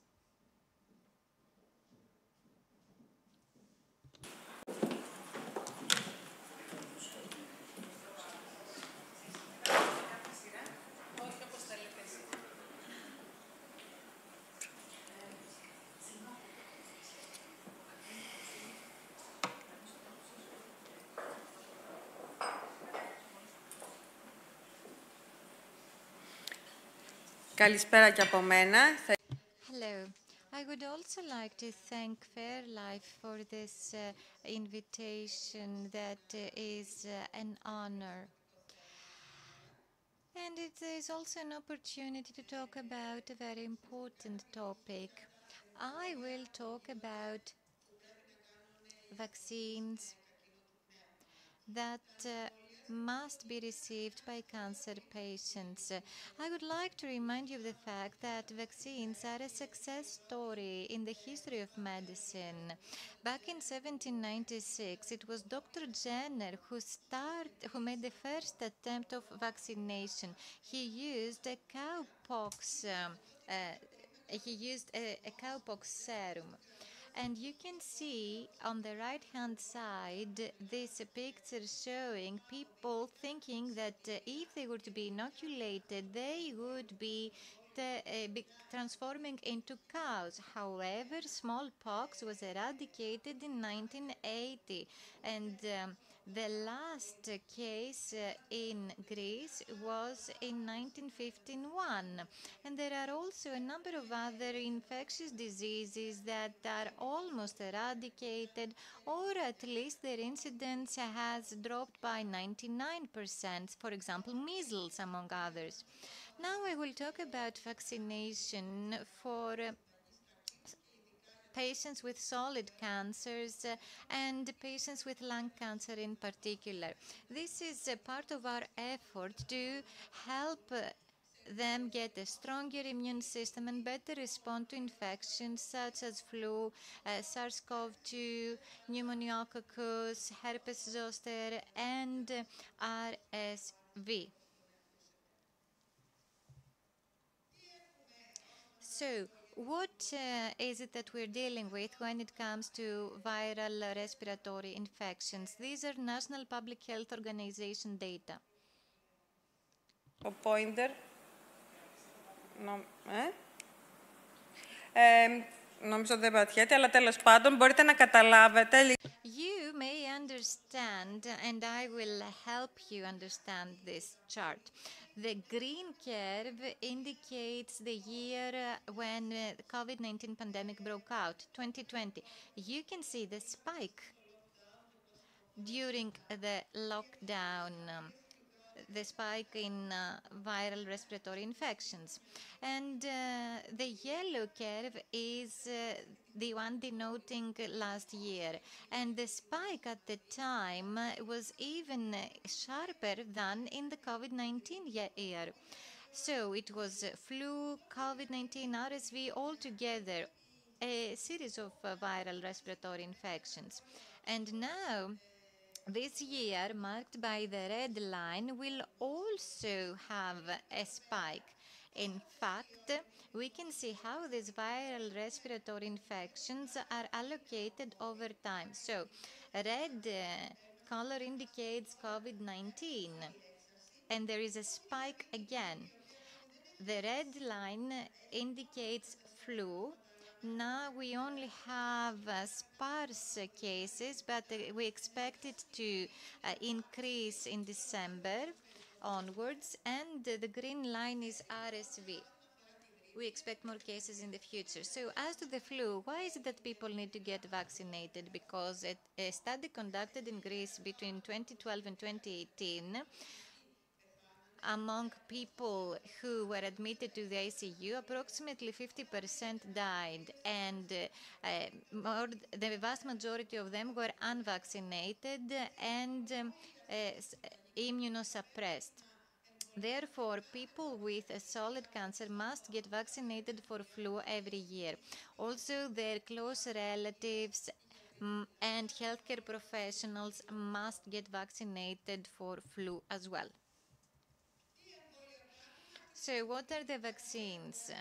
Currently, we have quadrivalent vaccines. So we have the H1N1, the also the type A influenza and 2 type B influenza strains. These are the quadrivalent vaccines available until last year.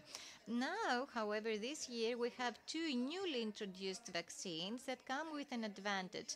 The immune response triggered among the elderly, those aged over 60 or 65, is greater. One of them includes an immunobooster. Also,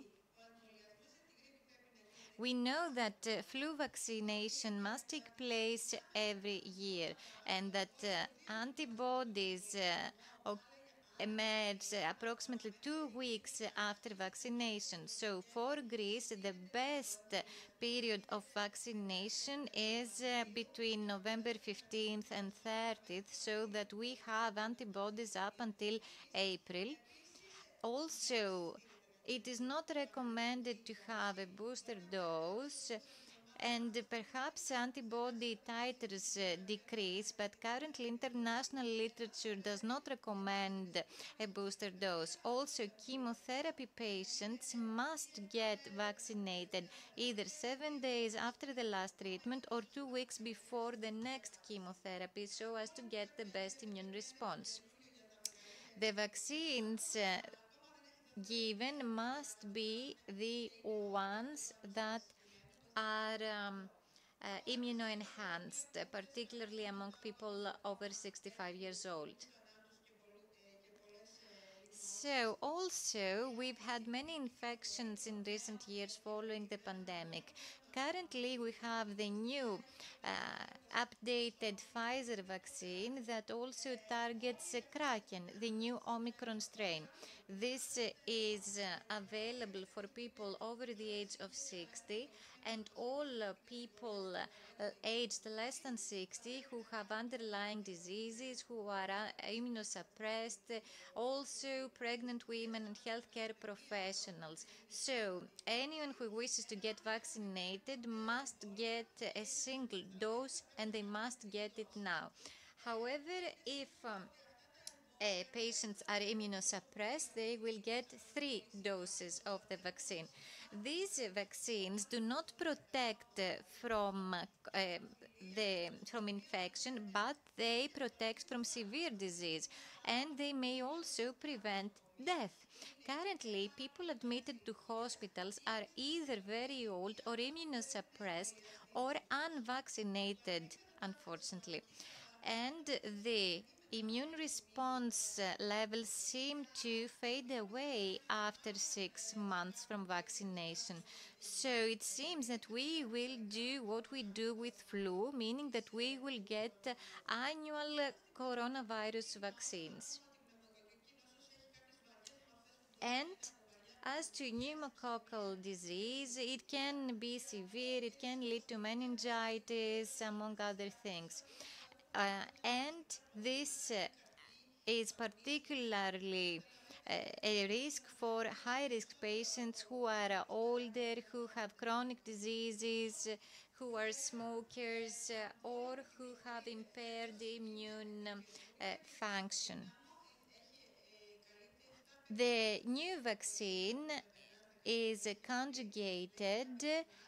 It is actually able to be given in a single dose. People who have taken 1 dose of previous vaccination should get the new vaccine 1 year after the previous dose. Now, as to herpes zoster, it is also meaningful to get vaccinated in this case because practically all of us who are born before 1980 have gotten chickenpox. Therefore, we have in our blood herpes in a latent state, and 1/4 of these people will get herpes zoster. This percentage increases with age. If you are older than 50 years old, combined with other underlying diseases, 1 out of 2 will also experience herpes zoster. And it's not the skin aspects that are important, it's also the likely complications, for example, post-herpes neuralgia, meningitis, and this neuralgia is a pain that cannot be treated effectively with painkillers. Currently, we have 2 vaccines. The older vaccine is Zostavax. It was indicated only for people aged between 60 and 75. However, it was contraindicated for immunosuppressed patients. However, now we have the new vaccine that is a recombined vaccine. It is Shingrix, and it may be given to immunosuppressed patients and patients with solid cancers as well. On a last note, a couple of things about RSV. This is a virus with whom we're not familiar. We have not yet learned how to detect it. It mostly affects older people with comorbidities such as COPD or people who are immunosuppressed. There is now a vaccine available that has been approved by the EMA, but it has not yet become part of the national vaccination program.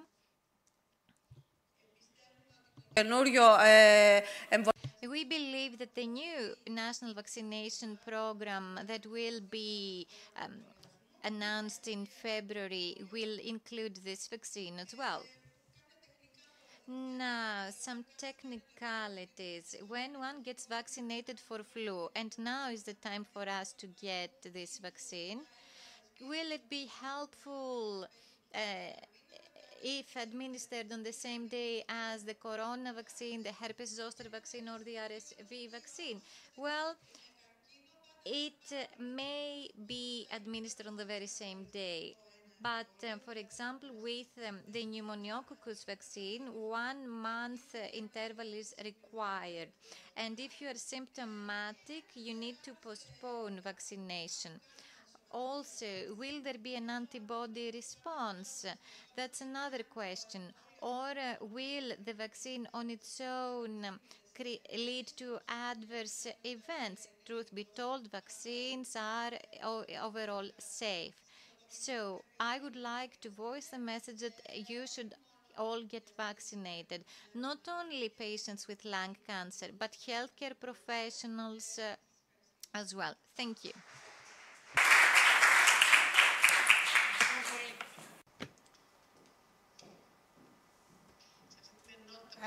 So we are talking about living with lung cancer, so we have to give the floor to Mrs. Gramatoglou. Thank you. So good afternoon, ladies and gentlemen. Let me thank Karina for inviting me to be here today. I met Karina when she started setting up this Fairlife non-profit, and we have some lung cancer patients with us. I listened very carefully to what the speakers said. We heard a lot about new drugs. It's good that we have new drugs. We want them. But I will focus on what Mr. Bukovina said. I was deeply moved by what he said, because I think that therapy and palliative care are 2 roads that are parallel roads. So I am in the patients' movement, and I've been so for many years. So we try with our own strength to highlight the importance of palliative care, and we believe that this is important for all diseases, but even more so for cancer patients.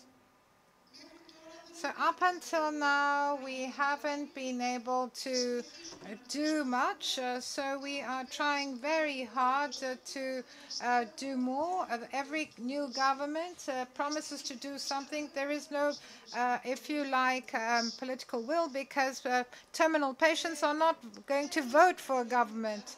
And I don't think anything will happen, because when the Stavros Niarchos Foundation set up a committee, Mr. Xanthos was then the minister. He applauded it but did not vote for it. We gave it to Mr. Mitsotakis, and now the law was adopted. We have a new committee that was set up, but palliative care, when I don't think I'll live to see it when it's ready to be implemented. That had to do with the palliative part, now lung cancer.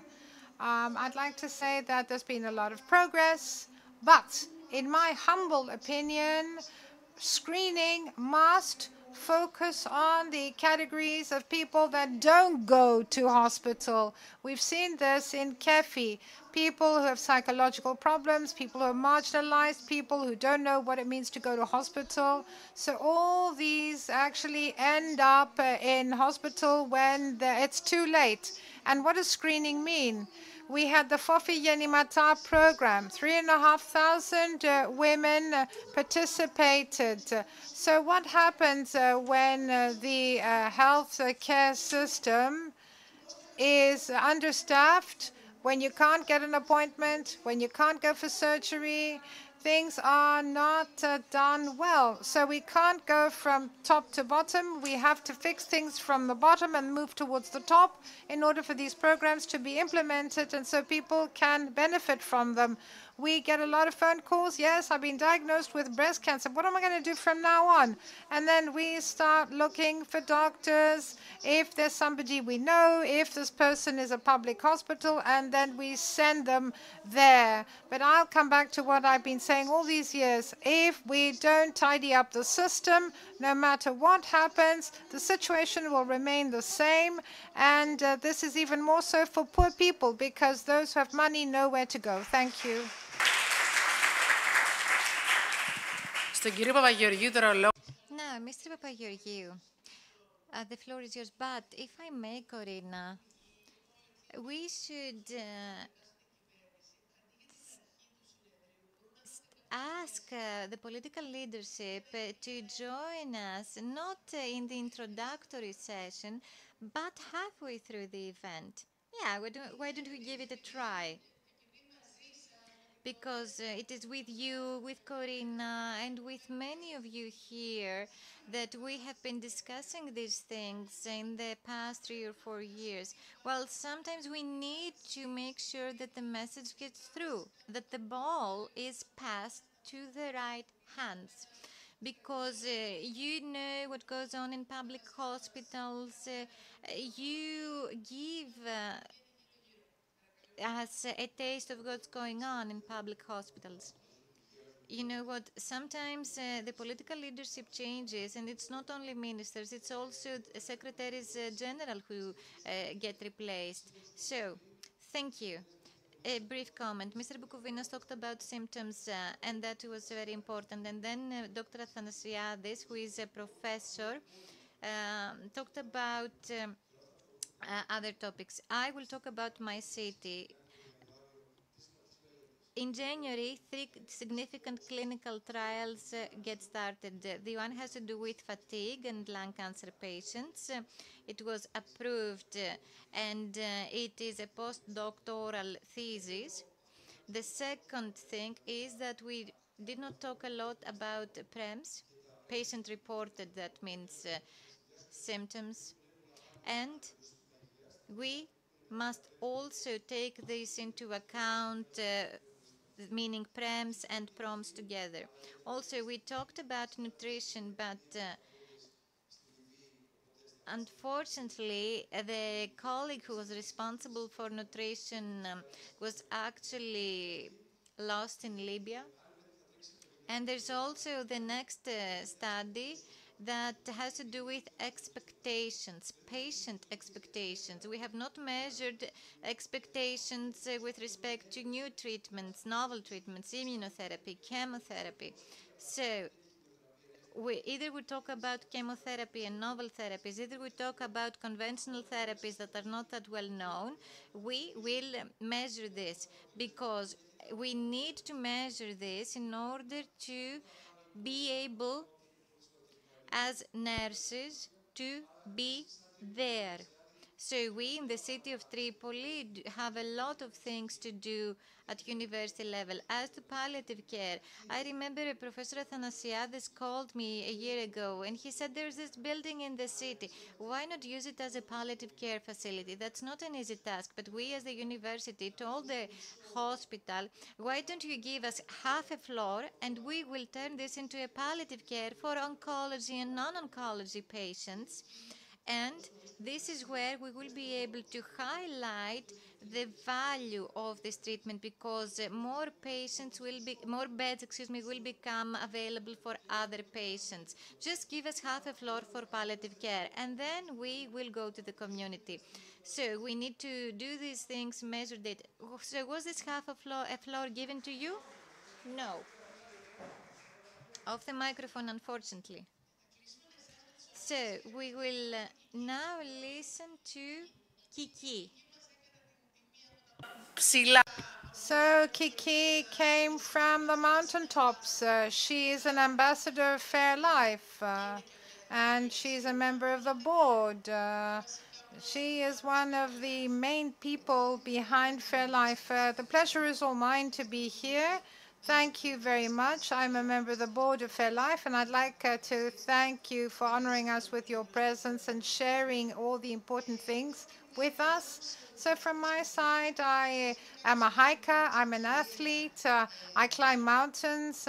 I was covered by Mrs. Troufakou and by the others, Mrs. Pardalou as well. So I believe certain things in life, and I agree that exercise, balanced diet and good psychology are the way we should live our lives. That's the way to prevention and maintain a good health. So a body that is constantly moving, it's more difficult for it to fail or ail, rather. So I'm from Alexandroupoli, and in the region of Eastern Macedonia and Thrace, we have a program to support people who have chronic diseases. This is a well-being program, and we try to make their lives better by having a balanced diet, by some mild exercise, and by going close to nature, because this is good for psychology. We see that their body improves, they're more fit, but those who have more problems, the fact that their psychology is better, that the stress levels they experience due to the disease goes down. So this by itself is an important step forward. So what we're trying to do with Karina through programs and initiatives that we've undertaken is not to go only to the patients, but to go to young people, train them, go to schools, talk about how important it is to exercise, to eat the right food, good nutrition, and stop smoking or vaping. But we say that, of course, you can get lung cancer without smoking. Just the fact that you breathe makes you a candidate. But I believe that that's where we should start from school before we get sick and before coming to you, the doctors. Thank you for your knowledge. You're great. But if we all change the way we live and we all understand that every day we must have quality in our lives, meaning a good, strong body that will allow us to do everything that we want to do, everything that we love and are passionate about. We must feel great.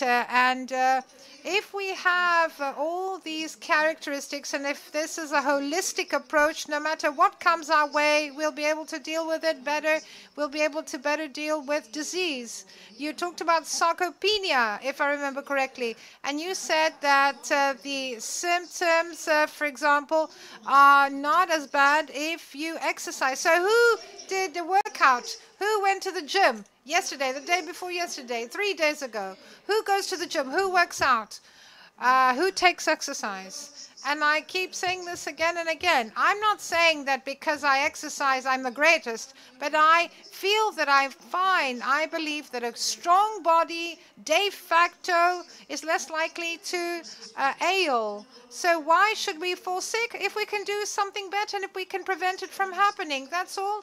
I want to ask for the help of the state, the companies who support awareness-raising actions like the ones we do with Fairlife. So support our campaigns, until the moment comes that the state by itself will support well-being programs and actions so that we can do them either at a level that is individual or at a collective level, so that people can make exercise and good psychology and a good diet part of their daily lives through well-being activities. I have nothing further to add. And one last thing, please allow me. So we're talking what common do a person with lung cancer and a mountaineer have in common. People who want to go to Mount Everest, they do the same exercise. In order for me to train to go to Everest, I used to blow balloons. My granddad died of lung cancer. He had to blow balloons in order to make his lungs stronger during treatment. So breathing is important. It's important for athletes, but also for people who suffer from cancer. So what I'm trying to say is that the differences between the two groups are not that great. We are all interested in a good life. So let's all try in our own way to do the best we can do in order for us to have a world where life will take our breath away and not lung cancer. Thank you.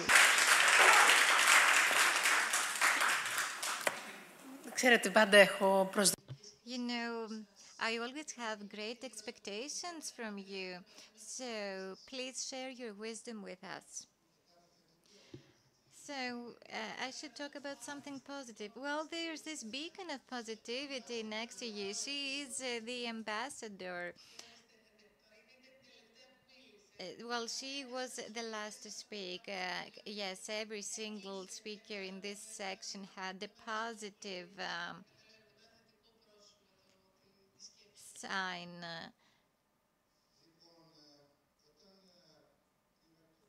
Well, when I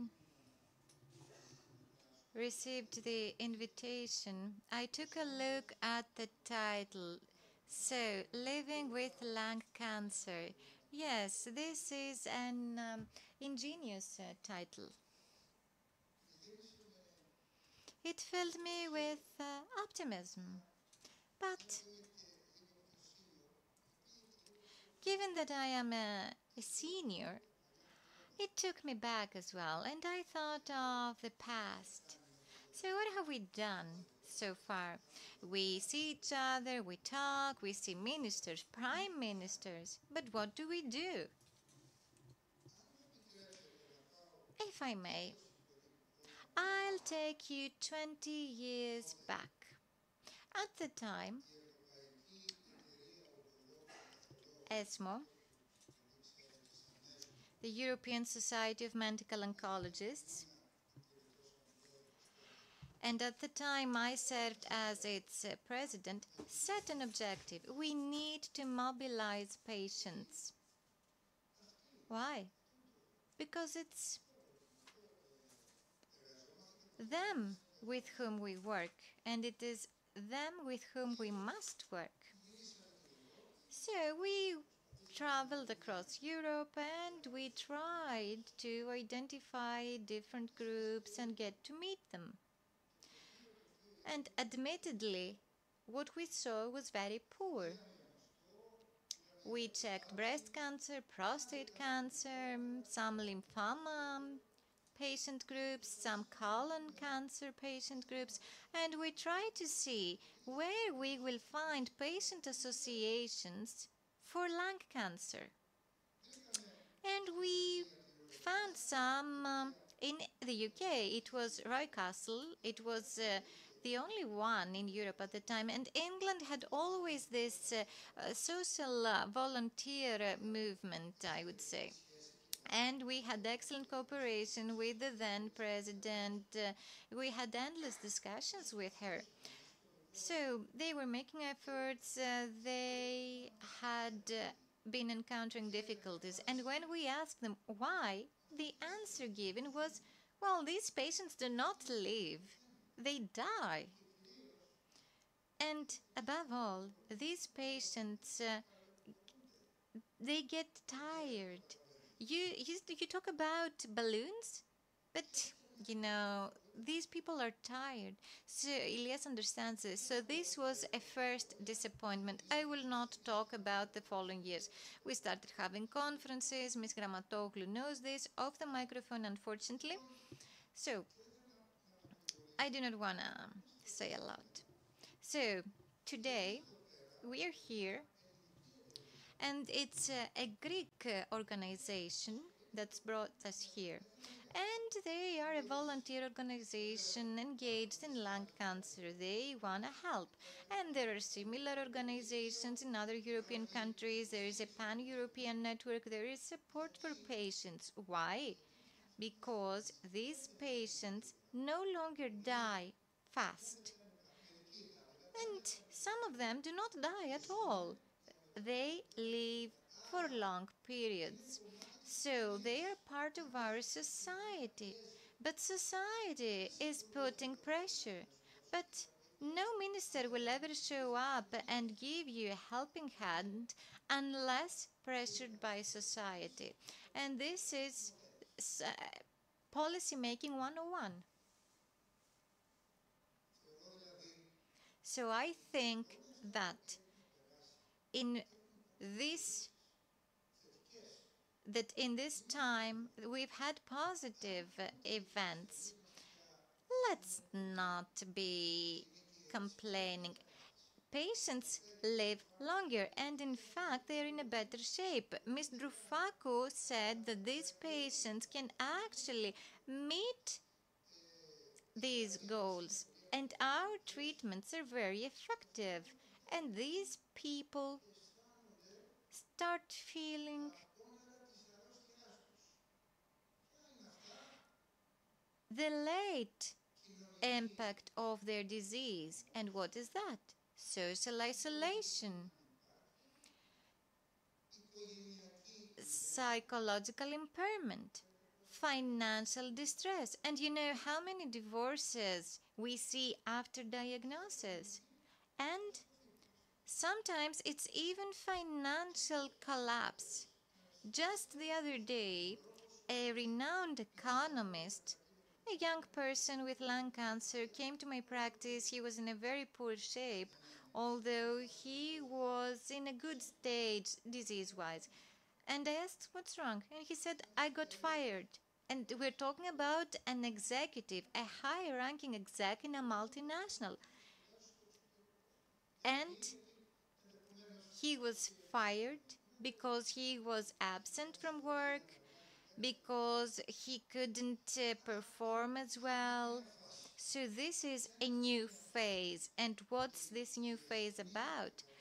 Patients with lung cancer do not die. They live, but they start feeling the impact, the late impact of their disease. And that's why we're here, because the minister does not know of this. And in fact, he's not that concerned with this because he's only a passerby. But we are here and we will see each other again. So it's up to us to see to this.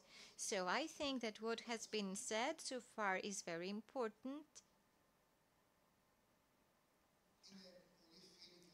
And there are many friends and colleagues here. If I may, I'm an anarchist, I would say. I've served the state for 40 years, and I've seen nothing good coming out of this. I totally agree with you. Perhaps nothing good will ever come out of this unless the society's volcano erupts. So the revolution that starts from within. Yes, so what we do is up to us. What do we do for the state? I will set the tone. We are here. Let's move forward. If you won't join us, you will benefit from this. Quote, you will be voted for this. Unquote. However, we must now accept that life is also changing.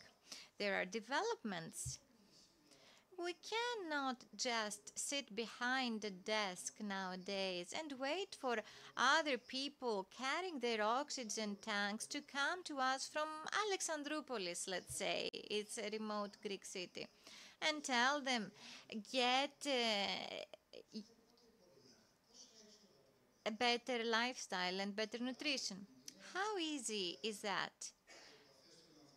Society changes, people's contacts get more rare, the health system becomes short-circuited, and every physician is behind their desk and they feel the pressure of long queues behind the doors. And there is also huge red tape pressure that makes physicians spend 1/3 of their daily practice seeing patients and 2/3 taking care of red tape issues, GDPR, and so on. So, there are some countries, not that many, and in fact we're not that worse compared to other European countries. I want to highlight this. We are ranked lower than some other countries that have a long tradition, for example, Germany, the UK, France, but we're doing better than other countries, meaning that our terms do not fall behind in terms of the quality of health services provided. So these countries that are in the lead, they also are leaders in technology. And they said that we must stop this and we must come up with ways to communicate. Currently, all girls have their mobile phone hidden behind below the desk. Boys as well.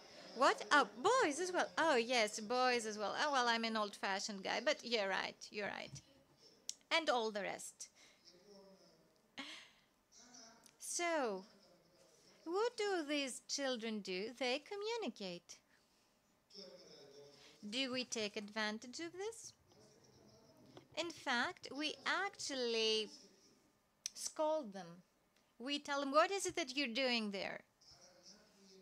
So this is where communication gets into another stage, and some countries have taken advantage of this. Online communication should... Where are you? Oh, there you are. You left. Okay, so online communication should gradually get into our daily life. Not gradually, faster, sooner, better sooner than later. Off the microphone, unfortunately. It's not yet in our daily lives. It will be part of our daily lives. We cannot do otherwise because we will be carried away. So if we lag behind other countries for some years, I think that it's now high time we say, here we are, we're here. And in closing, I do not want to avoid saying this because it is an ideal example. There is a group of people, some of whom are here, who said, let's get into this process, let's get started and see, would that work? And we looked for people to support us, and thank God, after a lot of effort, Stavros Niarchos Foundation supported us, and through HESMO, we set up the conditions so that across Greece, from Alexandroupolis to Creta, Castellorizo, Cephalonia,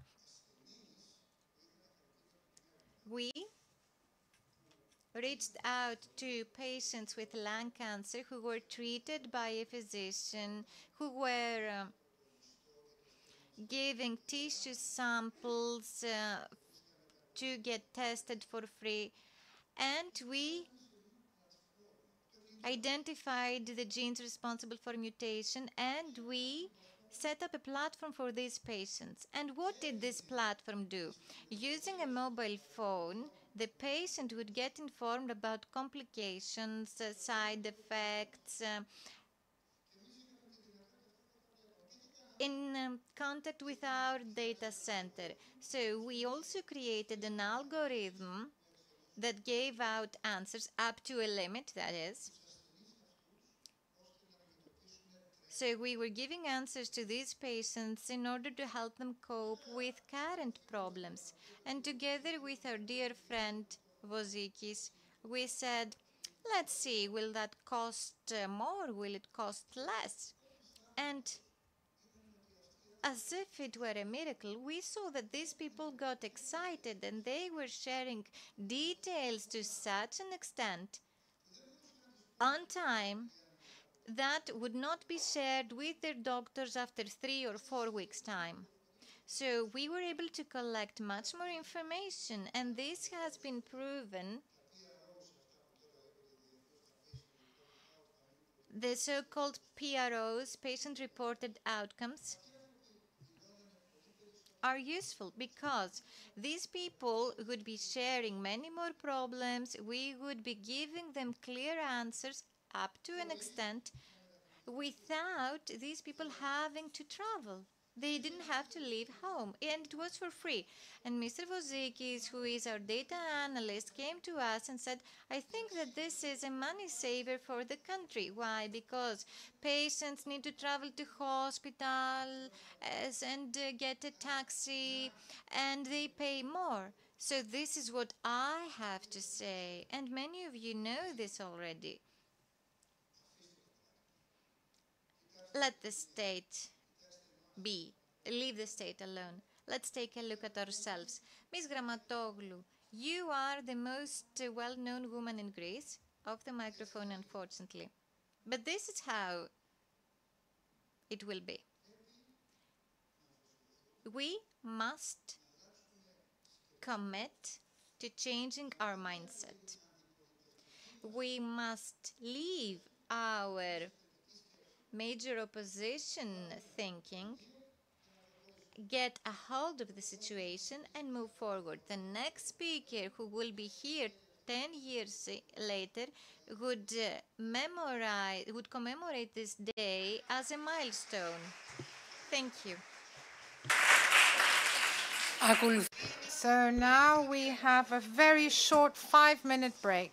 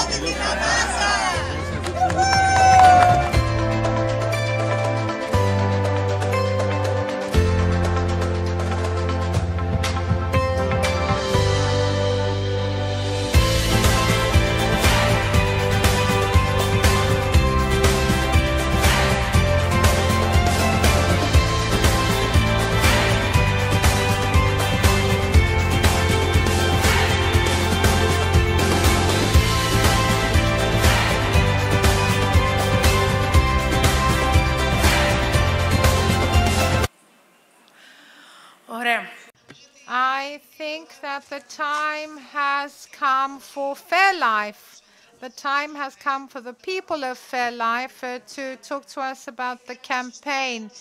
It says, ask the right question. I remember when I was studying journalism and I was a freshman, they said to us, there is no bad answer, there's bad questions. There is no wrong answer, there's only wrong questions. So it's very important to talk about asking the right questions. So it's very good that we have focused on this. Two people from Fairlife, Angeliki Souri and Thomaïs Sarakiniotti. So please come to the stage to present the campaign of Fairlife. Thank you. Good afternoon, everyone. Thank you for being with us. And thank you for those watching us online. We left the discussion regarding stigma and lung cancer as one of the last themes of the day, not because it's less important or less interesting. We did leave it for the end because we wanted to say that behind every disease, there is a person, a caregiver, a family supporting the patient. Now, we will watch a short video from the campaign Ask the Right Question, which Fairlife actually launched, and this is against the stigma of smoking. Thank you.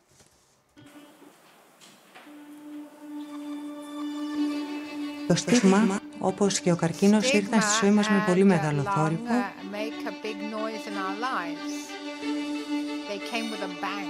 Και αν δεν υπήρχε το στίγμα γύρω από το καρκίνο του πνεύμονα, λόγω του καπνίσματος, ο μπαμπάς μου δεν θα ένιωθε πως φταίει ο ίδιος με το καρκίνο του.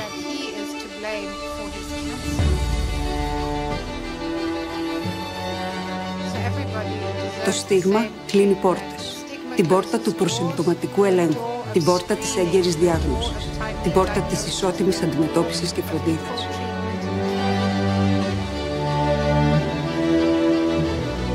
Στέκομαι στην άθληση, στην επαφή με τη φύση, στη θετική ψυχολογία.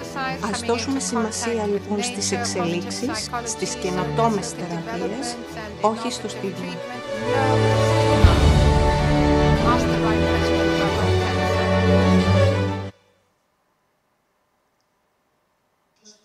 So stigma closes doors that should be open, particularly when we're talking about lung cancer. So stigma is a difficult matter. It's not easily understood by everyone. Often we judge this cancer differently from other types of cancer because it is connected to a smoking habit and addiction. And this is something that few people know. So why should we be interested in stigma? Why should we be concerned about it? Because people think that the patient is to blame for his lung cancer. They ignore other factors like environmental pollution, heredity, exposure to chemicals, and our way of life. Because it delays the visit to the doctor, because it has a negative impact on patients regardless of the history of smoking, because it makes people feel guilty. It creates a negative psychology which may affect the outcome of treatment. It also seems to affect financing of research. It causes anger, disappointment, and isolation. So when we started working this campaign, we quickly realized how special this action was compared to our other actions. This was the one with the greatest challenges. Why?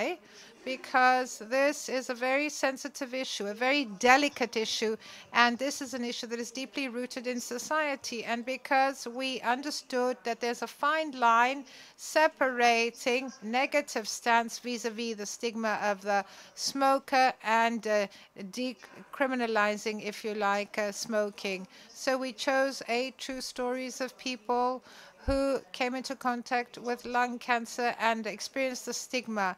Athina is one of them. We heard from her earlier, Eric, Corina's daughter, and many others. So we talked to them, we listened to them, we got moved by them. We worked for many months collectively in order to come up with a result that doesn't decriminalize smoking, but sends the strong messages that we wanted to convey. We wanted to show that it's not to ask the question, did you smoke, but to ask it in the right way in order to help the patient step by step when he goes through difficult times, and to focus on other questions like, why haven't we still got screening? Why isn't the initial and complete control of biomarkers covered? Why is access to clinical trials still difficult? Why aren't people experiencing the disease supported psychologically? Why is access to innovative drugs and treatments delayed? And I'm talking about what's happening abroad, because there are advances. Why shouldn't there be more information regarding lung cancer prevention and timely diagnosis? Where is palliative care of people that are in their terminal stage? Cancer is a complex disease. It's not just drugs. It's also a series of other types of care. And of course, we're talking about smoke, and we're trying to stop people from smoking, particularly young people. But at the same time, we inform them about the smoking cessation clinics, and we treat patients with love and care, with the care they deserve and that every person has a right to when being sick. So the faster we manage to do away with the stigma, the faster these people living with lung cancer will be able to get equitable support and assistance that they need and are entitled to. So we want to continue this discussion on stigma, and we want to weaken the stigma. So stigma doesn't lead us anywhere. It only leads to exclusion and a dead end. And there is no place for that. There is only place for action and treatment. Thank you all very much. And before giving the floor to our speakers, I'm going to ask Mrs. Sarakinotti, Project Manager Fairlife, to actually briefly introduce the campaign. Thank you. Καλησπέρα. Hello. So the campaign titled Ask the Right Question that was first presented in Greece sparks a debate around the stigma surrounding lung cancer patients. So we, the patients, the caregivers, started this discussion online. It was an essential dialogue that helped us reflect on what the right questions are. The communication of the campaign was centered around three axes: awareness raising among smokers, informing the scientific community, and informing other social groups. Our campaign has reached out to 1.5 million single users. And in Greece, it was viewed more than 6 million times. And through constructive dialogue and the exchange of opinions, we successfully put stigma on the spotlight. We had the campaign material both in Greek and in English, and we cooperated with the University of Piraeus.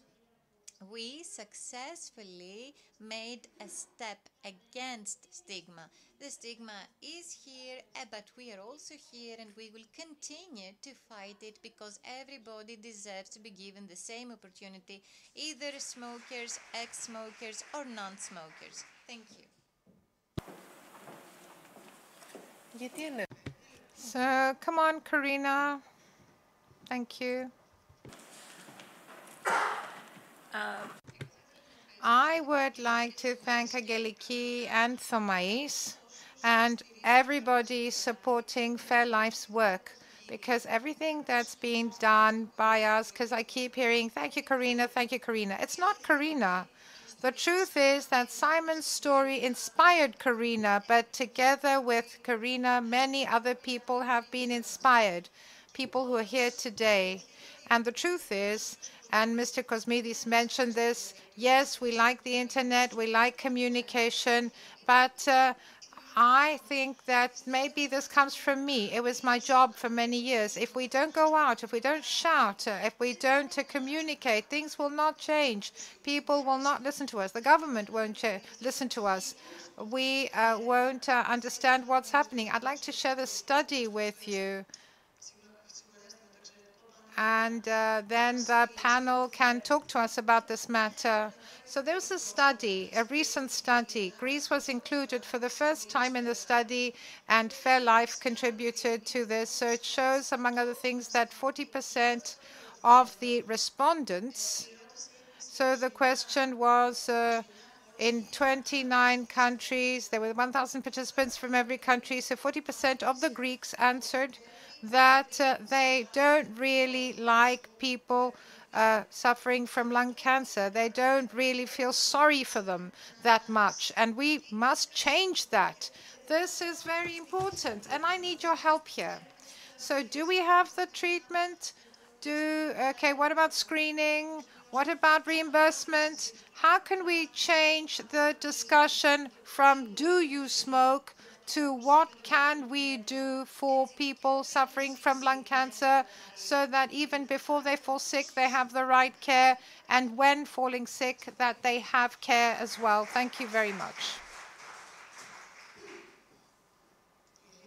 The truth is, Mr. Bukovinas, from what I've heard today, one thing comes to mind, what Karina said, and we heard it earlier this morning. I try to understand why. What is it that creates this, if you like, petty behavior, meaning we don't like people with lung cancer that much. We really don't like them, and we don't feel the same sympathy we do for other cancer patients.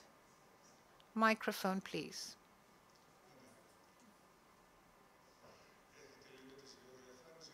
Two slides, please.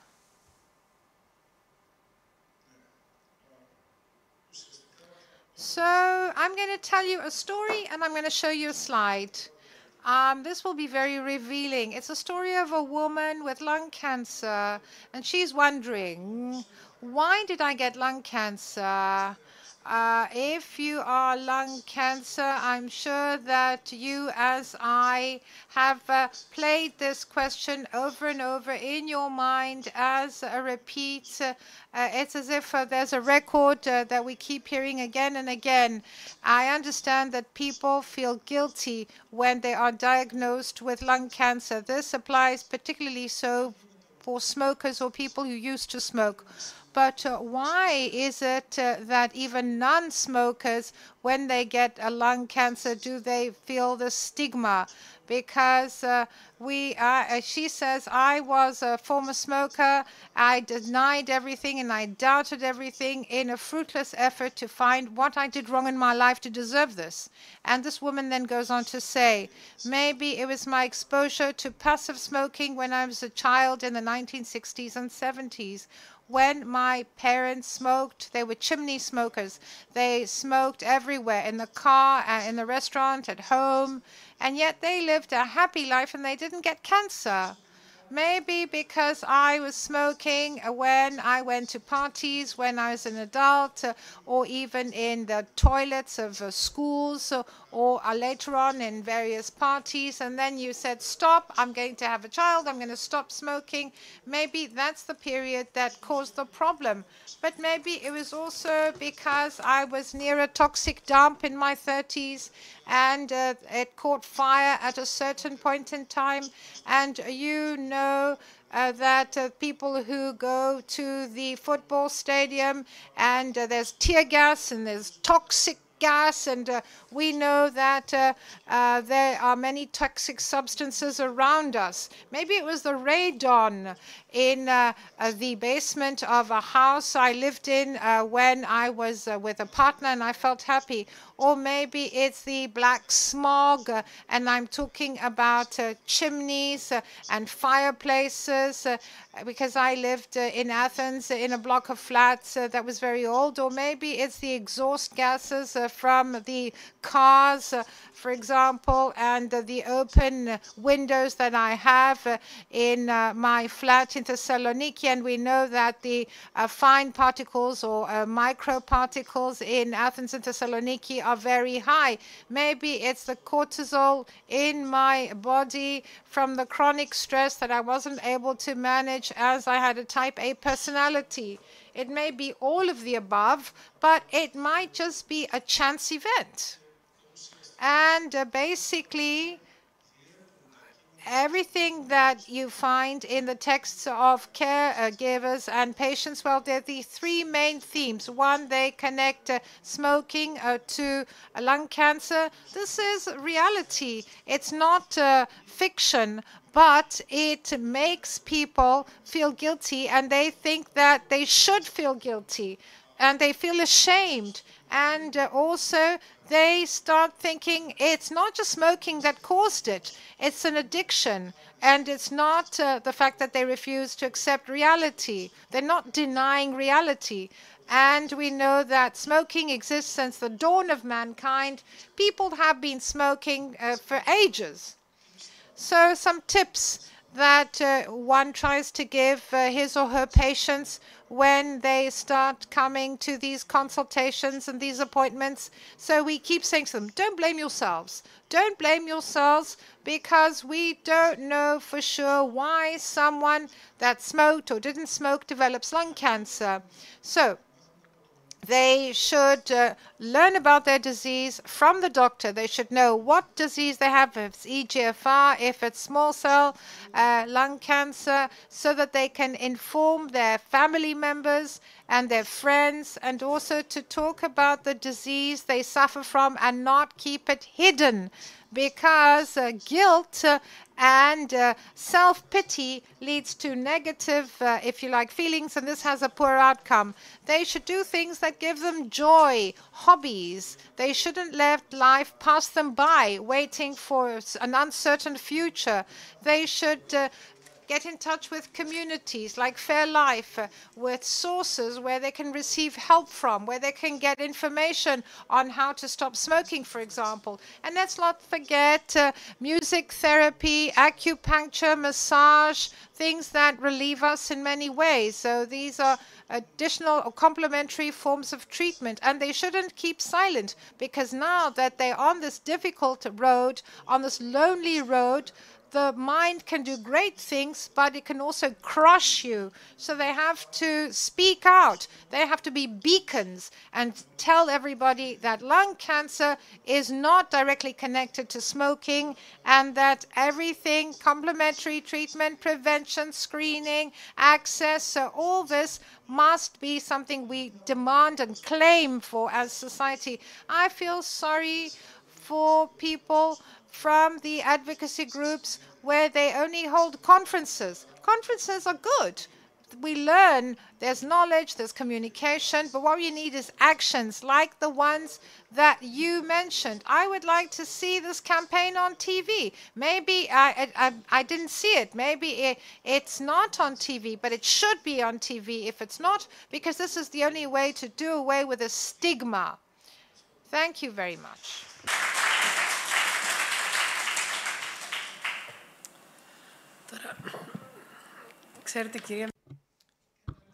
You know, Dr. Kanaloupiti, I was thinking, well, this is an open discussion here. So I was thinking about the anti-smoking ban. It was a law passed in 2009, if memory serves, and it took us a decade to start implementing it. And then things started being different. It seems that we no longer implement this. So we seek the support of the state. Well, in this case, the state could prove helpful. Implementing the smoking ban would be of paramount importance. I think that none of us can afford to exclude somebody from this discussion that actually affects us all. So now, without further ado, I would like to give you the floor. Thank you very much. I will pick up on what you said. I would like to extend my thanks to all Fairlife people. Corina, you are among our favorite people. You have all dedicated life in helping patients with lung cancer. And yes, we do need the state, we do need society on our side. But I think that we should not be punishers. We should be there to encourage. I've also prepared some slides, 4 slides, in order to facilitate discussion. A lot of these things have already been said, but I want to highlight some key takeaways. Stigma is a bilateral thing, meaning that even if a society were perfect towards smoking in cancer patients, we ourselves would still carry an inherent stigma. This is regardless of what society does or says. We say to ourselves, I smoked, tough luck, I'm responsible for this. So we as society are there to alleviate this instead of strengthening it. And we are not there to criticize, because we ourselves are negatively predisposed towards persons who we feel behave in an unacceptable manner. Also, all diseases that are behavior-related, addiction-related, come with stigma. We think that lung cancer is a typical example, but obesity also comes with stigma. Drug addictions, they come with stigma, and so on. Κρατάω λάθος αυτό. Γι' αυτό. Πατούσα οτιδήποτε άλλο από το μεγάλο. Έτσι λοιπόν είπαμε ότι το So, lung cancer-related stigma is rising. We have increased our efforts and our actions to tackle it. So, to answer to what Ms. Papadimitriou said, these denormalization strategies that play a pivotal role in smoking cessation campaigns actually make the feeling of guilt stronger, because when you start talking about non-normal behaviors, the stigma increases. But now, when you're to talk about denormalization, again, there could be side effects. So we need to promote healthy lifestyles and not display a punishing behavior. So stigma comes with heavy impact, heavy mental and psychosocial impact. And I would like now to show you this excellent abstract that serves as food for thought. It was presented in the 2023 World Conference on Lung Cancer held in Singapore 2 months ago. It was an international literature review, and it discussed interventions to tackle stigma surrounding lung cancer and other respiratory diseases. So, it was published in December 2022. It reviewed 10 studies and 9 separate interventions. They could be classified in 3 categories: training or educational interventions to tackle stigma. So the provision of information, leaflets, brochures, and so on. Behavioral interventions, encouraging participation in group programs, and psychosocial interventions that have to do with a holistic psychotherapeutic support. The interesting thing is that all of these studies targeted symptomatic patients or high-risk patients and populations in high-income and high-living standard countries. 1 out of 10 studies also targeted oncologists, and only 1 out of 10 studies targeted relatives and caregivers. So just think, when one is there to review international literature and encounters this, most interventions demonstrated a statistically significant reduction in at least one or more stigma assessment points, and there were no interventions at community level or health policy level, and the results were similar even when there were patients in remote areas or who had no digital access to help. Therefore, what do we understand? The medical community is interested in and does identify stigma as a problem, and it recognizes that it is necessary to tackle it. But in my book, it's more important to have larger samples of patients, because these studies actually excluded most of our patients. And yes, clearly we need community level interventions and health policy interventions. This is why we say that studies must encourage health and not criminalize behavior. This is important because, you know, the very word campaign is a lovely concept that is targeting cancer, but it is not there to target smokers.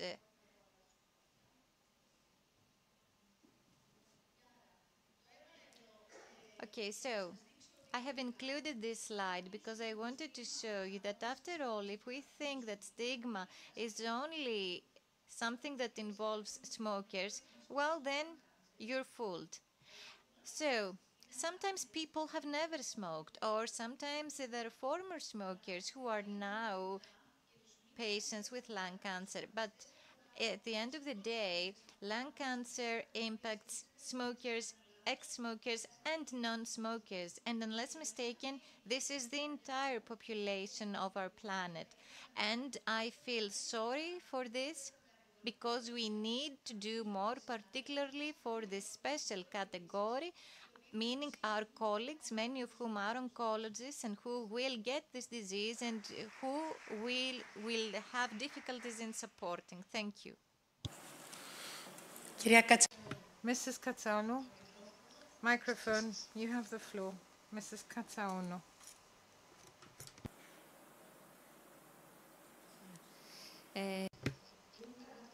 I'm really happy to be here amongst you, because you are discussing something that has concerned me for years. I would like to divide my speech into two parts. One is that none of the doctors believe that a patient must be stigmatized. We are not a society that believes in punishment. We haven't seen a young person who drank alcohol and had an accident, somebody who ignored a red light, who's diabetic and who eats and whose choices have led to a bad impact on his or her health. So we have to be clear. We are not there to punish people as a society. We don't want to stigmatize patients, and we're there to help. But I would like to draw your attention to something that includes a trap. On the one hand, we don't want to stigmatize anybody, but on the other hand, as scientists, we have to make certain things clear. And lung cancer and smoking, well, there is a cause and effect, if you like, link. There is no other disease where there's such a huge correlation. 80% of lung cancer is due to smoking. Of course, polluting is also bad. It contributes. And that's why we decided to have a smoking ban. Trichopoulos, many years ago, was trying to see why there were grannies with lung cancer that have never smoked. He saw that there was passive smoking because their husband smoked, and then there were epidemiological studies, and we saw that passive smoking can also cause lung cancer. So there must be two parts. One is that we recognize and understand the relationship between cause and effect, smoking and lung cancer, but that's different from behaving badly towards a patient and not offering help to a patient. So as far as smoking is concerned, what I believe, and this was something that I always presented as a first slide in my presentations, so I believe that things will change when dependence on nicotine is a chronic disease. We have to understand that it's a disease. It's not that we're trying to attribute a stigma, but only we understand that addiction is a disease, only then will our behavior change. And those that should be stigmatized are those regulating society, the government, because they're not bringing about change. Why? Let's see. The question that I'd like to the audience is the following. If we have a 16 or 17-year-old taking drugs, for example, cocaine, heroin, they'll look at this person with sympathy. Why? This is a victim. They fell victim to drugs, hard drugs.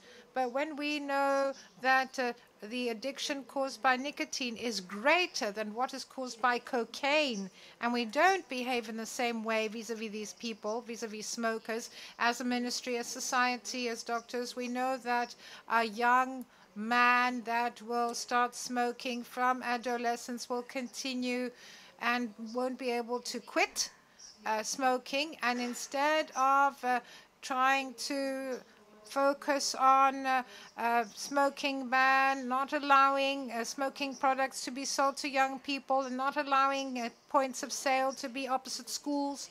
We accept because it suits us, because we don't want to spend money or time. So we accept the mandates of the smoking industry. They said there are less addictive drugs. So instead of having 100 people die and only 50 people die, that it's okay.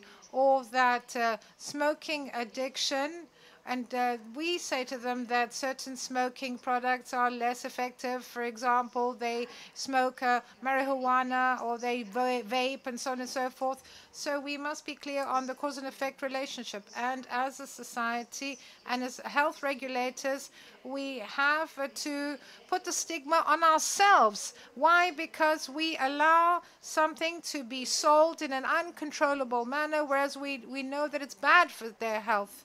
Something else that I'd like to say is that once lung cancer is diagnosed, this stigma also affects us doctors, because we don't insist that immediately after diagnosis, smoking cessation, not because it caused cancer, but because by quitting it, he'll be able to have less complications after surgery. He'll respond better to radiotherapy, chemotherapy, and the benefit of quitting after diagnosis may be even greater than certain therapies, a treatment. We don't focus on that.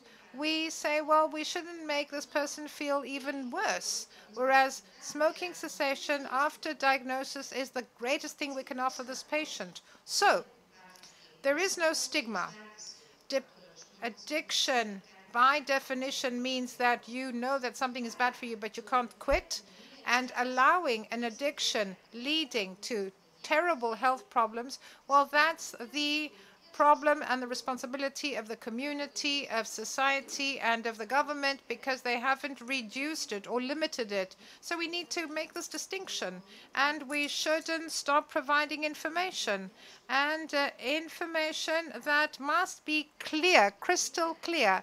Under 50, we know that young people dying from a heart attack, well, it's because they smoke. So 40-year-old men die. Why? Because they were smoking. They die because they get a heart attack. So we need specialized campaigns. So there's lack of information.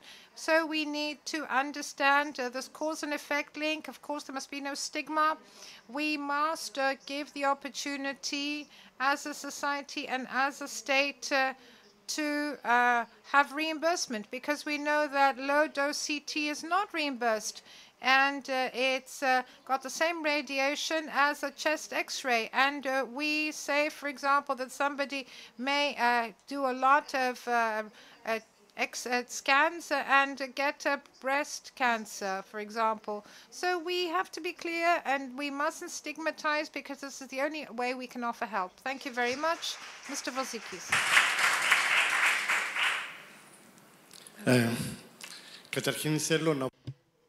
First of all, I would like to say that I'm very happy to be here.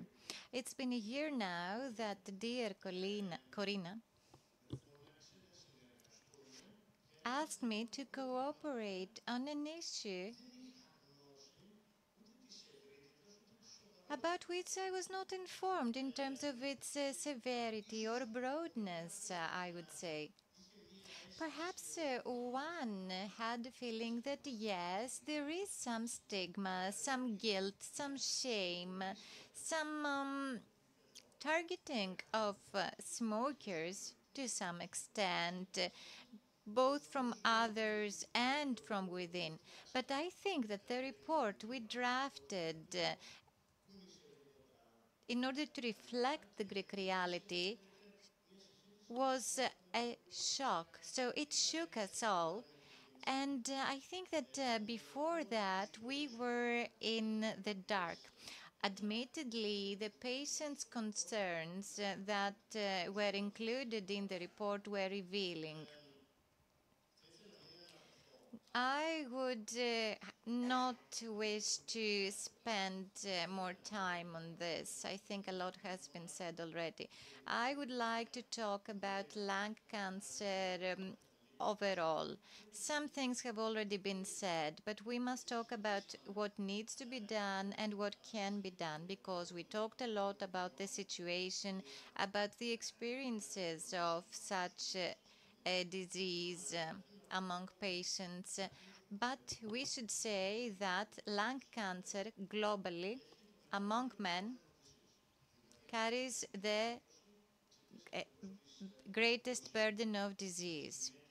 Among women globally it comes second.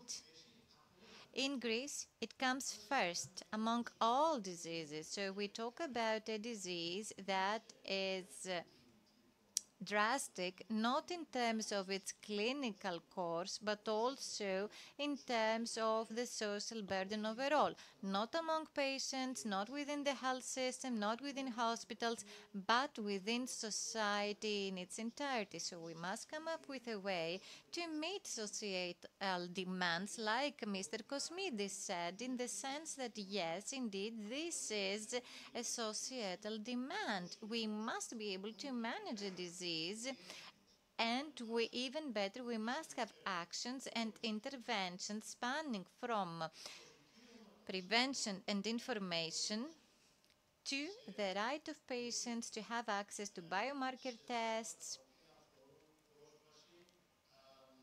to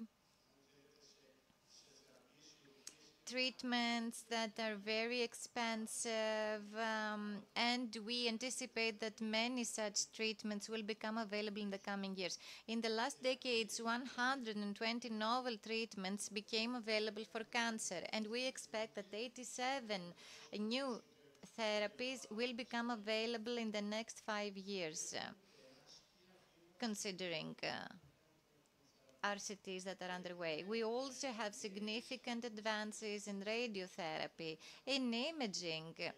These things allow us to make interventions that were unconceivable in the past. We have personalized treatment, but we do not have palliative care. We do not have actual information given to people, helping them to navigate a chaotic and deficient, if I may say so, health system. So this societal demand must be met, but we have problems. I just cited a few examples, and if we are to choose where funds will be allocated, what will we prioritize? Is there a process in place that actually evaluates what is the most clinically effective and cost-effective option? Because we need to have value for money, for society's money. And we cannot afford to pay for ultra-expensive treatment and manage a very difficult disease that absorbs a lot of resources of our economy. Thank you. Thank you for the discussion. You can now go back to your seats. The time has come to give the floor to our supporters, those who supported today's conference. Let's look at it at the end. Off microphone. I wish to thank Karina and the conference organizers for allowing me this opportunity to speak to you via video recording. My name is Kais Kim. I'm the Global Director for the Lung Ambition Alliance at AstraZeneca. And unfortunately, I'll be at a different meeting in Singapore, and the timing will not allow me to present to you in real time. I wish to congratulate Fairlife for their campaign, Start Asking the Right Question. It deals specifically with the stigma related to lung cancer. And as you know, lung cancer is the leading cause of cancer death in every country around the world, including Greece. With this burden, though, there's a huge amount of stigma related to lung cancer. The fact that smoking is a leading risk factor, but we know that anyone with lungs can get lung cancer. So it's very important that campaigns like this deals with the critical aspects of lung cancer. Historically, there have been very few advocates for lung cancer because there have been very few survivors. But we've seen recently that this has changed. More people are living longer, there are new treatments, more focus on early diagnosis, and we are at a tipping point. There will be new technologies, including blood-based diagnostics, improvements in radiomics that will continue this momentum to improve outcomes with people living with lung cancer. This partnership between AstraZeneca and Fairlife, this meeting that involves other partners, is a very important step, and we're trying to support these types of efforts in countries around the world. Again, I congratulate Fairlife, Karina, the wonderful work that's going on in Greece, and I truly believe that in the very near future, we'll see continued improvements for people living with lung cancer. Thank you for your time.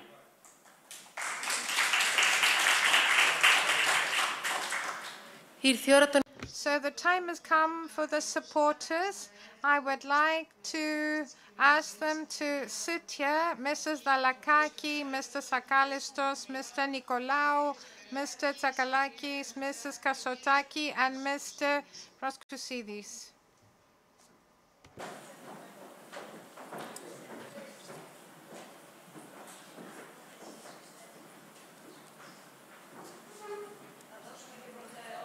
Ορίστε, βεβαίως.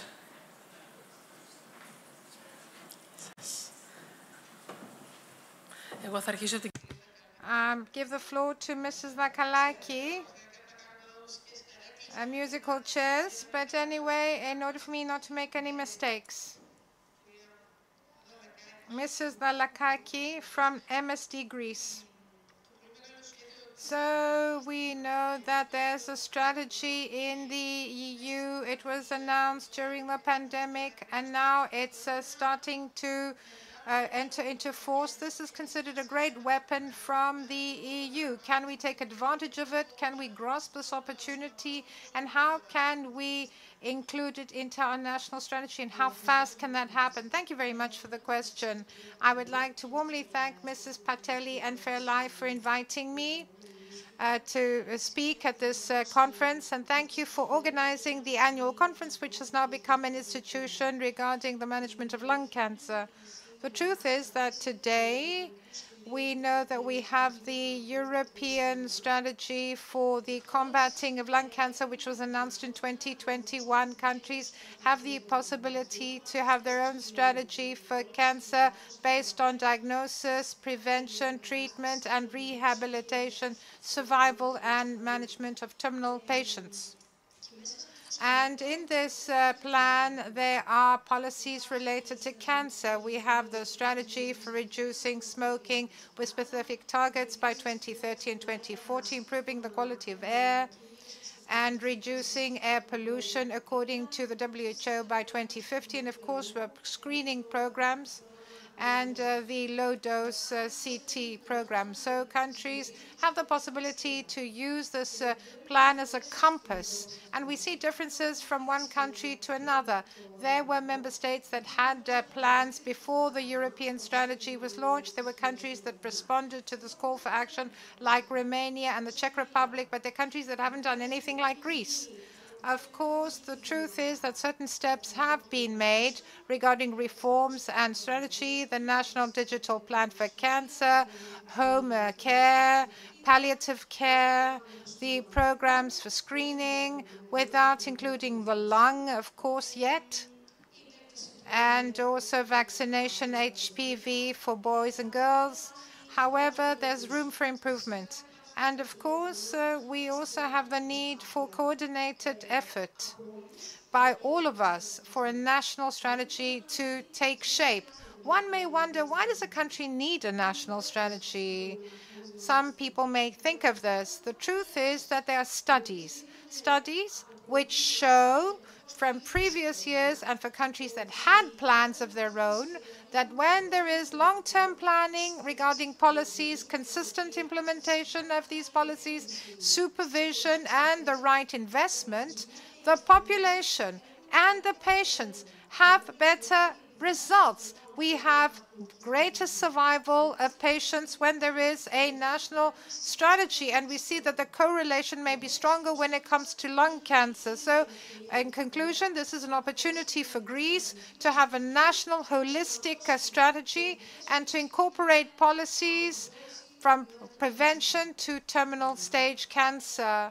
I'd like to express my disappointment because I have been a European correspondent for many years, and I remember a lot of MEPs in every interview advertising this as the super weapon, as what will help the Greek health system improve when it comes to cancer treatment. But 3 years later, I understand that we're still lagging behind when it comes to these targets. Mr. Akalistos is the next speaker. He's from Rosh Hellas. So is the battle given by Roche consistent when it comes to lung cancer? Yes, it is. It's always there. But let us look at the new ways in which Roche Hellas has contributed to this battle. Thank you very much. I would also like to thank Fairlife for inviting us and for also drawing up this lovely agenda that covers the entire journey of a patient across the spectrum. And it also gave the opportunity to the pharma industry to join patients and speak here. Given that there are only few of us now here, I would like to share a personal story of mine. 21 years ago, I joined Roche. 2 months afterwards, my mother was diagnosed with NSCLC. It was non-operable. It was inoperable. And although she was given the best possible treatment of the time, 1 year later, she passed away. Throughout the time, I could not help but think, what could have we done differently? What could we do for people like my mother who found themselves in this situation? So I was within a company that had a vision for cancer and lung cancer in particular, in addition to its vision on personalized treatment. And we want health systems to have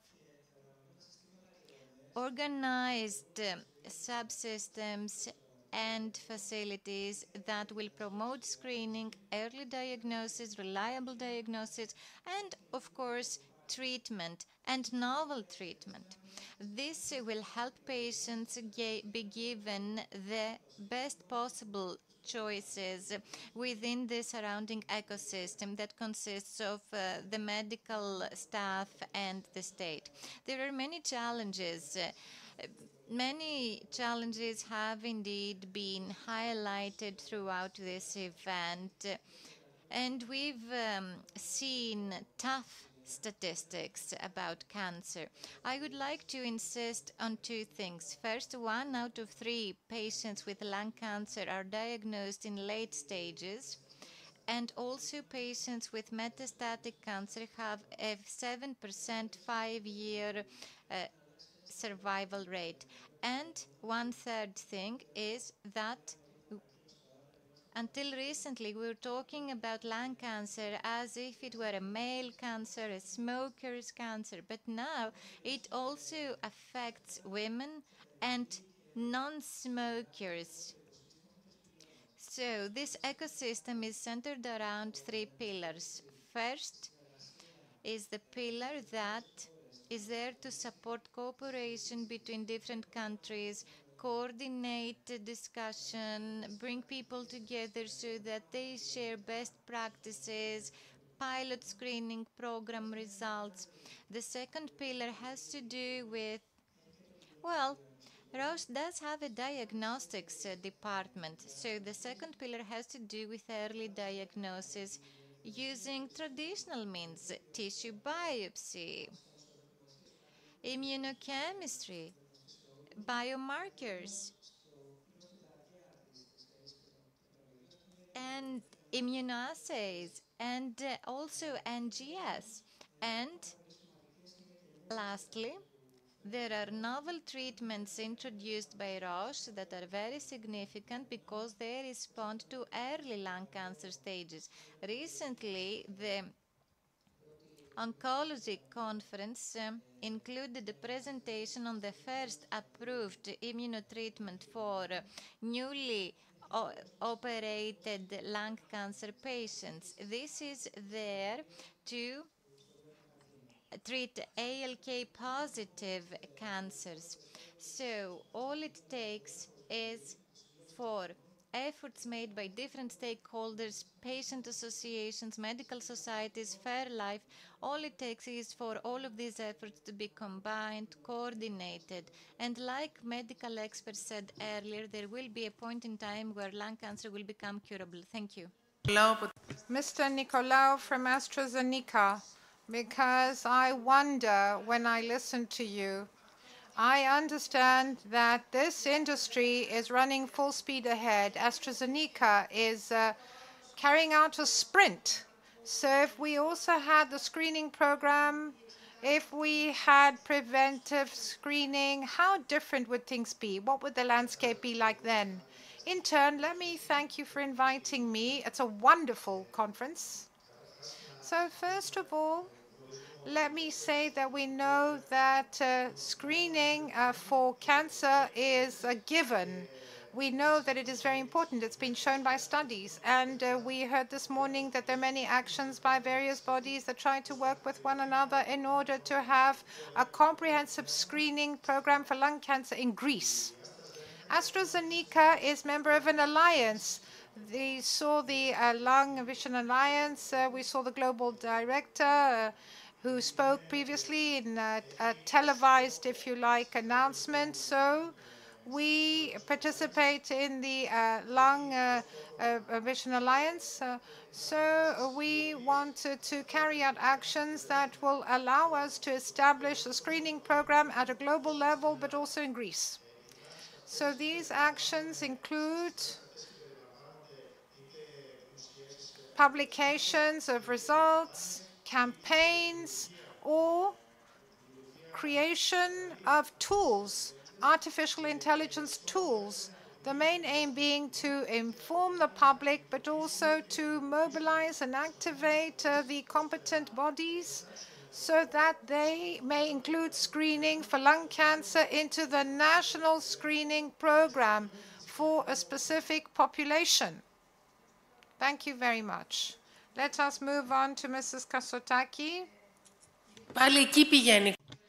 The discussion seems to be going in the direction of novel treatments. Well, after being for 3 years in a row here, I realized that things are actually advancing. So how fast is this going? And how fast do patients get to, quote, enjoy, unquote, them? Thank you very much for inviting me. I would like to congratulate you on today's event and on your overall work. You in Fairlife bring us joy when we are here to support you. Truth be told, innovation is pacing. And I would like to say that our contribution to innovation does not only include treatment, it also cuts across other sectors that improve the health of patients and the quality of life. I would like to mention some examples. as a representative of Janssen. I would like to say that we try to bring novelties in our day-to-day life. Just to quote a few examples, we take pride in the fact that starting from January, the Clinical Research and Development Center will become fully operational. This is very important because it will allow Greek patients to be part of RCTs and therefore have access to novel treatments. Also, we practically support the patient associations, and we try to understand their needs, meet their needs. Maybe sometimes we do not have sponsorships. That's only one way of support for these associations, but we are here, we help them get what they need. Either we talk about screening or novel treatments. Lastly, I would like to mention that at a national and European level, Janssen explores the decentralization of healthcare provision models, out of hospital healthcare, that is. And if I may, one last note, I would like to share with you a concern, and perhaps my colleagues here can confirm this concern. As innovative companies, we are concerned with access to innovation that will be afforded to patients in the coming years, because unfortunately, and this may sound as a cliche, but the clawback for drugs, particularly for drugs sold to hospitals, amount to 70%. And I feel that we, as the pharma industry, are obliged to voice this concern. And hopefully, things will become better and our patients will be able to access innovation. You have passed the baton. Now I'd like to ask Mr. Tsakalakis if he shares the same concern. I see he seemed to be nodding. Well, it's the elephant in the room, really. Well, congratulations. Wonderful conference. Every year it's great. This year it's also extremely interesting. I'd like to thank Mrs. Corina Pateli-Bey, but to all the others as well who helped organize this conference. I would like to say that Delhi gave me a lead-in.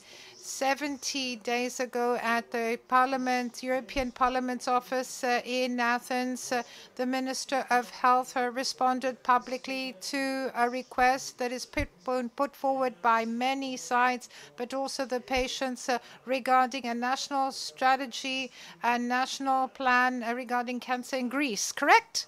Okay, that's perfectly fine. And he committed himself that the patients, and this is very important, that the representatives of patients will participate in the planning together with the scientific community, the doctors, and all stakeholders. So fine, so good. Another elephant in the room, however, has to do with funding. You know, if you go to Aristotelis, the Ministry of Health, I haven't seen it, but I think there's a library with strategic plans. 2, if I remember correctly, were never implemented. Why? Because we also had the financial crisis. We recognize that, but what they had in common as plans is that there was no provision for funding as to how they would be funded.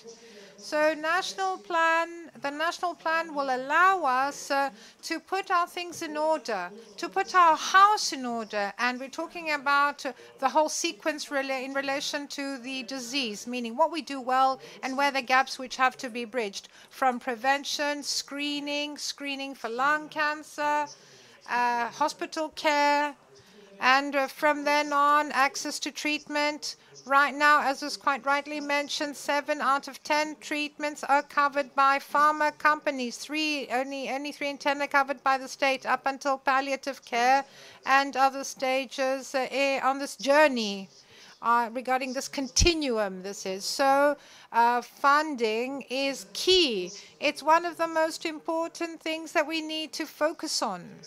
So we worked very hard. The Institute of Health Economics published a study. It was supported by Bristol Myers squib, and it says that in Greece we should have a best practice which is recommended by the WHO. And this is applied right now in 80 countries worldwide, amongst them the most advanced national health system. So what does it foresee? Differential taxation, meaning special taxes on products that have a negative impact on lung cancer, and then they should help and pay for the treatment for a 5-year horizon in order for us to deal with cancer. So they have to co-finance the national plan. So the question is, will this be only good for cancer patients? Well, no, that's not true. By funding cancer through such a model, we will release funds, valuable resources for the funding of the healthcare system in general. Is this a fair tax? Because it's a direct tax, just like value-added tax. Yes, 23%. This is a special tax, and this will be paid equally by those who are poor and those who are rich. So there's neutrality here, but we're talking about a risk premium. And we must all contribute as citizens. This is of symbolic value, because since people are consuming products that are bad to my health, I should then help contribute to funding these treatments. And I think in Greece we need to look at things more directly, and we need to have this discussion as to how this model could be implemented in our country.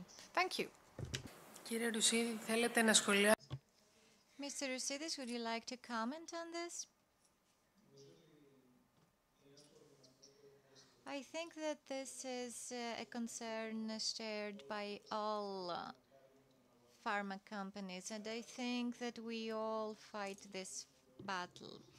One of our major concerns, however, is also how to make sure that all patients get access to novel treatments. And Greek patients are no second category patients, and this is why we are still active in the country. And I believe that all colleagues make our best in order to present ourselves in the best possible way abroad, so that we can continue focus on patients and help them. You know, I want to tell you that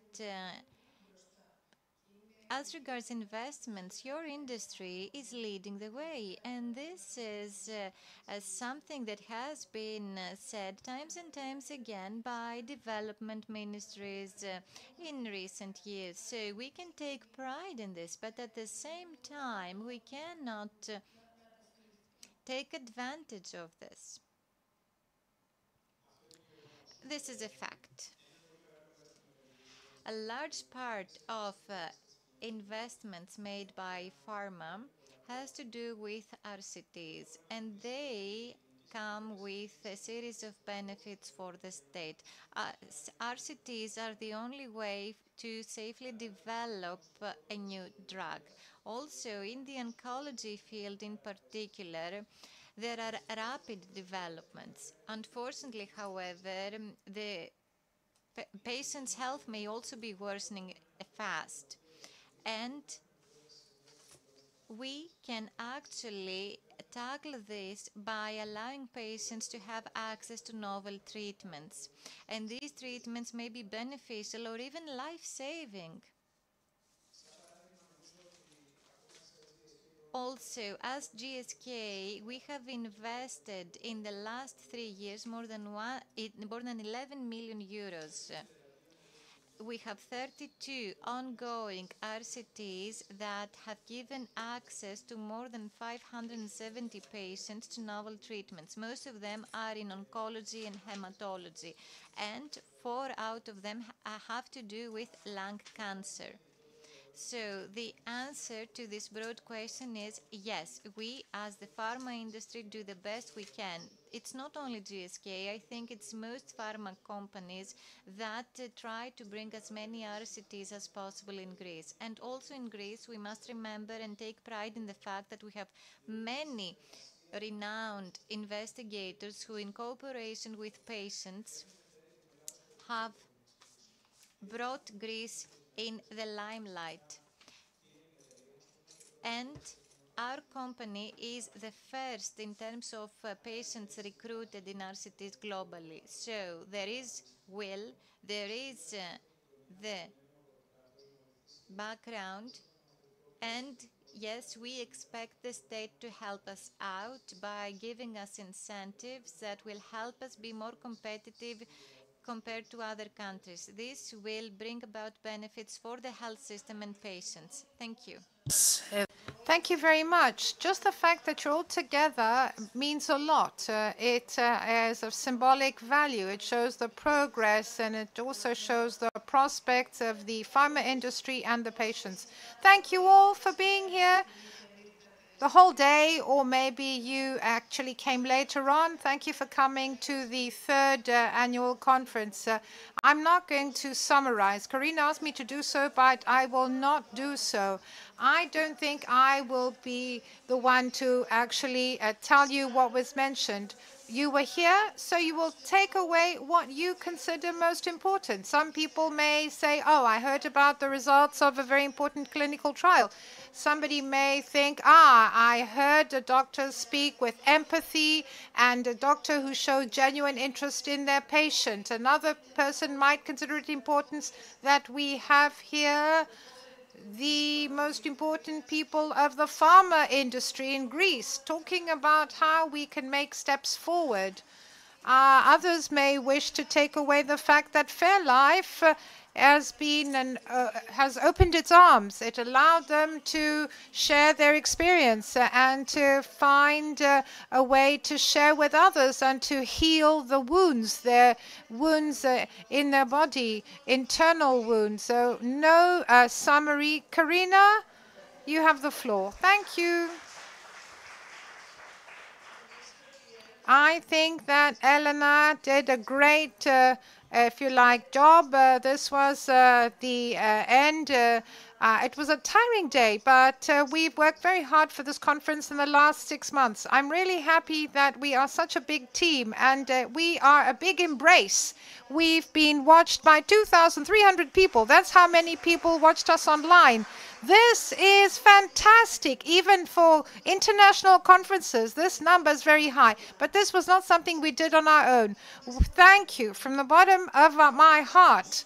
And I would like to say to the 2,300 people who watched us online and the people who are here physically, let me wish you health, prosperity, and whatever comes your way, I hope you can manage it, because it's important for us to be able to manage what comes our way. And we must always have a positive mindset, and we must be strong. Thank you very much from the bottom of my heart.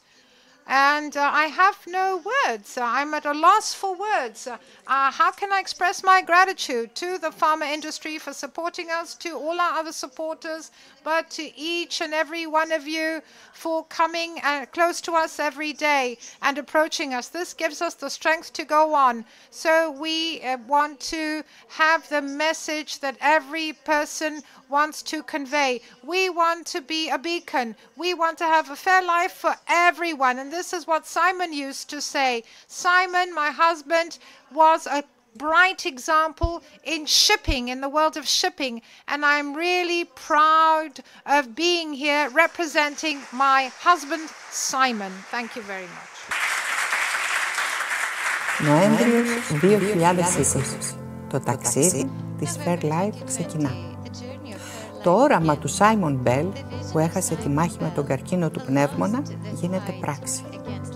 Γεννιέται ο πρώτος και μοναδικός μη κερδοσκοπικός φορέας στην Ελλάδα που ασχολείται αποκλειστικά με την νόσο. Δηλαδή, κάναμε τον πόνο σπόρο. Στόχος μας είναι όλοι μαζί, ο καθένας φυσικά από το δικό του τομέα ευθύνης, να γίνουμε η ανάσα για όλους όσους αγγίζει καθημερινά ο καρκίνος του πνεύμονα στη χώρα μας. Με πολλαπλές δράσεις ενημερώνουμε, προλαμβάνουμε, στηρίζουμε. Οι διακρίσεις μας γεμίζουν χαρά και ελπίδα για το μέλλον.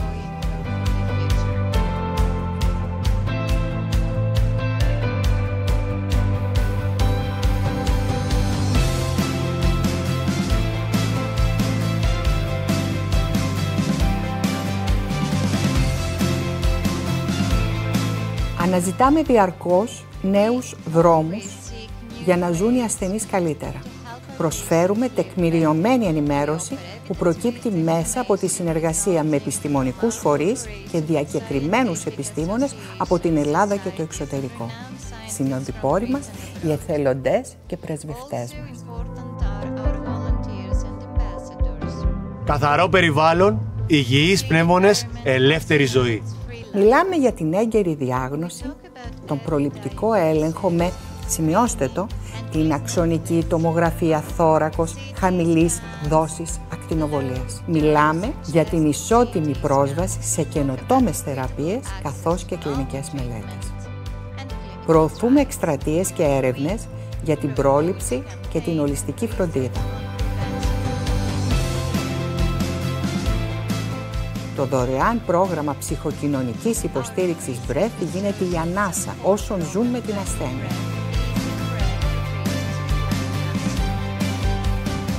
Η καμπάνια «Κάνε τη σωστή ερώτηση» δίνει φωνή σε ασθενείς και φροντιστές, ανοίγοντας για πρώτη φορά στην Ευρώπη τη συζήτηση για το στίγμα του καπνίσματος. Η πιο συχνή ερώτηση «Καπνίζατε? Καπνίζετε?» δημιουργεί ένα στίγμα και αντίστοιχα αφήνει ένα τεράστιο κενό στην πρόληψη και για τους μη καπνιστές. Γιατί η αλήθεια είναι ότι όποιος έχει πνεύμονες μπορεί δυστυχώς να νοσήσει. Είναι καμπάνια ενημέρωσης, είναι καμπάνια μάθε, μη φοβάσαι, μίλα. Συναντάμε τους νέους μέσα από αντικαπνιστικές καμπάνιες και δράσεις ευεξίας. Μιλάμε για την υγεία των πνευμόνων, αφυπνίζοντας την περιβαλλοντολογική συνείδηση. Η νέα γενιά είναι δίπλα μας, με πάθος και όραμα. Για να αναπνέουμε και η ζωή να κόβει την ανάσα. Ο δικός μας άνθρωπος είναι ο ασθενής και η μεγαλύτερη δύναμη έρχεται από τα δικά τους ευχαριστώ και τα αντιμετωπίζουμε με ταπεινότητα και ευγνωμοσύνη. Και εμείς με τη σειρά μας ευχαριστούμε όσους συμμετέχουν σε αυτό το ταξίδι.